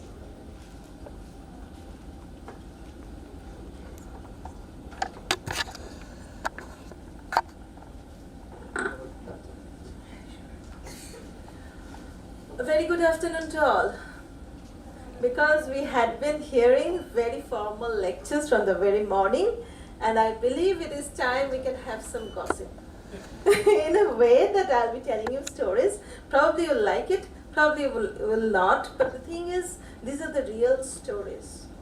And before I start my stories, I'd like to thank SAIARD for inviting me and for getting me here for this Delta Summit. Especially I'd like to thank Dr. Rai Chaudhary because of his hard work and continuous effort. I believe the initiatives are getting done. So with these few thanks, I'd like to start with you about development. Of course, you must be knowing many things about development, but of the present time, when we are talking about development, the term intervention is there, though it has got a very negative connotation. In conflict zones, in wars, we hear the word intervention. One country is intervening in another. But when we are talking about development, and especially after World War II, what we see is planned interventional initiatives are being taken to produce changes that we desire to have. And this is how we are planning to have development in these countries like ours. Now, today it is about sustainable management of the delta. It's not any specific delta, but because we are here, like the people of this region, and we have with us from the ambassador from Maldives and from Bangladesh, and the High Commissioner of Bangladesh was there, and we all are like the neighboring country, India, Bangladesh, Maldives, all are in the same region. The question is, when we are talking about sustainable management of delta, we are actually trying to focus on Bengal Delta. And of course, as Dr. Roy Chaudhary has mentioned very specifically, we are talking about Sundarbans. And of course, the Bengal Delta, it is about Dhaka and Kolkata. Before going to those, I would like to say that when we are talking about delta, we have two major issues that we have to consider. First is, it is a unique ecosystem, and we want to conserve it. We want to have the balance in the ecosystem so that we are not getting different species extinct. Also, we are not, because of our livelihoods, hampering the ecosystem. And this is one. And what is the second? The second is disaster and climate change. So climate change, when I'm talking about climate change, we have already heard a lot about it. But when it is climate change, we are actually experiencing different disasters in high intensity and in high frequency. And of course, we have experienced, both Bangladesh and India, different cyclones. We are experiencing salinity intrusion, and of course we are seeing that people are dying, and otherwise their livelihoods are at stake. So with these realities, still the issue came again and again, is that the people who are the first to experience the disasters are highly resilient. And because they are resilient, they can cope. They cope and they survive. But the issue is, when the people survive, can they continue to develop? For example, when it was Cedar, when it was Island, when people didn't have enough food, they had to eat once a day, maybe once in 2 days. And then they somehow survived. But the nutritional deficit they had, that continued. And in this way, there are so many examples that cause not only physical harm to the victims, but also mental trauma who experience those disasters due to climate change.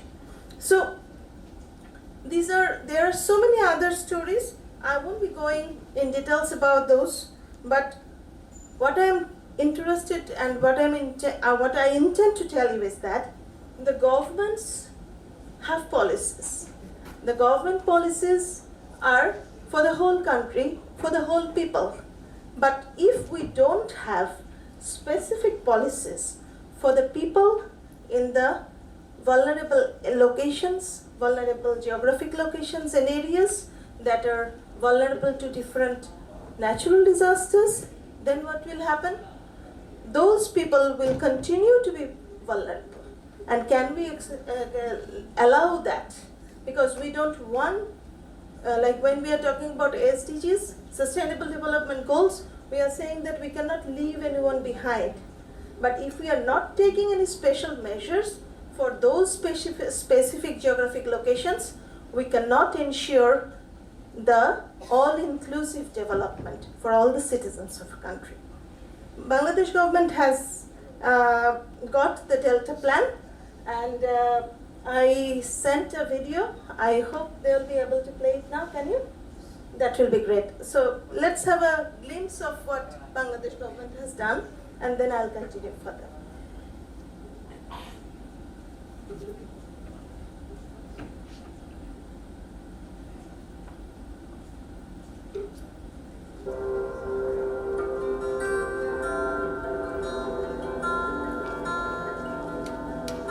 Bangladesh is the largest delta in the world.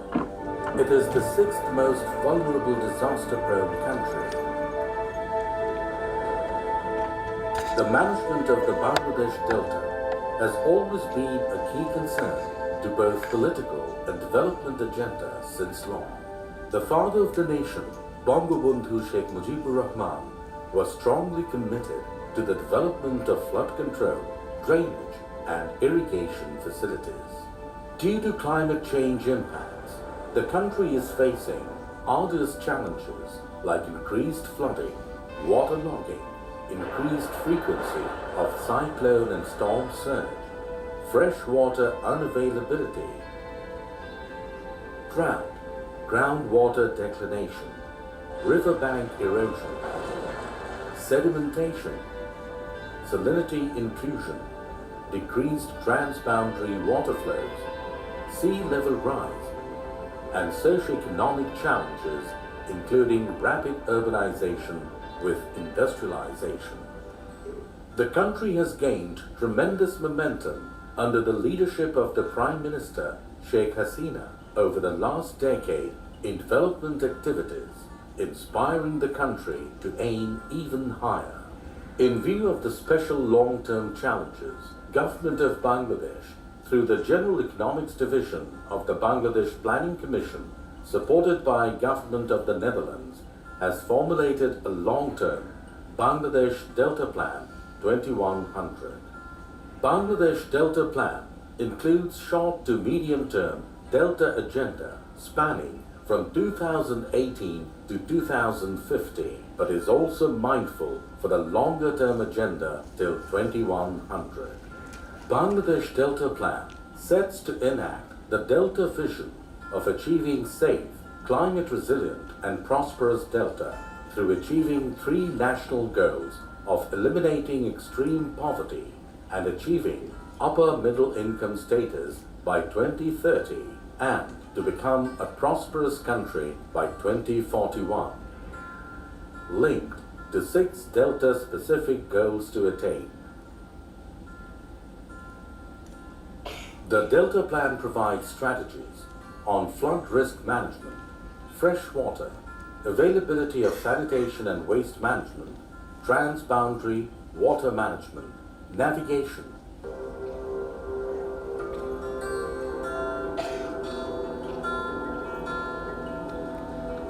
Bangladesh is the largest delta in the world.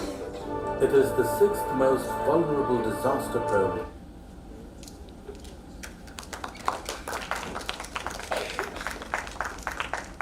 So I'm back again.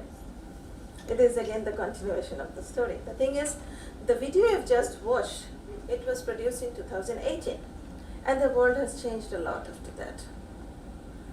And the changes are not expected. We plan, but we have to think of the changes as well. When we are thinking of a sustainable management of the delta, it cannot be done only in at the local level. People, as I've said, they are the first to experience different disasters and they cope. But the thing is, second I said, it is about the government and its policies and plans. And it has to be specific. There should be specific plans and strategies for specially vulnerable locations and zones. And the government also had ICZMP, which is Integrated Coastal Zone Management Policy. So it also indicates that government is aware about what needs to be done. But the thing is, we are not considering that is changes that are happening. Again, like when we are talking about sustainable management, it has to be results-based management. It's not that we will give something and we will put a tick mark against the output that is happening. We are giving an input and we are putting a tick mark against it, against the output. It's not what we are expecting. What we want is, we want a comparatively sustainable change in what we desire to have. That way, we have to have all these possible changes in our plans, or whatever the other necessary plans or supporting plans that we have to have. Now the question is, I won't linger it long, but there is another stakeholder. It's not only the local people, it's not only the government, but the private sector is also very much there. How can the private sector contribute? We always talk about the CSR fund, but I don't think about CSR. It's like sourcing out the money in a philanthropic way. Rather, we have to think in a different way, giving like through a different lens, which can be CCI, corporate community involvement, and which can actually lead toward a sustainable possible solution to the problems. Because if you just think of what different banks in Bangladesh have done. In the coastal area, they have established different cyclone shelters. And it is made so when the cyclone is coming, people should be evacuated and should be going to the cyclone shelters. It's actually never happening that easy, number one. Number two is, people don't have their ownership of those cyclone shelters. And then how can we expect that they will take care of the building for their own safety? And how sustainable how can we make it sustainable a project? And then the NGOs, as you have said, as you have heard about different examples from the morning, the NGOs are doing good work, but the extent they are working is very, very, very small. It's only the government who can bring about the change that is required.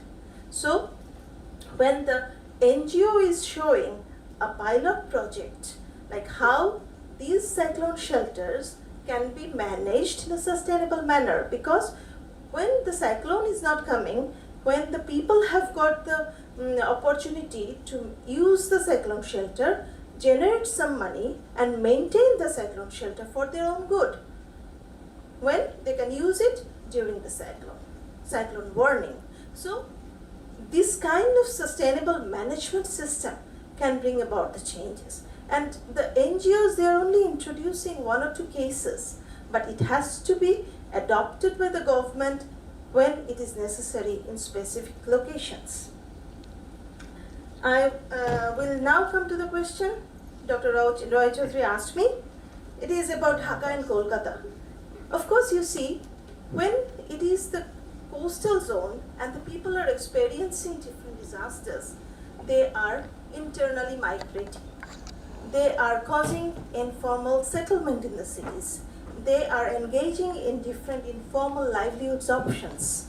Now the question is it what we want in the cities? No.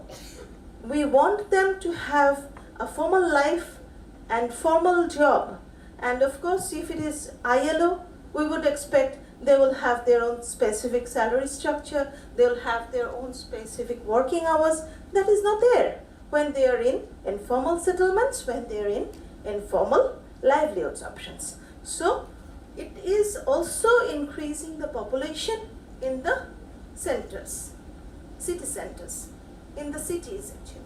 So causing the typically expected life of the citizens in the cities in having a threat because of so many people coming in the cities.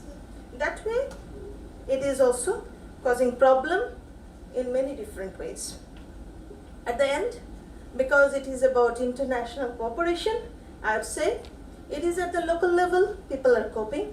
It is by the government where we need specific strategies for the vulnerable locations, And when it is about the private sector, it has to be a way, in a sustainable way that can be, the delta can be managed. The examples are mostly generated by the NGOs. Of course, we have to think about the livelihoods of the people coming in at the community level.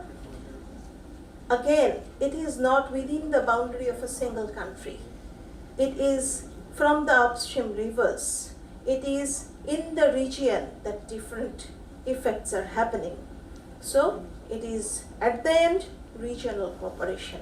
And regional cooperation is the key to any sustainable management, to any sustainable solution to such a problem. Thank you so much. Thank you, Didi, and thank you for your wonderful presentation, particularly on the all 360-degree aspects regarding the Goa international cooperation, Delta cities vulnerability and management. And I'm thankful to you once again for coming from Bangladesh. And also you have presented a very wonderful video regarding the Bangladesh government's initiative, particularly the sustainable delta management. So, two honorable guests also already with us. I will request them to kindly come on dais. Professor R.N. Acharya, sir, Director General of Central Council for Research in Ayurvedic Sciences, Ministry of Ayush, Government of India, and our Honorable Principal Secretary of Disaster Management and Civil Defense Department, Government of West Bengal, which he is with us. So I will request to the audience to kindly give a big round of applause for both of them. And I will request Anusha to kindly coordinate to be in the dais. Now I am going to the Pamela. Pamela, she is also my friend, my elder sister. Pamela, am I audible? And thanks for joining from South Africa. Yes. You are the policy head of NEFAD of South Africa, and you are also doing policy research in case of economic development, economic reformations in African subcontinent. So, and you know that water means business, water means policy, water means politics. So in these three respects, how you can mix the pleasure between the water, between the, in case of business, policy, politics, as well as economic reformations. So over to you, please. Great. Thank you so much. Thank you very much for this opportunity to speak at this very important summit. And greetings to you all from Johannesburg, South Africa. I would like to take this opportunity of congratulating Professor Chandroy, this being the first Delta Summit, and hearing also from Dr. Can you hear me? Yes, you are audible. Yes. Very good. And hearing also from Dr. Chris Sotropoulos, that this can be the beginning of a very structured arrangement. He has already mapped out, I think, in terms of having an advisory group for this important initiative, and how to attract funding. He's given some very important nuggets, and I'm happy to also inform him that I also serve as a member to Rotary Centurion here in South Africa. So I'm happy to hear he's also representing the international organization. We have been hearing throughout yesterday to this morning contributions from local, from state, country, and multilateral discussions and negotiations that happen, and how it can make an impact from both a small and a large scale in the Delta regions. But today I will speak, specifically in the African context, because I do represent the African Union Development Agency, and which is based here in South Africa, and we are the technical organ of the African Union based in Addis Ababa. And when Dr. Roy described the areas that I would cover, I represent currently a program called the Policy Bridge Tank, where we basically bridge the knowledge, the gap between knowledge producers and knowledge users and governments in terms of informing policy. So I think that this work is the beginning of some exciting times. As you know, Africa has many major rivers. It includes the Nile, the Congo River, Niger, Zambezi, and Orange rivers. The Nile is, said to be the longest river in Africa, and historically has been considered the longest river in the world. However, some researchers do contest this and argue that the Amazon River is slightly longer. But the Nile River flows through 11 countries in northeastern Africa. The countries are included is Egypt, Sudan, South Sudan, Ethiopia, Uganda, and the Democratic Republic of Congo. We know our rivers play a critical role in the livelihoods of our people, and just like other parts of the world, rivers in Africa also provide water for both industry and domestic purposes. So including irrigation for agriculture, which is essentially important in dry areas of the region with inadequate rainfalls that we are experiencing in Africa in some regions. And the rivers can also be used for transportation of people and goods and provide port facilities like Congo and Nile rivers, which are navigable, and additionally these rivers can provide fishing grounds and hydroelectric power production. And to speak on the economic aspect, especially on hydroeconomic power plants, use the energy of falling water to generate electricity. And in Africa, there are several large hydroelectric power plants that harness power of rivers to generate electricity. I'll give you an example. For example, there's the Gabe 3 Dam in Ethiopia. The Gabe River in Ethiopia has a capacity of about 1,870 megawatts of electricity that it can generate. And another example is the Grand Renaissance Dam in Blue Nile, also in Ethiopia, which has a planned capacity of 6,450 megawatts of energy. So hydroelectric power is an important source of renewable energy in Africa, and it can help meet the growing demand of electricity in these regions. We also know that rivers form natural boundaries between administrative divisions. We have districts, provinces, and countries separated by rivers. And however, access to the clean water remains a prevalent issue across the African continent. And it is noted that 1 in 3 Africans are facing water scarcity. So water becomes, a flow of life, and as in the documents that you read, it's known as the mother, the heart of our lands. Speaking on tourism and trade, I think based on also, it is also important and benefits on the presence of having rivers. Not only there's scenic value, but opportunities for water-based activities. There's game viewing, there's canoeing in Africa, which also contributes to the economic growth and development of African countries. However, it is important to note that Africa will need investments, and this investments, like in the session before, is substantial. And I think the more we drive in the importance, the more this agenda will be heard. Africa in particular needs roughly $20 billion a year to address its water insecurity. But African countries today are allocating no more than 0.5% of their GDP to the water sector. So it's clear that this needs to be addressed, and meeting the outcomes of this summit must include the African agenda of addressing the issues of our rivers. There is an important future, the potential of African leaders to leverage and borrow from Europeans, from India, and some of the examples are of connecting navigable rivers to develop inland canal-based transportation network. And this could benefit the African continent, which means largely dependent on fragmented land transport systems. Africa has several major rivers that are navigable and important for transportation, and some, like I mentioned, the Congo and the Nile rivers, which are navigable. The question posed to me about, there are several international corporations for sustainable delta management in Africa. And an example of this is Wetlands International, which focuses on the development of integrated approaches to manage water, nature, and economic development in deltas, especially in disaster-prone regions and countries.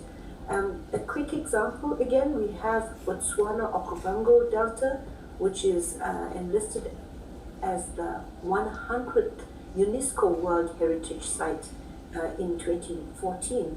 And this status underscores that the delta's global ecological significance and highlights the need to protect and manage this important biosphere of our Earth. The Wetlands International is the only global network. It's an NGO organization that is dedicated to the conservation and restoration of wetlands, and they are deeply concerned about the loss and deterioration of lakes and rivers. And their vision is a world where wetlands are treasured and nurtured for their beauty, the life that they support, and the resources they provide.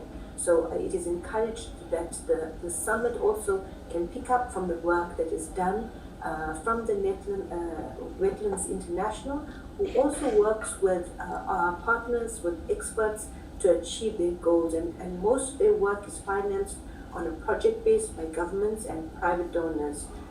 They also work with civil society and to enable wetland conservation and restoration. And I believe that by working together and stepping up actions to safeguard and restore wetlands across our landscapes, we can really boost the resilience societies needs to deal with the climate emergence and provide the basis of sustainable development. As I represent the African Union, I would like to mention that the African Union has expressed its commitment to integrate wetlands as a key element of the Great Green Wall Initiative.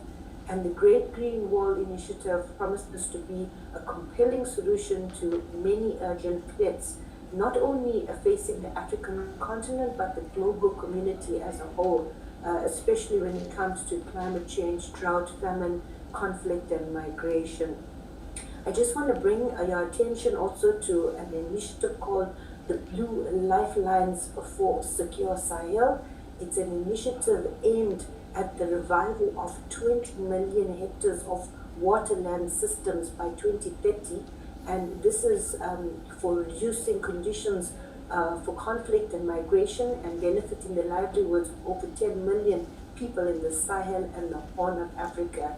So this initiative also focuses on water management.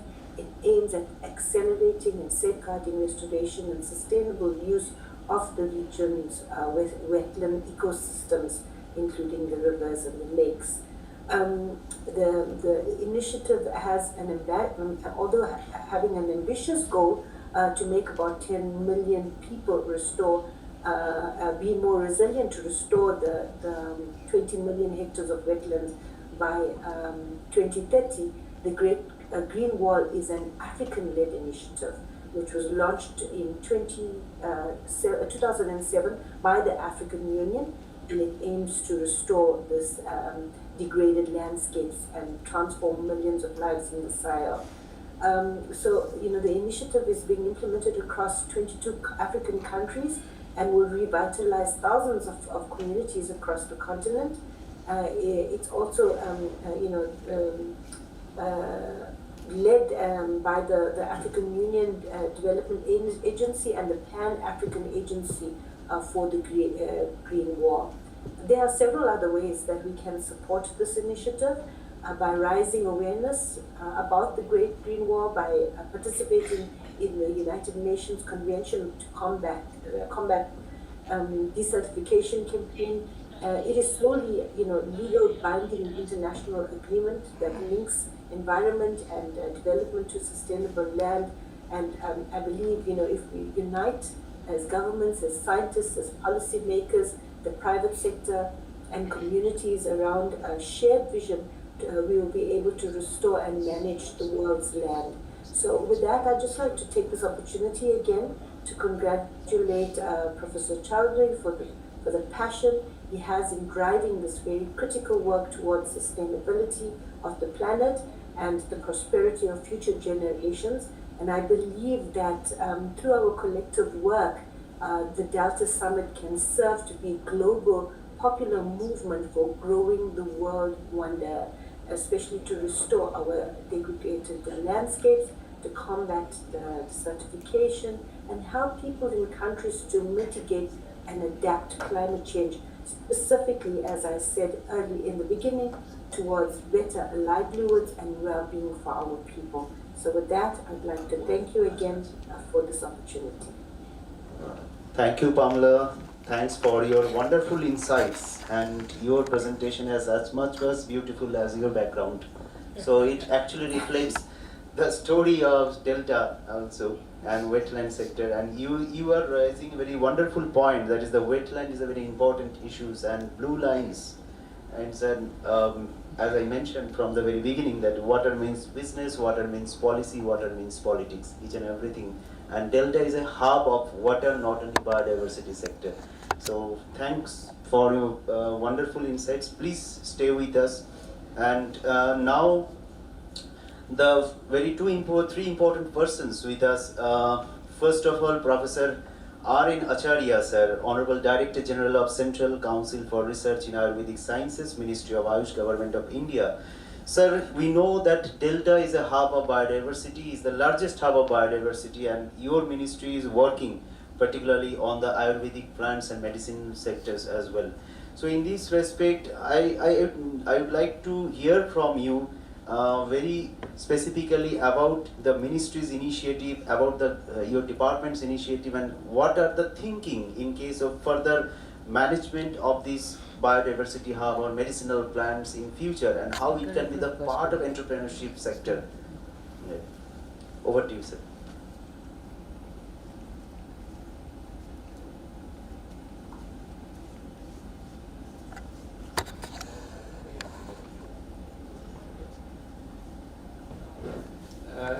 Thank you, Professor Auditorium. With due regards to Principal Secretary and Riyal and other members, at the outset I thank you and your organization for giving me the opportunity to have share with you my views of the ministry. And I think the total concept of Delta, I'm not 100% related to that part, but as you have rightly told about the medicinal plants, and particularly we have a specific organizations of subordinate organization of ministry, that is National Medicinal Plant Board, which is looking after it, and as we all know that 90% of the medicinal plants are being covered, we get from medicinal plants from the forest sources, and only 10% is cultivation. And out of this forest area, maximum are not getting, now we are getting very less forest area and the medicinal plants from the natural sources. So this delta area, particularly the Mahanadi Belt Delta and West Bengal part, and particularly in Bangladesh, I am in touch with many officers there and for that part. So this is a hub where many medicinal plants are available, but not in Sundarban, but in Mahanadi Delta, where trace waters, other things are there, and that needs explorations. And particularly the many research projects, Government of India is in initiatives of this aspect, that how to explore the possibilities of medicinal plants available there. There is very few research works about the exploration of the medicinal plants, and also the medicinal plants, what Ayush is thinking over, the medicinal plants Ayush consider those which are mentioned in the scheduled books and Drugs and Cosmetics Act. But excluding them, there are not hundreds, thousands of medicinal plants available which are being ethnomedicinally used, but not in the covering of the domain of Drugs and Cosmetics Act. So there is a huge possibility of research, explorations of this, and scientifically validations of these medicinal plants, where ministry is working, and there are funds available under ministry under the extramural research scheme, particularly the EMR scheme, where ministry is funding for that through NMPV. And I am heading a council, Central Council of Research in Ayurveda. Just like that also, we have 3 other councils, Central Council of Research in Unani, in homeopathy, and also Siddha. Though Siddha is not linking it this area, but Unani, homeopathy, and Ayurveda, they are also, we have different projects in terms of collaborative projects with different ministry. We are ministry organization, even state governments also we are funding. We have an institute here at Seldoc also, Saltec, Central Council of Research, our Central Research Institute is here, and this way we have 30 research institutes across the country. So there is a research possibility, what I can say, and this can be explored through, though directly we are not dealing with the NGOs, but NMPV, through NMPV there is a scheme where NGOs and other people can come up forward and have some research project in that aspect. Thank you. Thank you, sir. Thank you. Sir, there one point I would like to know, that there is a concept, that is the entrepreneurship development as well as the indigenous knowledge sector. So how, if I think there is a huge opportunity in case of Delta region, Sundarban area, to find out the indigenous plants, and how if ministry, through ministerial support, it can be create some opportunities for developing the medicinal values of this plant, and after that, through that way we can start the entrepreneurship sector, and it will be, I think, helpful for the Sundarban areas, regions, the people, if we train them in that particular selling and the startup unit development. So, what is your in that suggestion? area, what I told, only through ministry has a scheme through National Medicinal Plant Board. Because development ministry has that for medicinal plant sector, but for other sectors there are other research schemes also there. If somebody come up with a development or entrepreneurship, particularly cultivation, primary processing, where entrepreneurship can be major developed. Primary processing of the medicinal plants and supply to the different stakeholders for preparation of the medicines. Thank you, sir. Thank you. Please give a big round of applause for sir for his wonderful insights. Now I will request our honorable guest of honor, Mr. R.K. Jaiswal, sir, Honorable Consulate of Maldives, Kolkata. And we are really thankful, sir. Within your busy schedule, you have given your valuable time for us, and you are also connecting the Maldives and India, and one kind of representative as well. And Maldives, we know that is the island. Though we are talking about the delta, but still, climate change impact is everywhere, and either it may be the island or it may be the delta region. And delta is also belonging with a combination of several islands as well. So in this sector, I will request you, if you kindly find some give some insights, particularly from the tourism perspective, and how the international cooperation can be initiated with this Sundarban Delta as well as the Maldives, like that small island. Kindly, sir.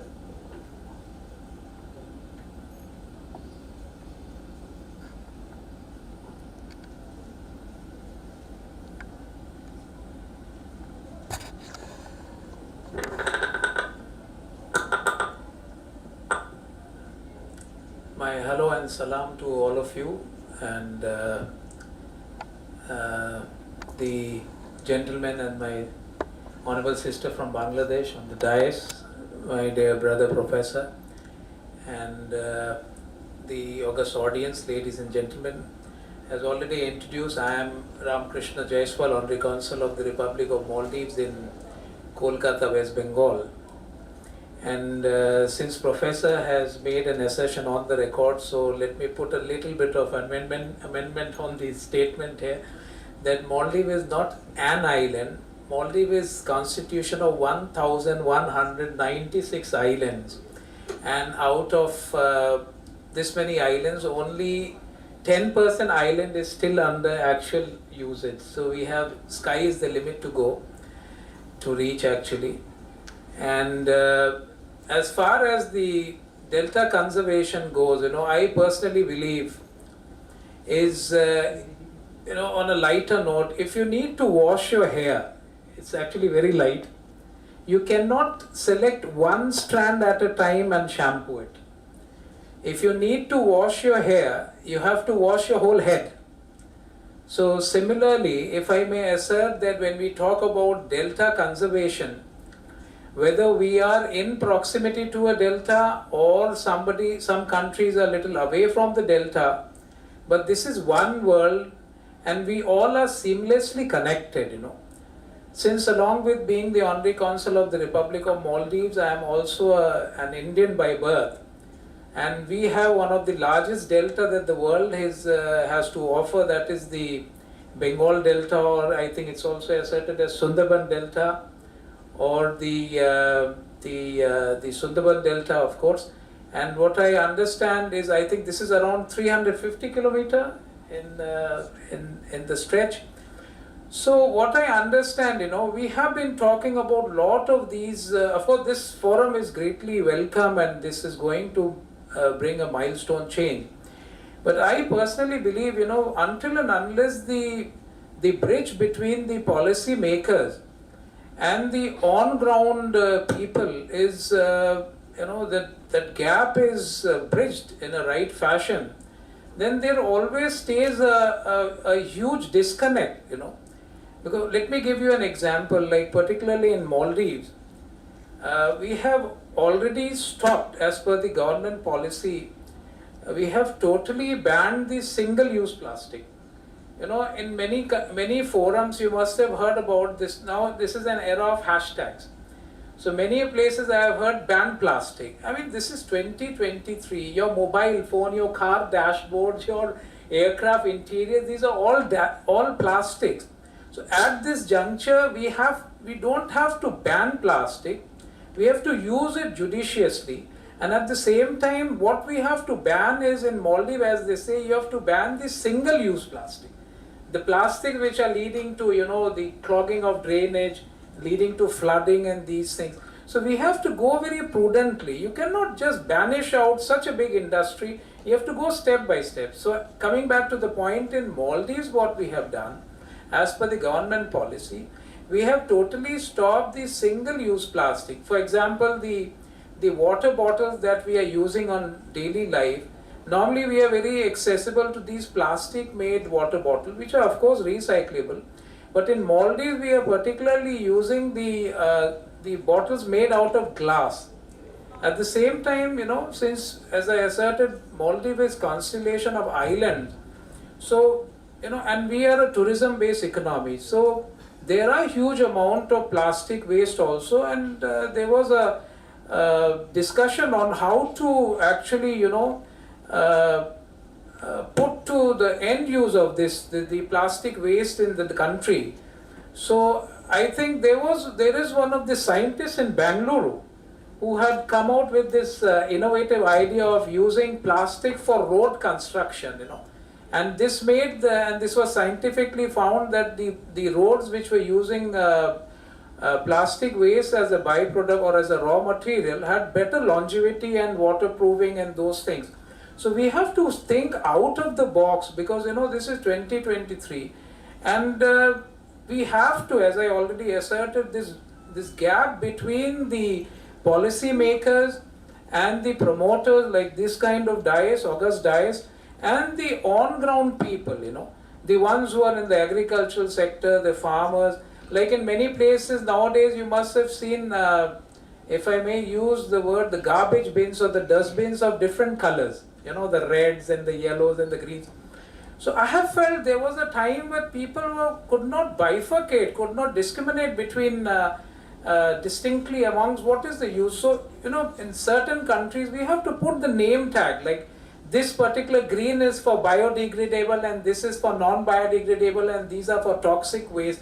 So these kind of things, on-ground reality has to be, you know, the twisting and turning of the things for the success on-ground reality. Because a lot of things have been already asserted on the books, on the papers, in the magazines, on the media, print media and the visual media. But what I find the disconnect, because at this moment, you know, we are in the luxury where many a times, many of us, if I may say, that we have shower in our washrooms, in the shower room. But at the same time, you know, I've seen a lot of people, when we talk about save water, like this is the era of hashtag. So when they assert about save water, at the same time, when you end up going to not a particular sector, I'm just generally saying, is when you end up going to the washroom to wash your hand, you find a huge jacuzzi, which is almost like a Niagara Fall. And here on one hand we are talking about save water, and the other side, when you press that button, you are pouring in, I think, 30, 40, 50 liters of water just for washing your hair. So we have to put, until and unless the policy and the rules and regulations are supported by the law, that principal character has to come in play. When you put some policy, some regulation, you have to support it with law. I don't have anything against any waterfall kind of jacuzzi. But then you have to increase the water tax. This is what I feel, because there are a lot of people who are still going out of a glass of drinking water. If I'm not exaggerating the whole point, there are certain villages in the world where people are looking for a single glass of drinking water, for which a lady and the child has to walk for kilometers. And at the other side of the sphere, we are using a push button jacuzzi where gallons of water is coming out for just the luxury of shower.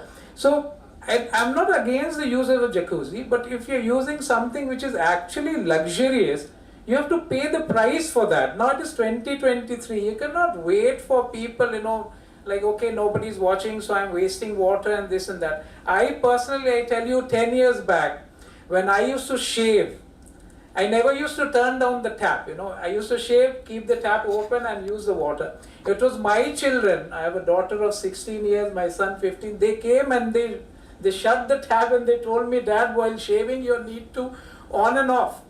I only knew that it is on and off of the tube lights or the switch buttons, but even in water tap. So these small changes, like there was a time when we used to drive in a car having a chips, the packet of chips, and this is 15 years back. I have seen people just rolling down the window, enjoying the chips and throwing it on the road. What this is affecting on the delta directly, no. But in the long run, of course, each and every wrong act is going to affect each and every person around the world, believe me, COVID is an example. It's a sad term now.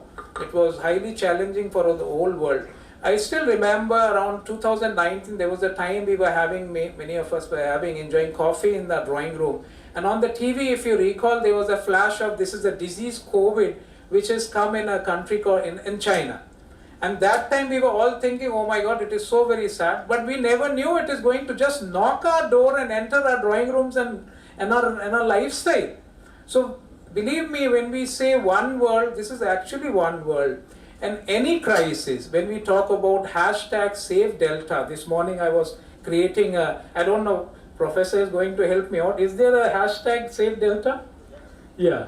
So if you put hashtag Save Delta, in most of the tweets you'll find there are hashtag Save Delta, hashtag global warming, hashtag Save in Mind, hashtag water conservation. These are all interrelated. And then when we talk about don't go for pollution, believe me, on the end of the day, these all are going to affect our own lives. If we save that, it's going to affect us positively. If we still go on, just keep talking and we don't walk the talk, believe me, this kind of devil, because of this environmental contamination and deterioration, is again going to knock our door and enter. So believe me, when we say this is one world, actually it is one world, and we have to walk the talk, I have high regard for these platforms, but there are times when I have seen, when we talk, there was a forum where we were talking about, Professor, we were talking about save water. And at the same time, I saw most of the people who were enjoying that bottle of water on the table left the bottle half used. And believe me, when you take a bottle of water, even if you have taken one sip out of that bottle, hardly that water is reused. In most of the places, it is dumped in the dustbin. I don't think even people water the plants with that, because it's defiled water. You have used it. So these small changes, like in one of the instances I heard, when you have a guest at your home, don't serve full glass water. There are many a times we just take a sip from the glass and we leave that water. And believe me, even you and me, we throw that water. We don't pour it on the plants in the residence. So if you save these small tips, because I have been a motivational speaker also, and I personally believe a lot of people internationally, with all due regards to them, is we all are looking for that magical big solution. You know, there is nothing called big solution.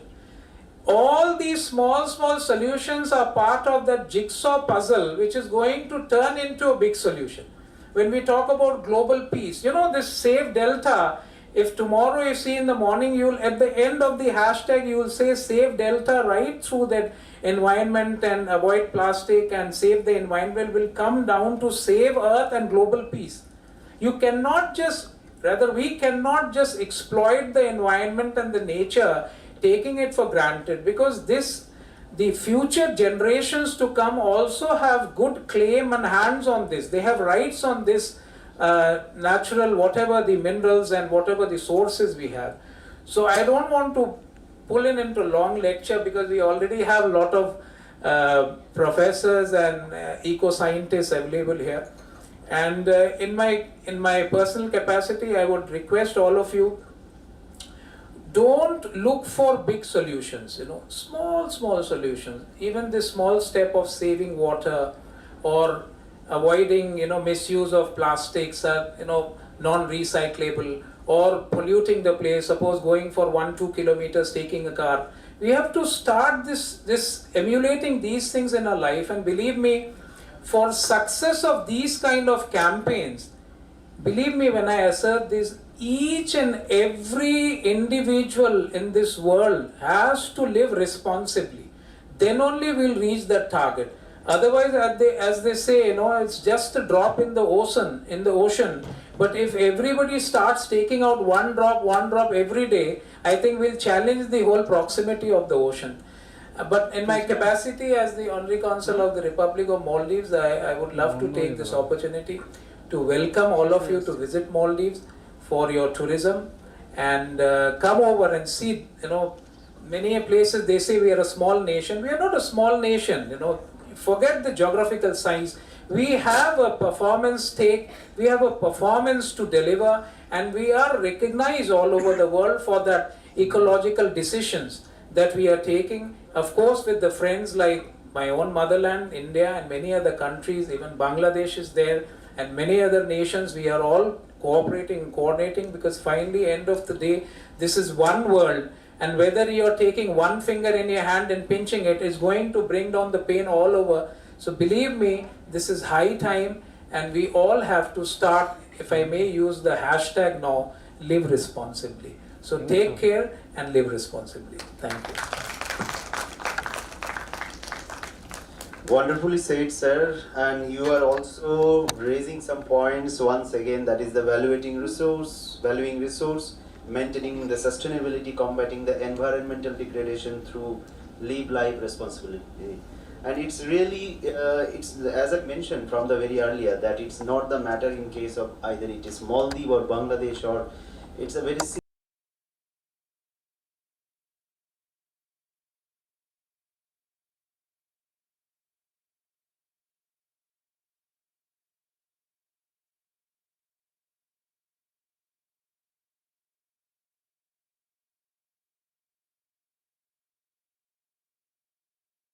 So this is a very significant way, and also today Mr. Pradeep Khemka sir, Honorable Consulate of Brazil, Kolkata, he will not be able to join, and also Honorable Minister of Disaster Management and Civil Defense Department, Government of West Bengal, Mr. Javed Ahmed Khan, will not be able to join due to the election protocol, you know, and he sent his wishing note for wishing our conference, and I would like to deliver his note in front of the audience. It gives me immense pleasure to learn that the Center for River Affairs South Asian Institute for Advanced Research and Development, SAIARD, is going to hold International Delta Summit on 16th and 17th June 2023, focusing on the utility of river and river delta in human life and livelihood. The contribution of river and its delta to development of human civilization is undeniable. But human activities detrimental to the river and its delta are having an adverse effect on the ecosystem. So there should be an increase in human consciousness and about protection of river and its delta in the interest of mankind. Hope and trust that at the present moment that aforesaid summit will go a long way to raise awareness among the people about the usefulness of river and its delta, promoting them to care about protection of the parts of the environment. I wish their endeavor all success. Honourable Minister in charge, Mr. Javed Ahmed Khan. Thank you, sir. I request to the audience to kindly give a big round of applause for the Honourable Minister, though he will not be able to join, but I think we will definitely share this live streaming in front of him. And now our chief guest of this session, that is the Honourable Principal Secretary of Disaster Management and Civil Defence Department, Government of West Bengal, Mr. Dushwant Nariyala sir, is with us, and sir is also combating a very dynamic department, I must say, both the civil disaster management and civil defence as well, and a very much responsible department in this sector, because in any kind of disaster related issues, sir has to take a lot of responsibilities, and he has bear a wide responsibility to save us. Actually, the department help us to save the people of West Bengal. So with this responsibility, I think that it is none other than Mr. Nariyala sir, to be the chief guest of this event and to be the showstopper, one kind of runner and a speaker of this event. So I'll request as a chief guest, Mr. Nariyala, please say your words in front of the audience, and please give some message as that also give some highlights about the initiatives of Government of West Bengal in case of disaster management. Good evening, everyone, and thank you, Professor Vishwajit Roy Chaudhary, Chairman SAIARD, for inviting me here today. And it has been a long association. We've been discussing it for past 2 months, and I'm happy that such a valuable international Delta Summit with such wide participation internationally and on different topics has been organized. And I also attended one of the sessions yesterday as a learner, and I was happy to find the valuable knowledge shared. I learned a lot from Professor Tuhin Ghosh, he's here today, about the stories of Sundarban. Then Professor Punarbasu Chaudhary about the mangroves shifting up the river. Professor Sovnik Roy about balance, the need for balance. And Mr. Gopinathan Maheshwaran about the birds and the flyways. So what I could conclude that the uniqueness of the Sundarbans Delta and the rivers, this discussion forum is very important because, as we know, the Mother Earth and our historical civilizations know the rivers as mother. That's why we call Ganga Ma, and they have been the initial basis of civilizations. Protection of the waterways are the protections of the lifeline.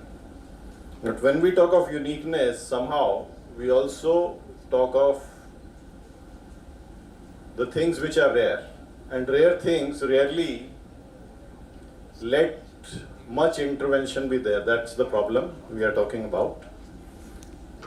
Our department, the Department of Disaster Management and Civil Defence West Bengal, we are actively involved in the disaster mitigation effort, since prevention is better than cure. And in the past few years, the focus has shifted from just relief to mitigation of disasters, developing resilience post the Sendai framework. And in the Sundarban region itself, from the National Cyclone Risk Mitigation Project, nearly 221 cyclone shelters have been built, and they've been of great help during the last few cyclones, starting from Cyclone Fani. Thereafter, we had a series of cyclones, Cyclone Bulbul, Super Cyclone Amphan, Cyclone Yas, and we are also in the next phase trying to strengthen flood shelters to the level of cyclone shelters in the Sundarban areas. But as the Honorary Council was mentioning, Honorary Council of Maldives, Mr. R.K. Jaiswal, we all have to contribute because disaster management is a teamwork, and more than any department or governance, it's the community that rises, saves itself, develops the resilience, adapts. We've been hearing this through these 2 days of this summit. And the first responders are generally from the community. The government is training forces and volunteers. More than 7,000 Apda Mitra volunteers have been trained only in West Bengal. All over India, this figure is nearly 1 lakh. Apart from that, civil defense volunteers are there. Our national disaster response forces and the state disaster response forces, they all work tirelessly for the rescue relief. And last few cyclones, the evacuation figures have ranged from 15 to 20 lakhs, which is a huge effort. And more than 3 lakh personnel were on the field executing these exercises. But all said and done, it is more like each of us contributing and each of us saving ourselves in a team effort, trying to achieve a synthesis and a synergy for sustainable development. As Mr. Jaiswal mentioned, there is a theory called the butterfly effect. Every small event contributes in a non-linear way to a bigger change. One thing leading to another and another thing leading to another.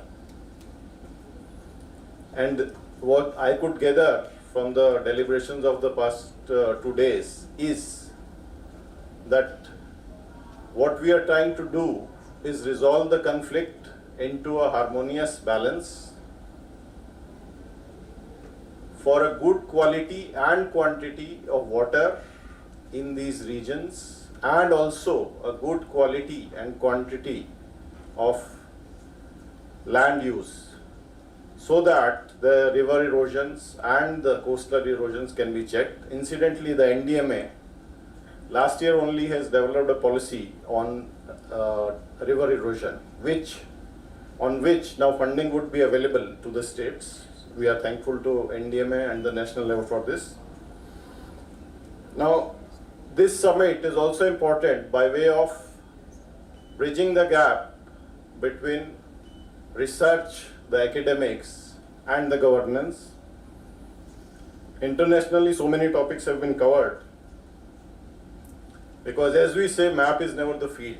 So what is written in the book or theorized as a research, unless there's an applied aspect, the solutions do not come out. So what we need as administrators are solution-based research. And I was very happy to listen to Professor Sharmin's deliberations on the long-term plan for Bangladesh, and also the CCI initiative that they mentioned, and the nature-based solutions. Means that is the way ahead that we need to see and learn. As Bill Gates once said, power comes not from knowledge kept, but from knowledge shared. And I'm grateful that this summit has led to sharing of knowledge across several sectors, several nations, several fields, so that we can all talk in the same language and be at the same wavelength. And the gap between the research, academics, and the executive action is narrowed down. What my own experience has been that at times Yesterday we were discussing with DDG IMD, Mr. Sanjeev. He was mentioning, though there are 1,000 papers of research which he can look at, but none of them would tell him about where the cyclone will make the landfall. The decision has to be his. So the research coming out, there has to be a sync. And while over the past few years there has been a lot of specialization, knowledge has grown by leaps and bounds. But unless this knowledge distills itself into wisdom which can be applied, the solutions do not reach the common man. I read somewhere, some wise men put it very nicely, while knowledge analyzes, dissects, wisdom is about integration. So while in this world of super specialization, and I also had the chance, we were discussing with some, and as scientist Mr. Gopinathan Maheshwaran put it yesterday, that everyone is talking about saving it for the humans. What about the birds and the biodiversity? Is there a competition? We are talking about highways, but the birds have a migratory flyways. Some of them are very rare. So when we talk of the Sundarban Delta specifically, it is about harmonizing the balance between biodiversity and the human needs. And as Professor Tuhin Ghosh put it very aptly, that what Sundarban are we talking about? What is the area we are talking about? It's a dynamic system and changing constantly. And what solutions are we looking at? How much population to sustain that area? All those issues, many of them has been discussed. I hope that solutions would be found to the satisfaction of most, if not all, because it's a slow process of change from knowledge to implementation. But at the same time, one has to realize, and this I request the audience to keep in mind, that as the science and technology have grown, while our resilience capacity have grown, the scale of damage that can be caused by human action have increased manifold. That thereby reduces the time that we give ourselves to preserve and conserve environment at the same time. And that's why, the Honorary Council was mentioning our actions need to be consistent with our goals, and it has to be an overall symbiotic governance, holistic, sustainable development for all, not only for the human beings, but for the biodiversity, for the trees, the water, the land. And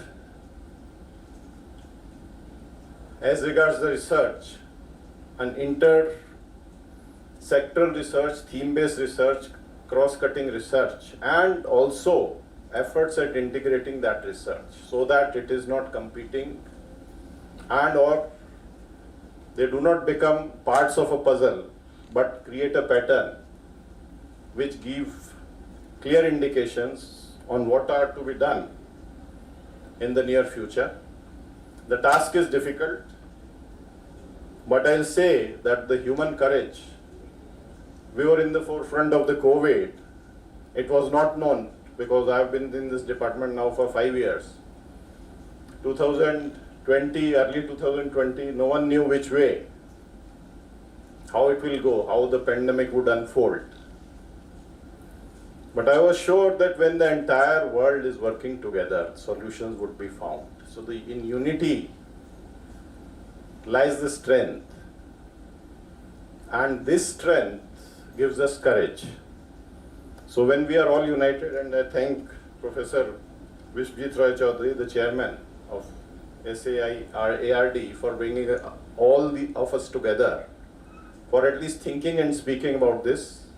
It gives us courage, and unity gives a courage which makes impossible tasks easy, because bringing people together is a big task. Then bringing the minds together is a big task, but a bigger task is bringing the hearts together. They should not only think alike, they should also feel alike, because if there is separation in feeling, so our involvement does not become complete.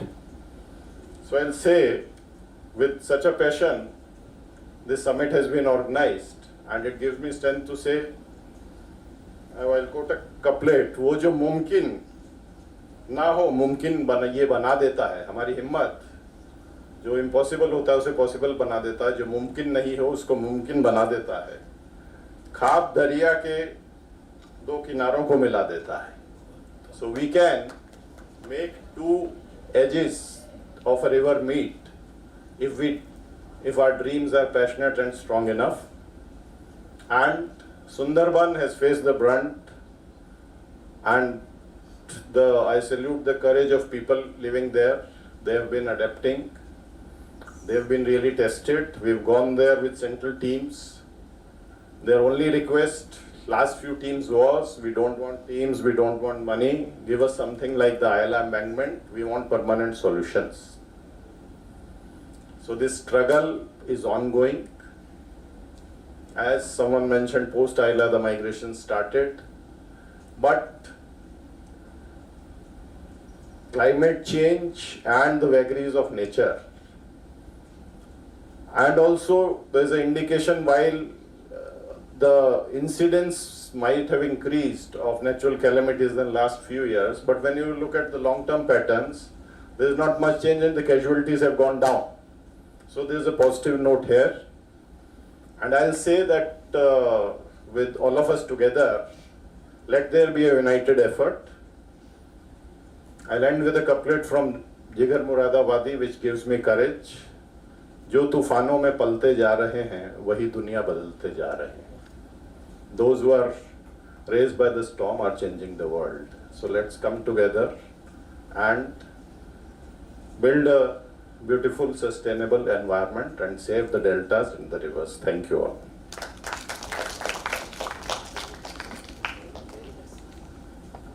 Thank you so much, sir, for your wonderful speech, along with the wonderful shairis as well.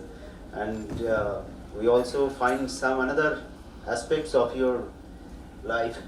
You are a very good speaker, not only just a good speaker, a good administrator, as well as a good shairi. So thank you, and for also enlighten us the single point that is united we stand, divided we misunderstand. So for Sundarban, it is the most important part. Maybe we are discussing the different issues related to the delta, resilience, climate change, etc., disaster within a AC room in a very sophisticated manner. But really, I think that Sir has mentioned rightly, we have to salute to those people who are actually protecting their embankments, who are day-to-day lifestyle are threatened by the either climate-related hazard or animal truck attacks, etc. So I think now this is the field we, on behalf of this, on the basis of the vision which we have through the government of West Bengal different departments, and also the international cooperation organizations, the Swatch International, Botanical Survey of India, Government of India organizations for supporting us in this regard. Jadavpur University, definitely they are doing very good job, the School of Oceanographic Studies, particularly Sundarban and climate change aspect. And now, this is the point, through this platform we should take an oath to protect our mother nature, because don't think that I am belonging in Kolkata, we are safe. The people, those who are facing in belonging in Sundarban, they are, Lord, let them face. If their life will be threatened, automatically our life will be automatically be threatened condition. So with this note, I once again thanks to the honorable panelists. Now this is the time for the felicitation and the vote of thanks, and before that I would like to request to our team members, our faculties, to felicitate our honorable guest, because maybe I'm the chairman, maybe I'm the patron of this event, but okay. I think after felicitation you can do that. And my dear elder sister Professor Shuchita Sharmin has an announcement for us, and yeah, Shuchita, please. Thank you. Because he has mentioned very rightly that it's just the initiation, and I had been in touch with him for quite some time now. It is a common issue for the region, and though we have many stakeholders in Bangladesh, we also have many stakeholders in India, because it is the first time we are having the Delta Summit here. We hope to host the Delta Summit next year in Bangladesh. And thank you very much. Thank you so much, Didi. Now I will request to our faculty, Ms. Annesha Ganguly, to kindly felicitate Professor R.N. Acharya sir, because it's not so good that as a chairman I should take always the privilege, but it is the cooperative work of all of them. Because of them I am here, and that's why I always try to bring our team in front. Okay, I am also coming. Sir, please come in front. Please. Please give this round of applause for this really busy person. Thank you for giving your valuable time and spare with us, sir. But I must take one opportunity that these photographs which you have in your hand, it is crafted by me and designed by me, so you should give us special thanks for a big round of applause. Anyway, now I request Annesha again, Satyajit, to please felicitate our professor, my elder sister, Professor Sharmin. Please, Didi in front, please come in front. Satyajit Basrajak is our project executive of SAIARD in Geoinformatics Division. Thank you. Very good.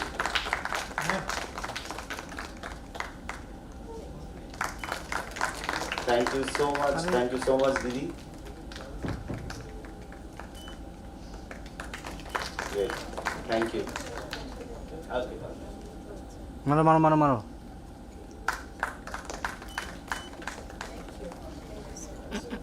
I shall request Ms. Ayantika Ganguly, our another project executive of SAIARD, to kindly felicitate Honorable Consulate of Maldives, Sir Ram R.K. Jaiswal, sir.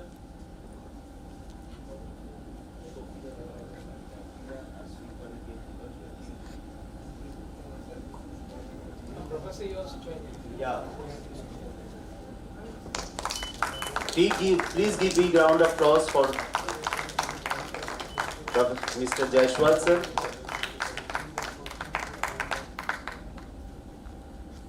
Yes.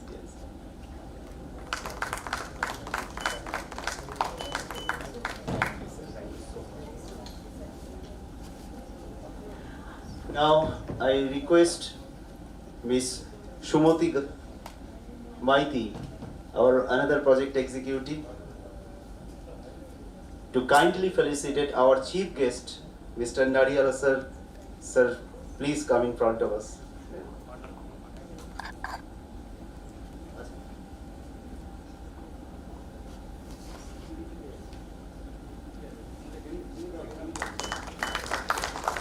Thank you so much. Thank you so much.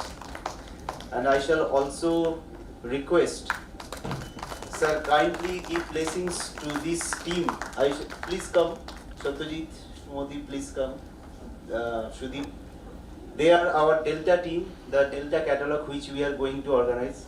They are the project executive team of Delta. Kindly bless them. And I will request the Honorable platform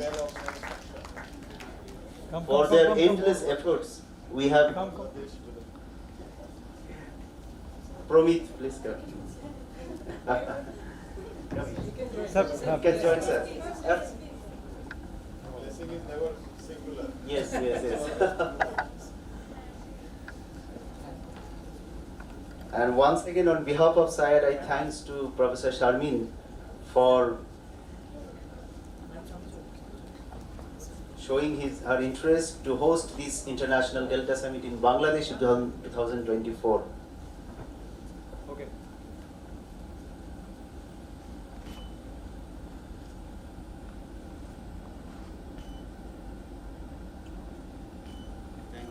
Thank you. And not but least, we have to recognize those persons, for those who are here, we are completely successfully organizing this event.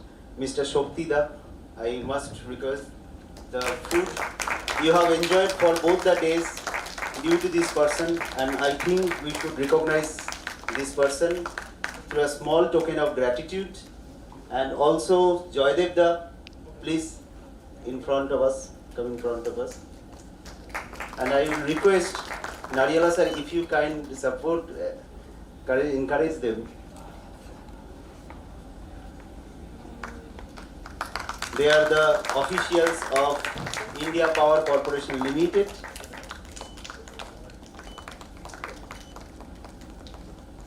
Thank you. And also Salman sir. Salman ji is the security in charge. This, sir. For their endless support, it is not possible to compile this. Thank you so much. Oh, this one. Thank you, thank you. So thank you, audience. Thank you, our honorable dignitaries. Thank you, our partner organizations. Thank you, our team, and thank you all the felicitated for their endless support. And also, I once again thank you, Professor Tuhin Ghosh, the Director of School of Oceanographic Studies, Jadavpur University, the Direct MD of Swachh Environment, Botanical Survey of India, and also the Haldia Water Climate Trends, everybody, NIUA, Namami Gange, everybody for their endless support to host this, organize this event. And also our honorable consulates, our the Deputy High Commissions of Bangladesh, Deputy High Commission of UK, and USA Consulate and Honorable Consulate of Maldives as well, and also Brazil Embassy definitely, and Professor Sharmin, Dr. Mr. Nariela sir, Government of West Bengal, for their support for organizing this event. Hope we will meet once again in some other points, in some other issues. Thank you. Yes. Sure, sir. Sure, definitely. Please. Officially to the Education Ministry also. সেটা নিলাম তো পুরো photo পেয়েছি তো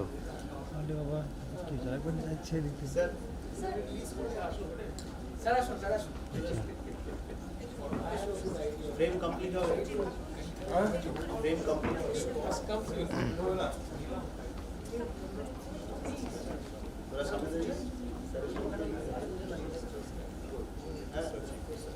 আসছে আসছে সবাই আসছে হ্যাঁ এক মিনিট with still camera আসছে একটু you can balance few of you come this side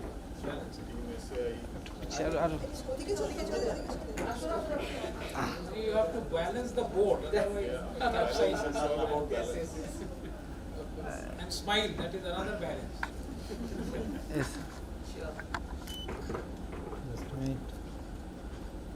রেখে মান ধরো ধরো ধরো এখন ছাড়বে না ছাড়বে না hold hold hold hold thank you Okay.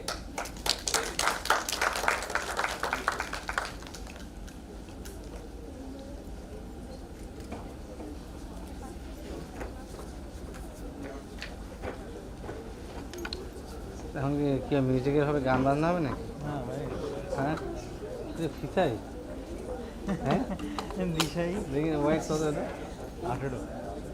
18 এত বড় 18 না 16 তাই বাবা এটা ফিসাই না এটা দিশাই দেখি মানটা দেখি তোমার তো ছিল না দাদা আমি চেঞ্জ করি 50 লাগাই এটা দিয়ে মারো না, এটা দিয়ে মারো। Ladies and gentlemen, networking tea is being served outside the auditorium, so please have your networking tea. Thank you. Stay blessed. Take care. Hope to see you soon. Thank you.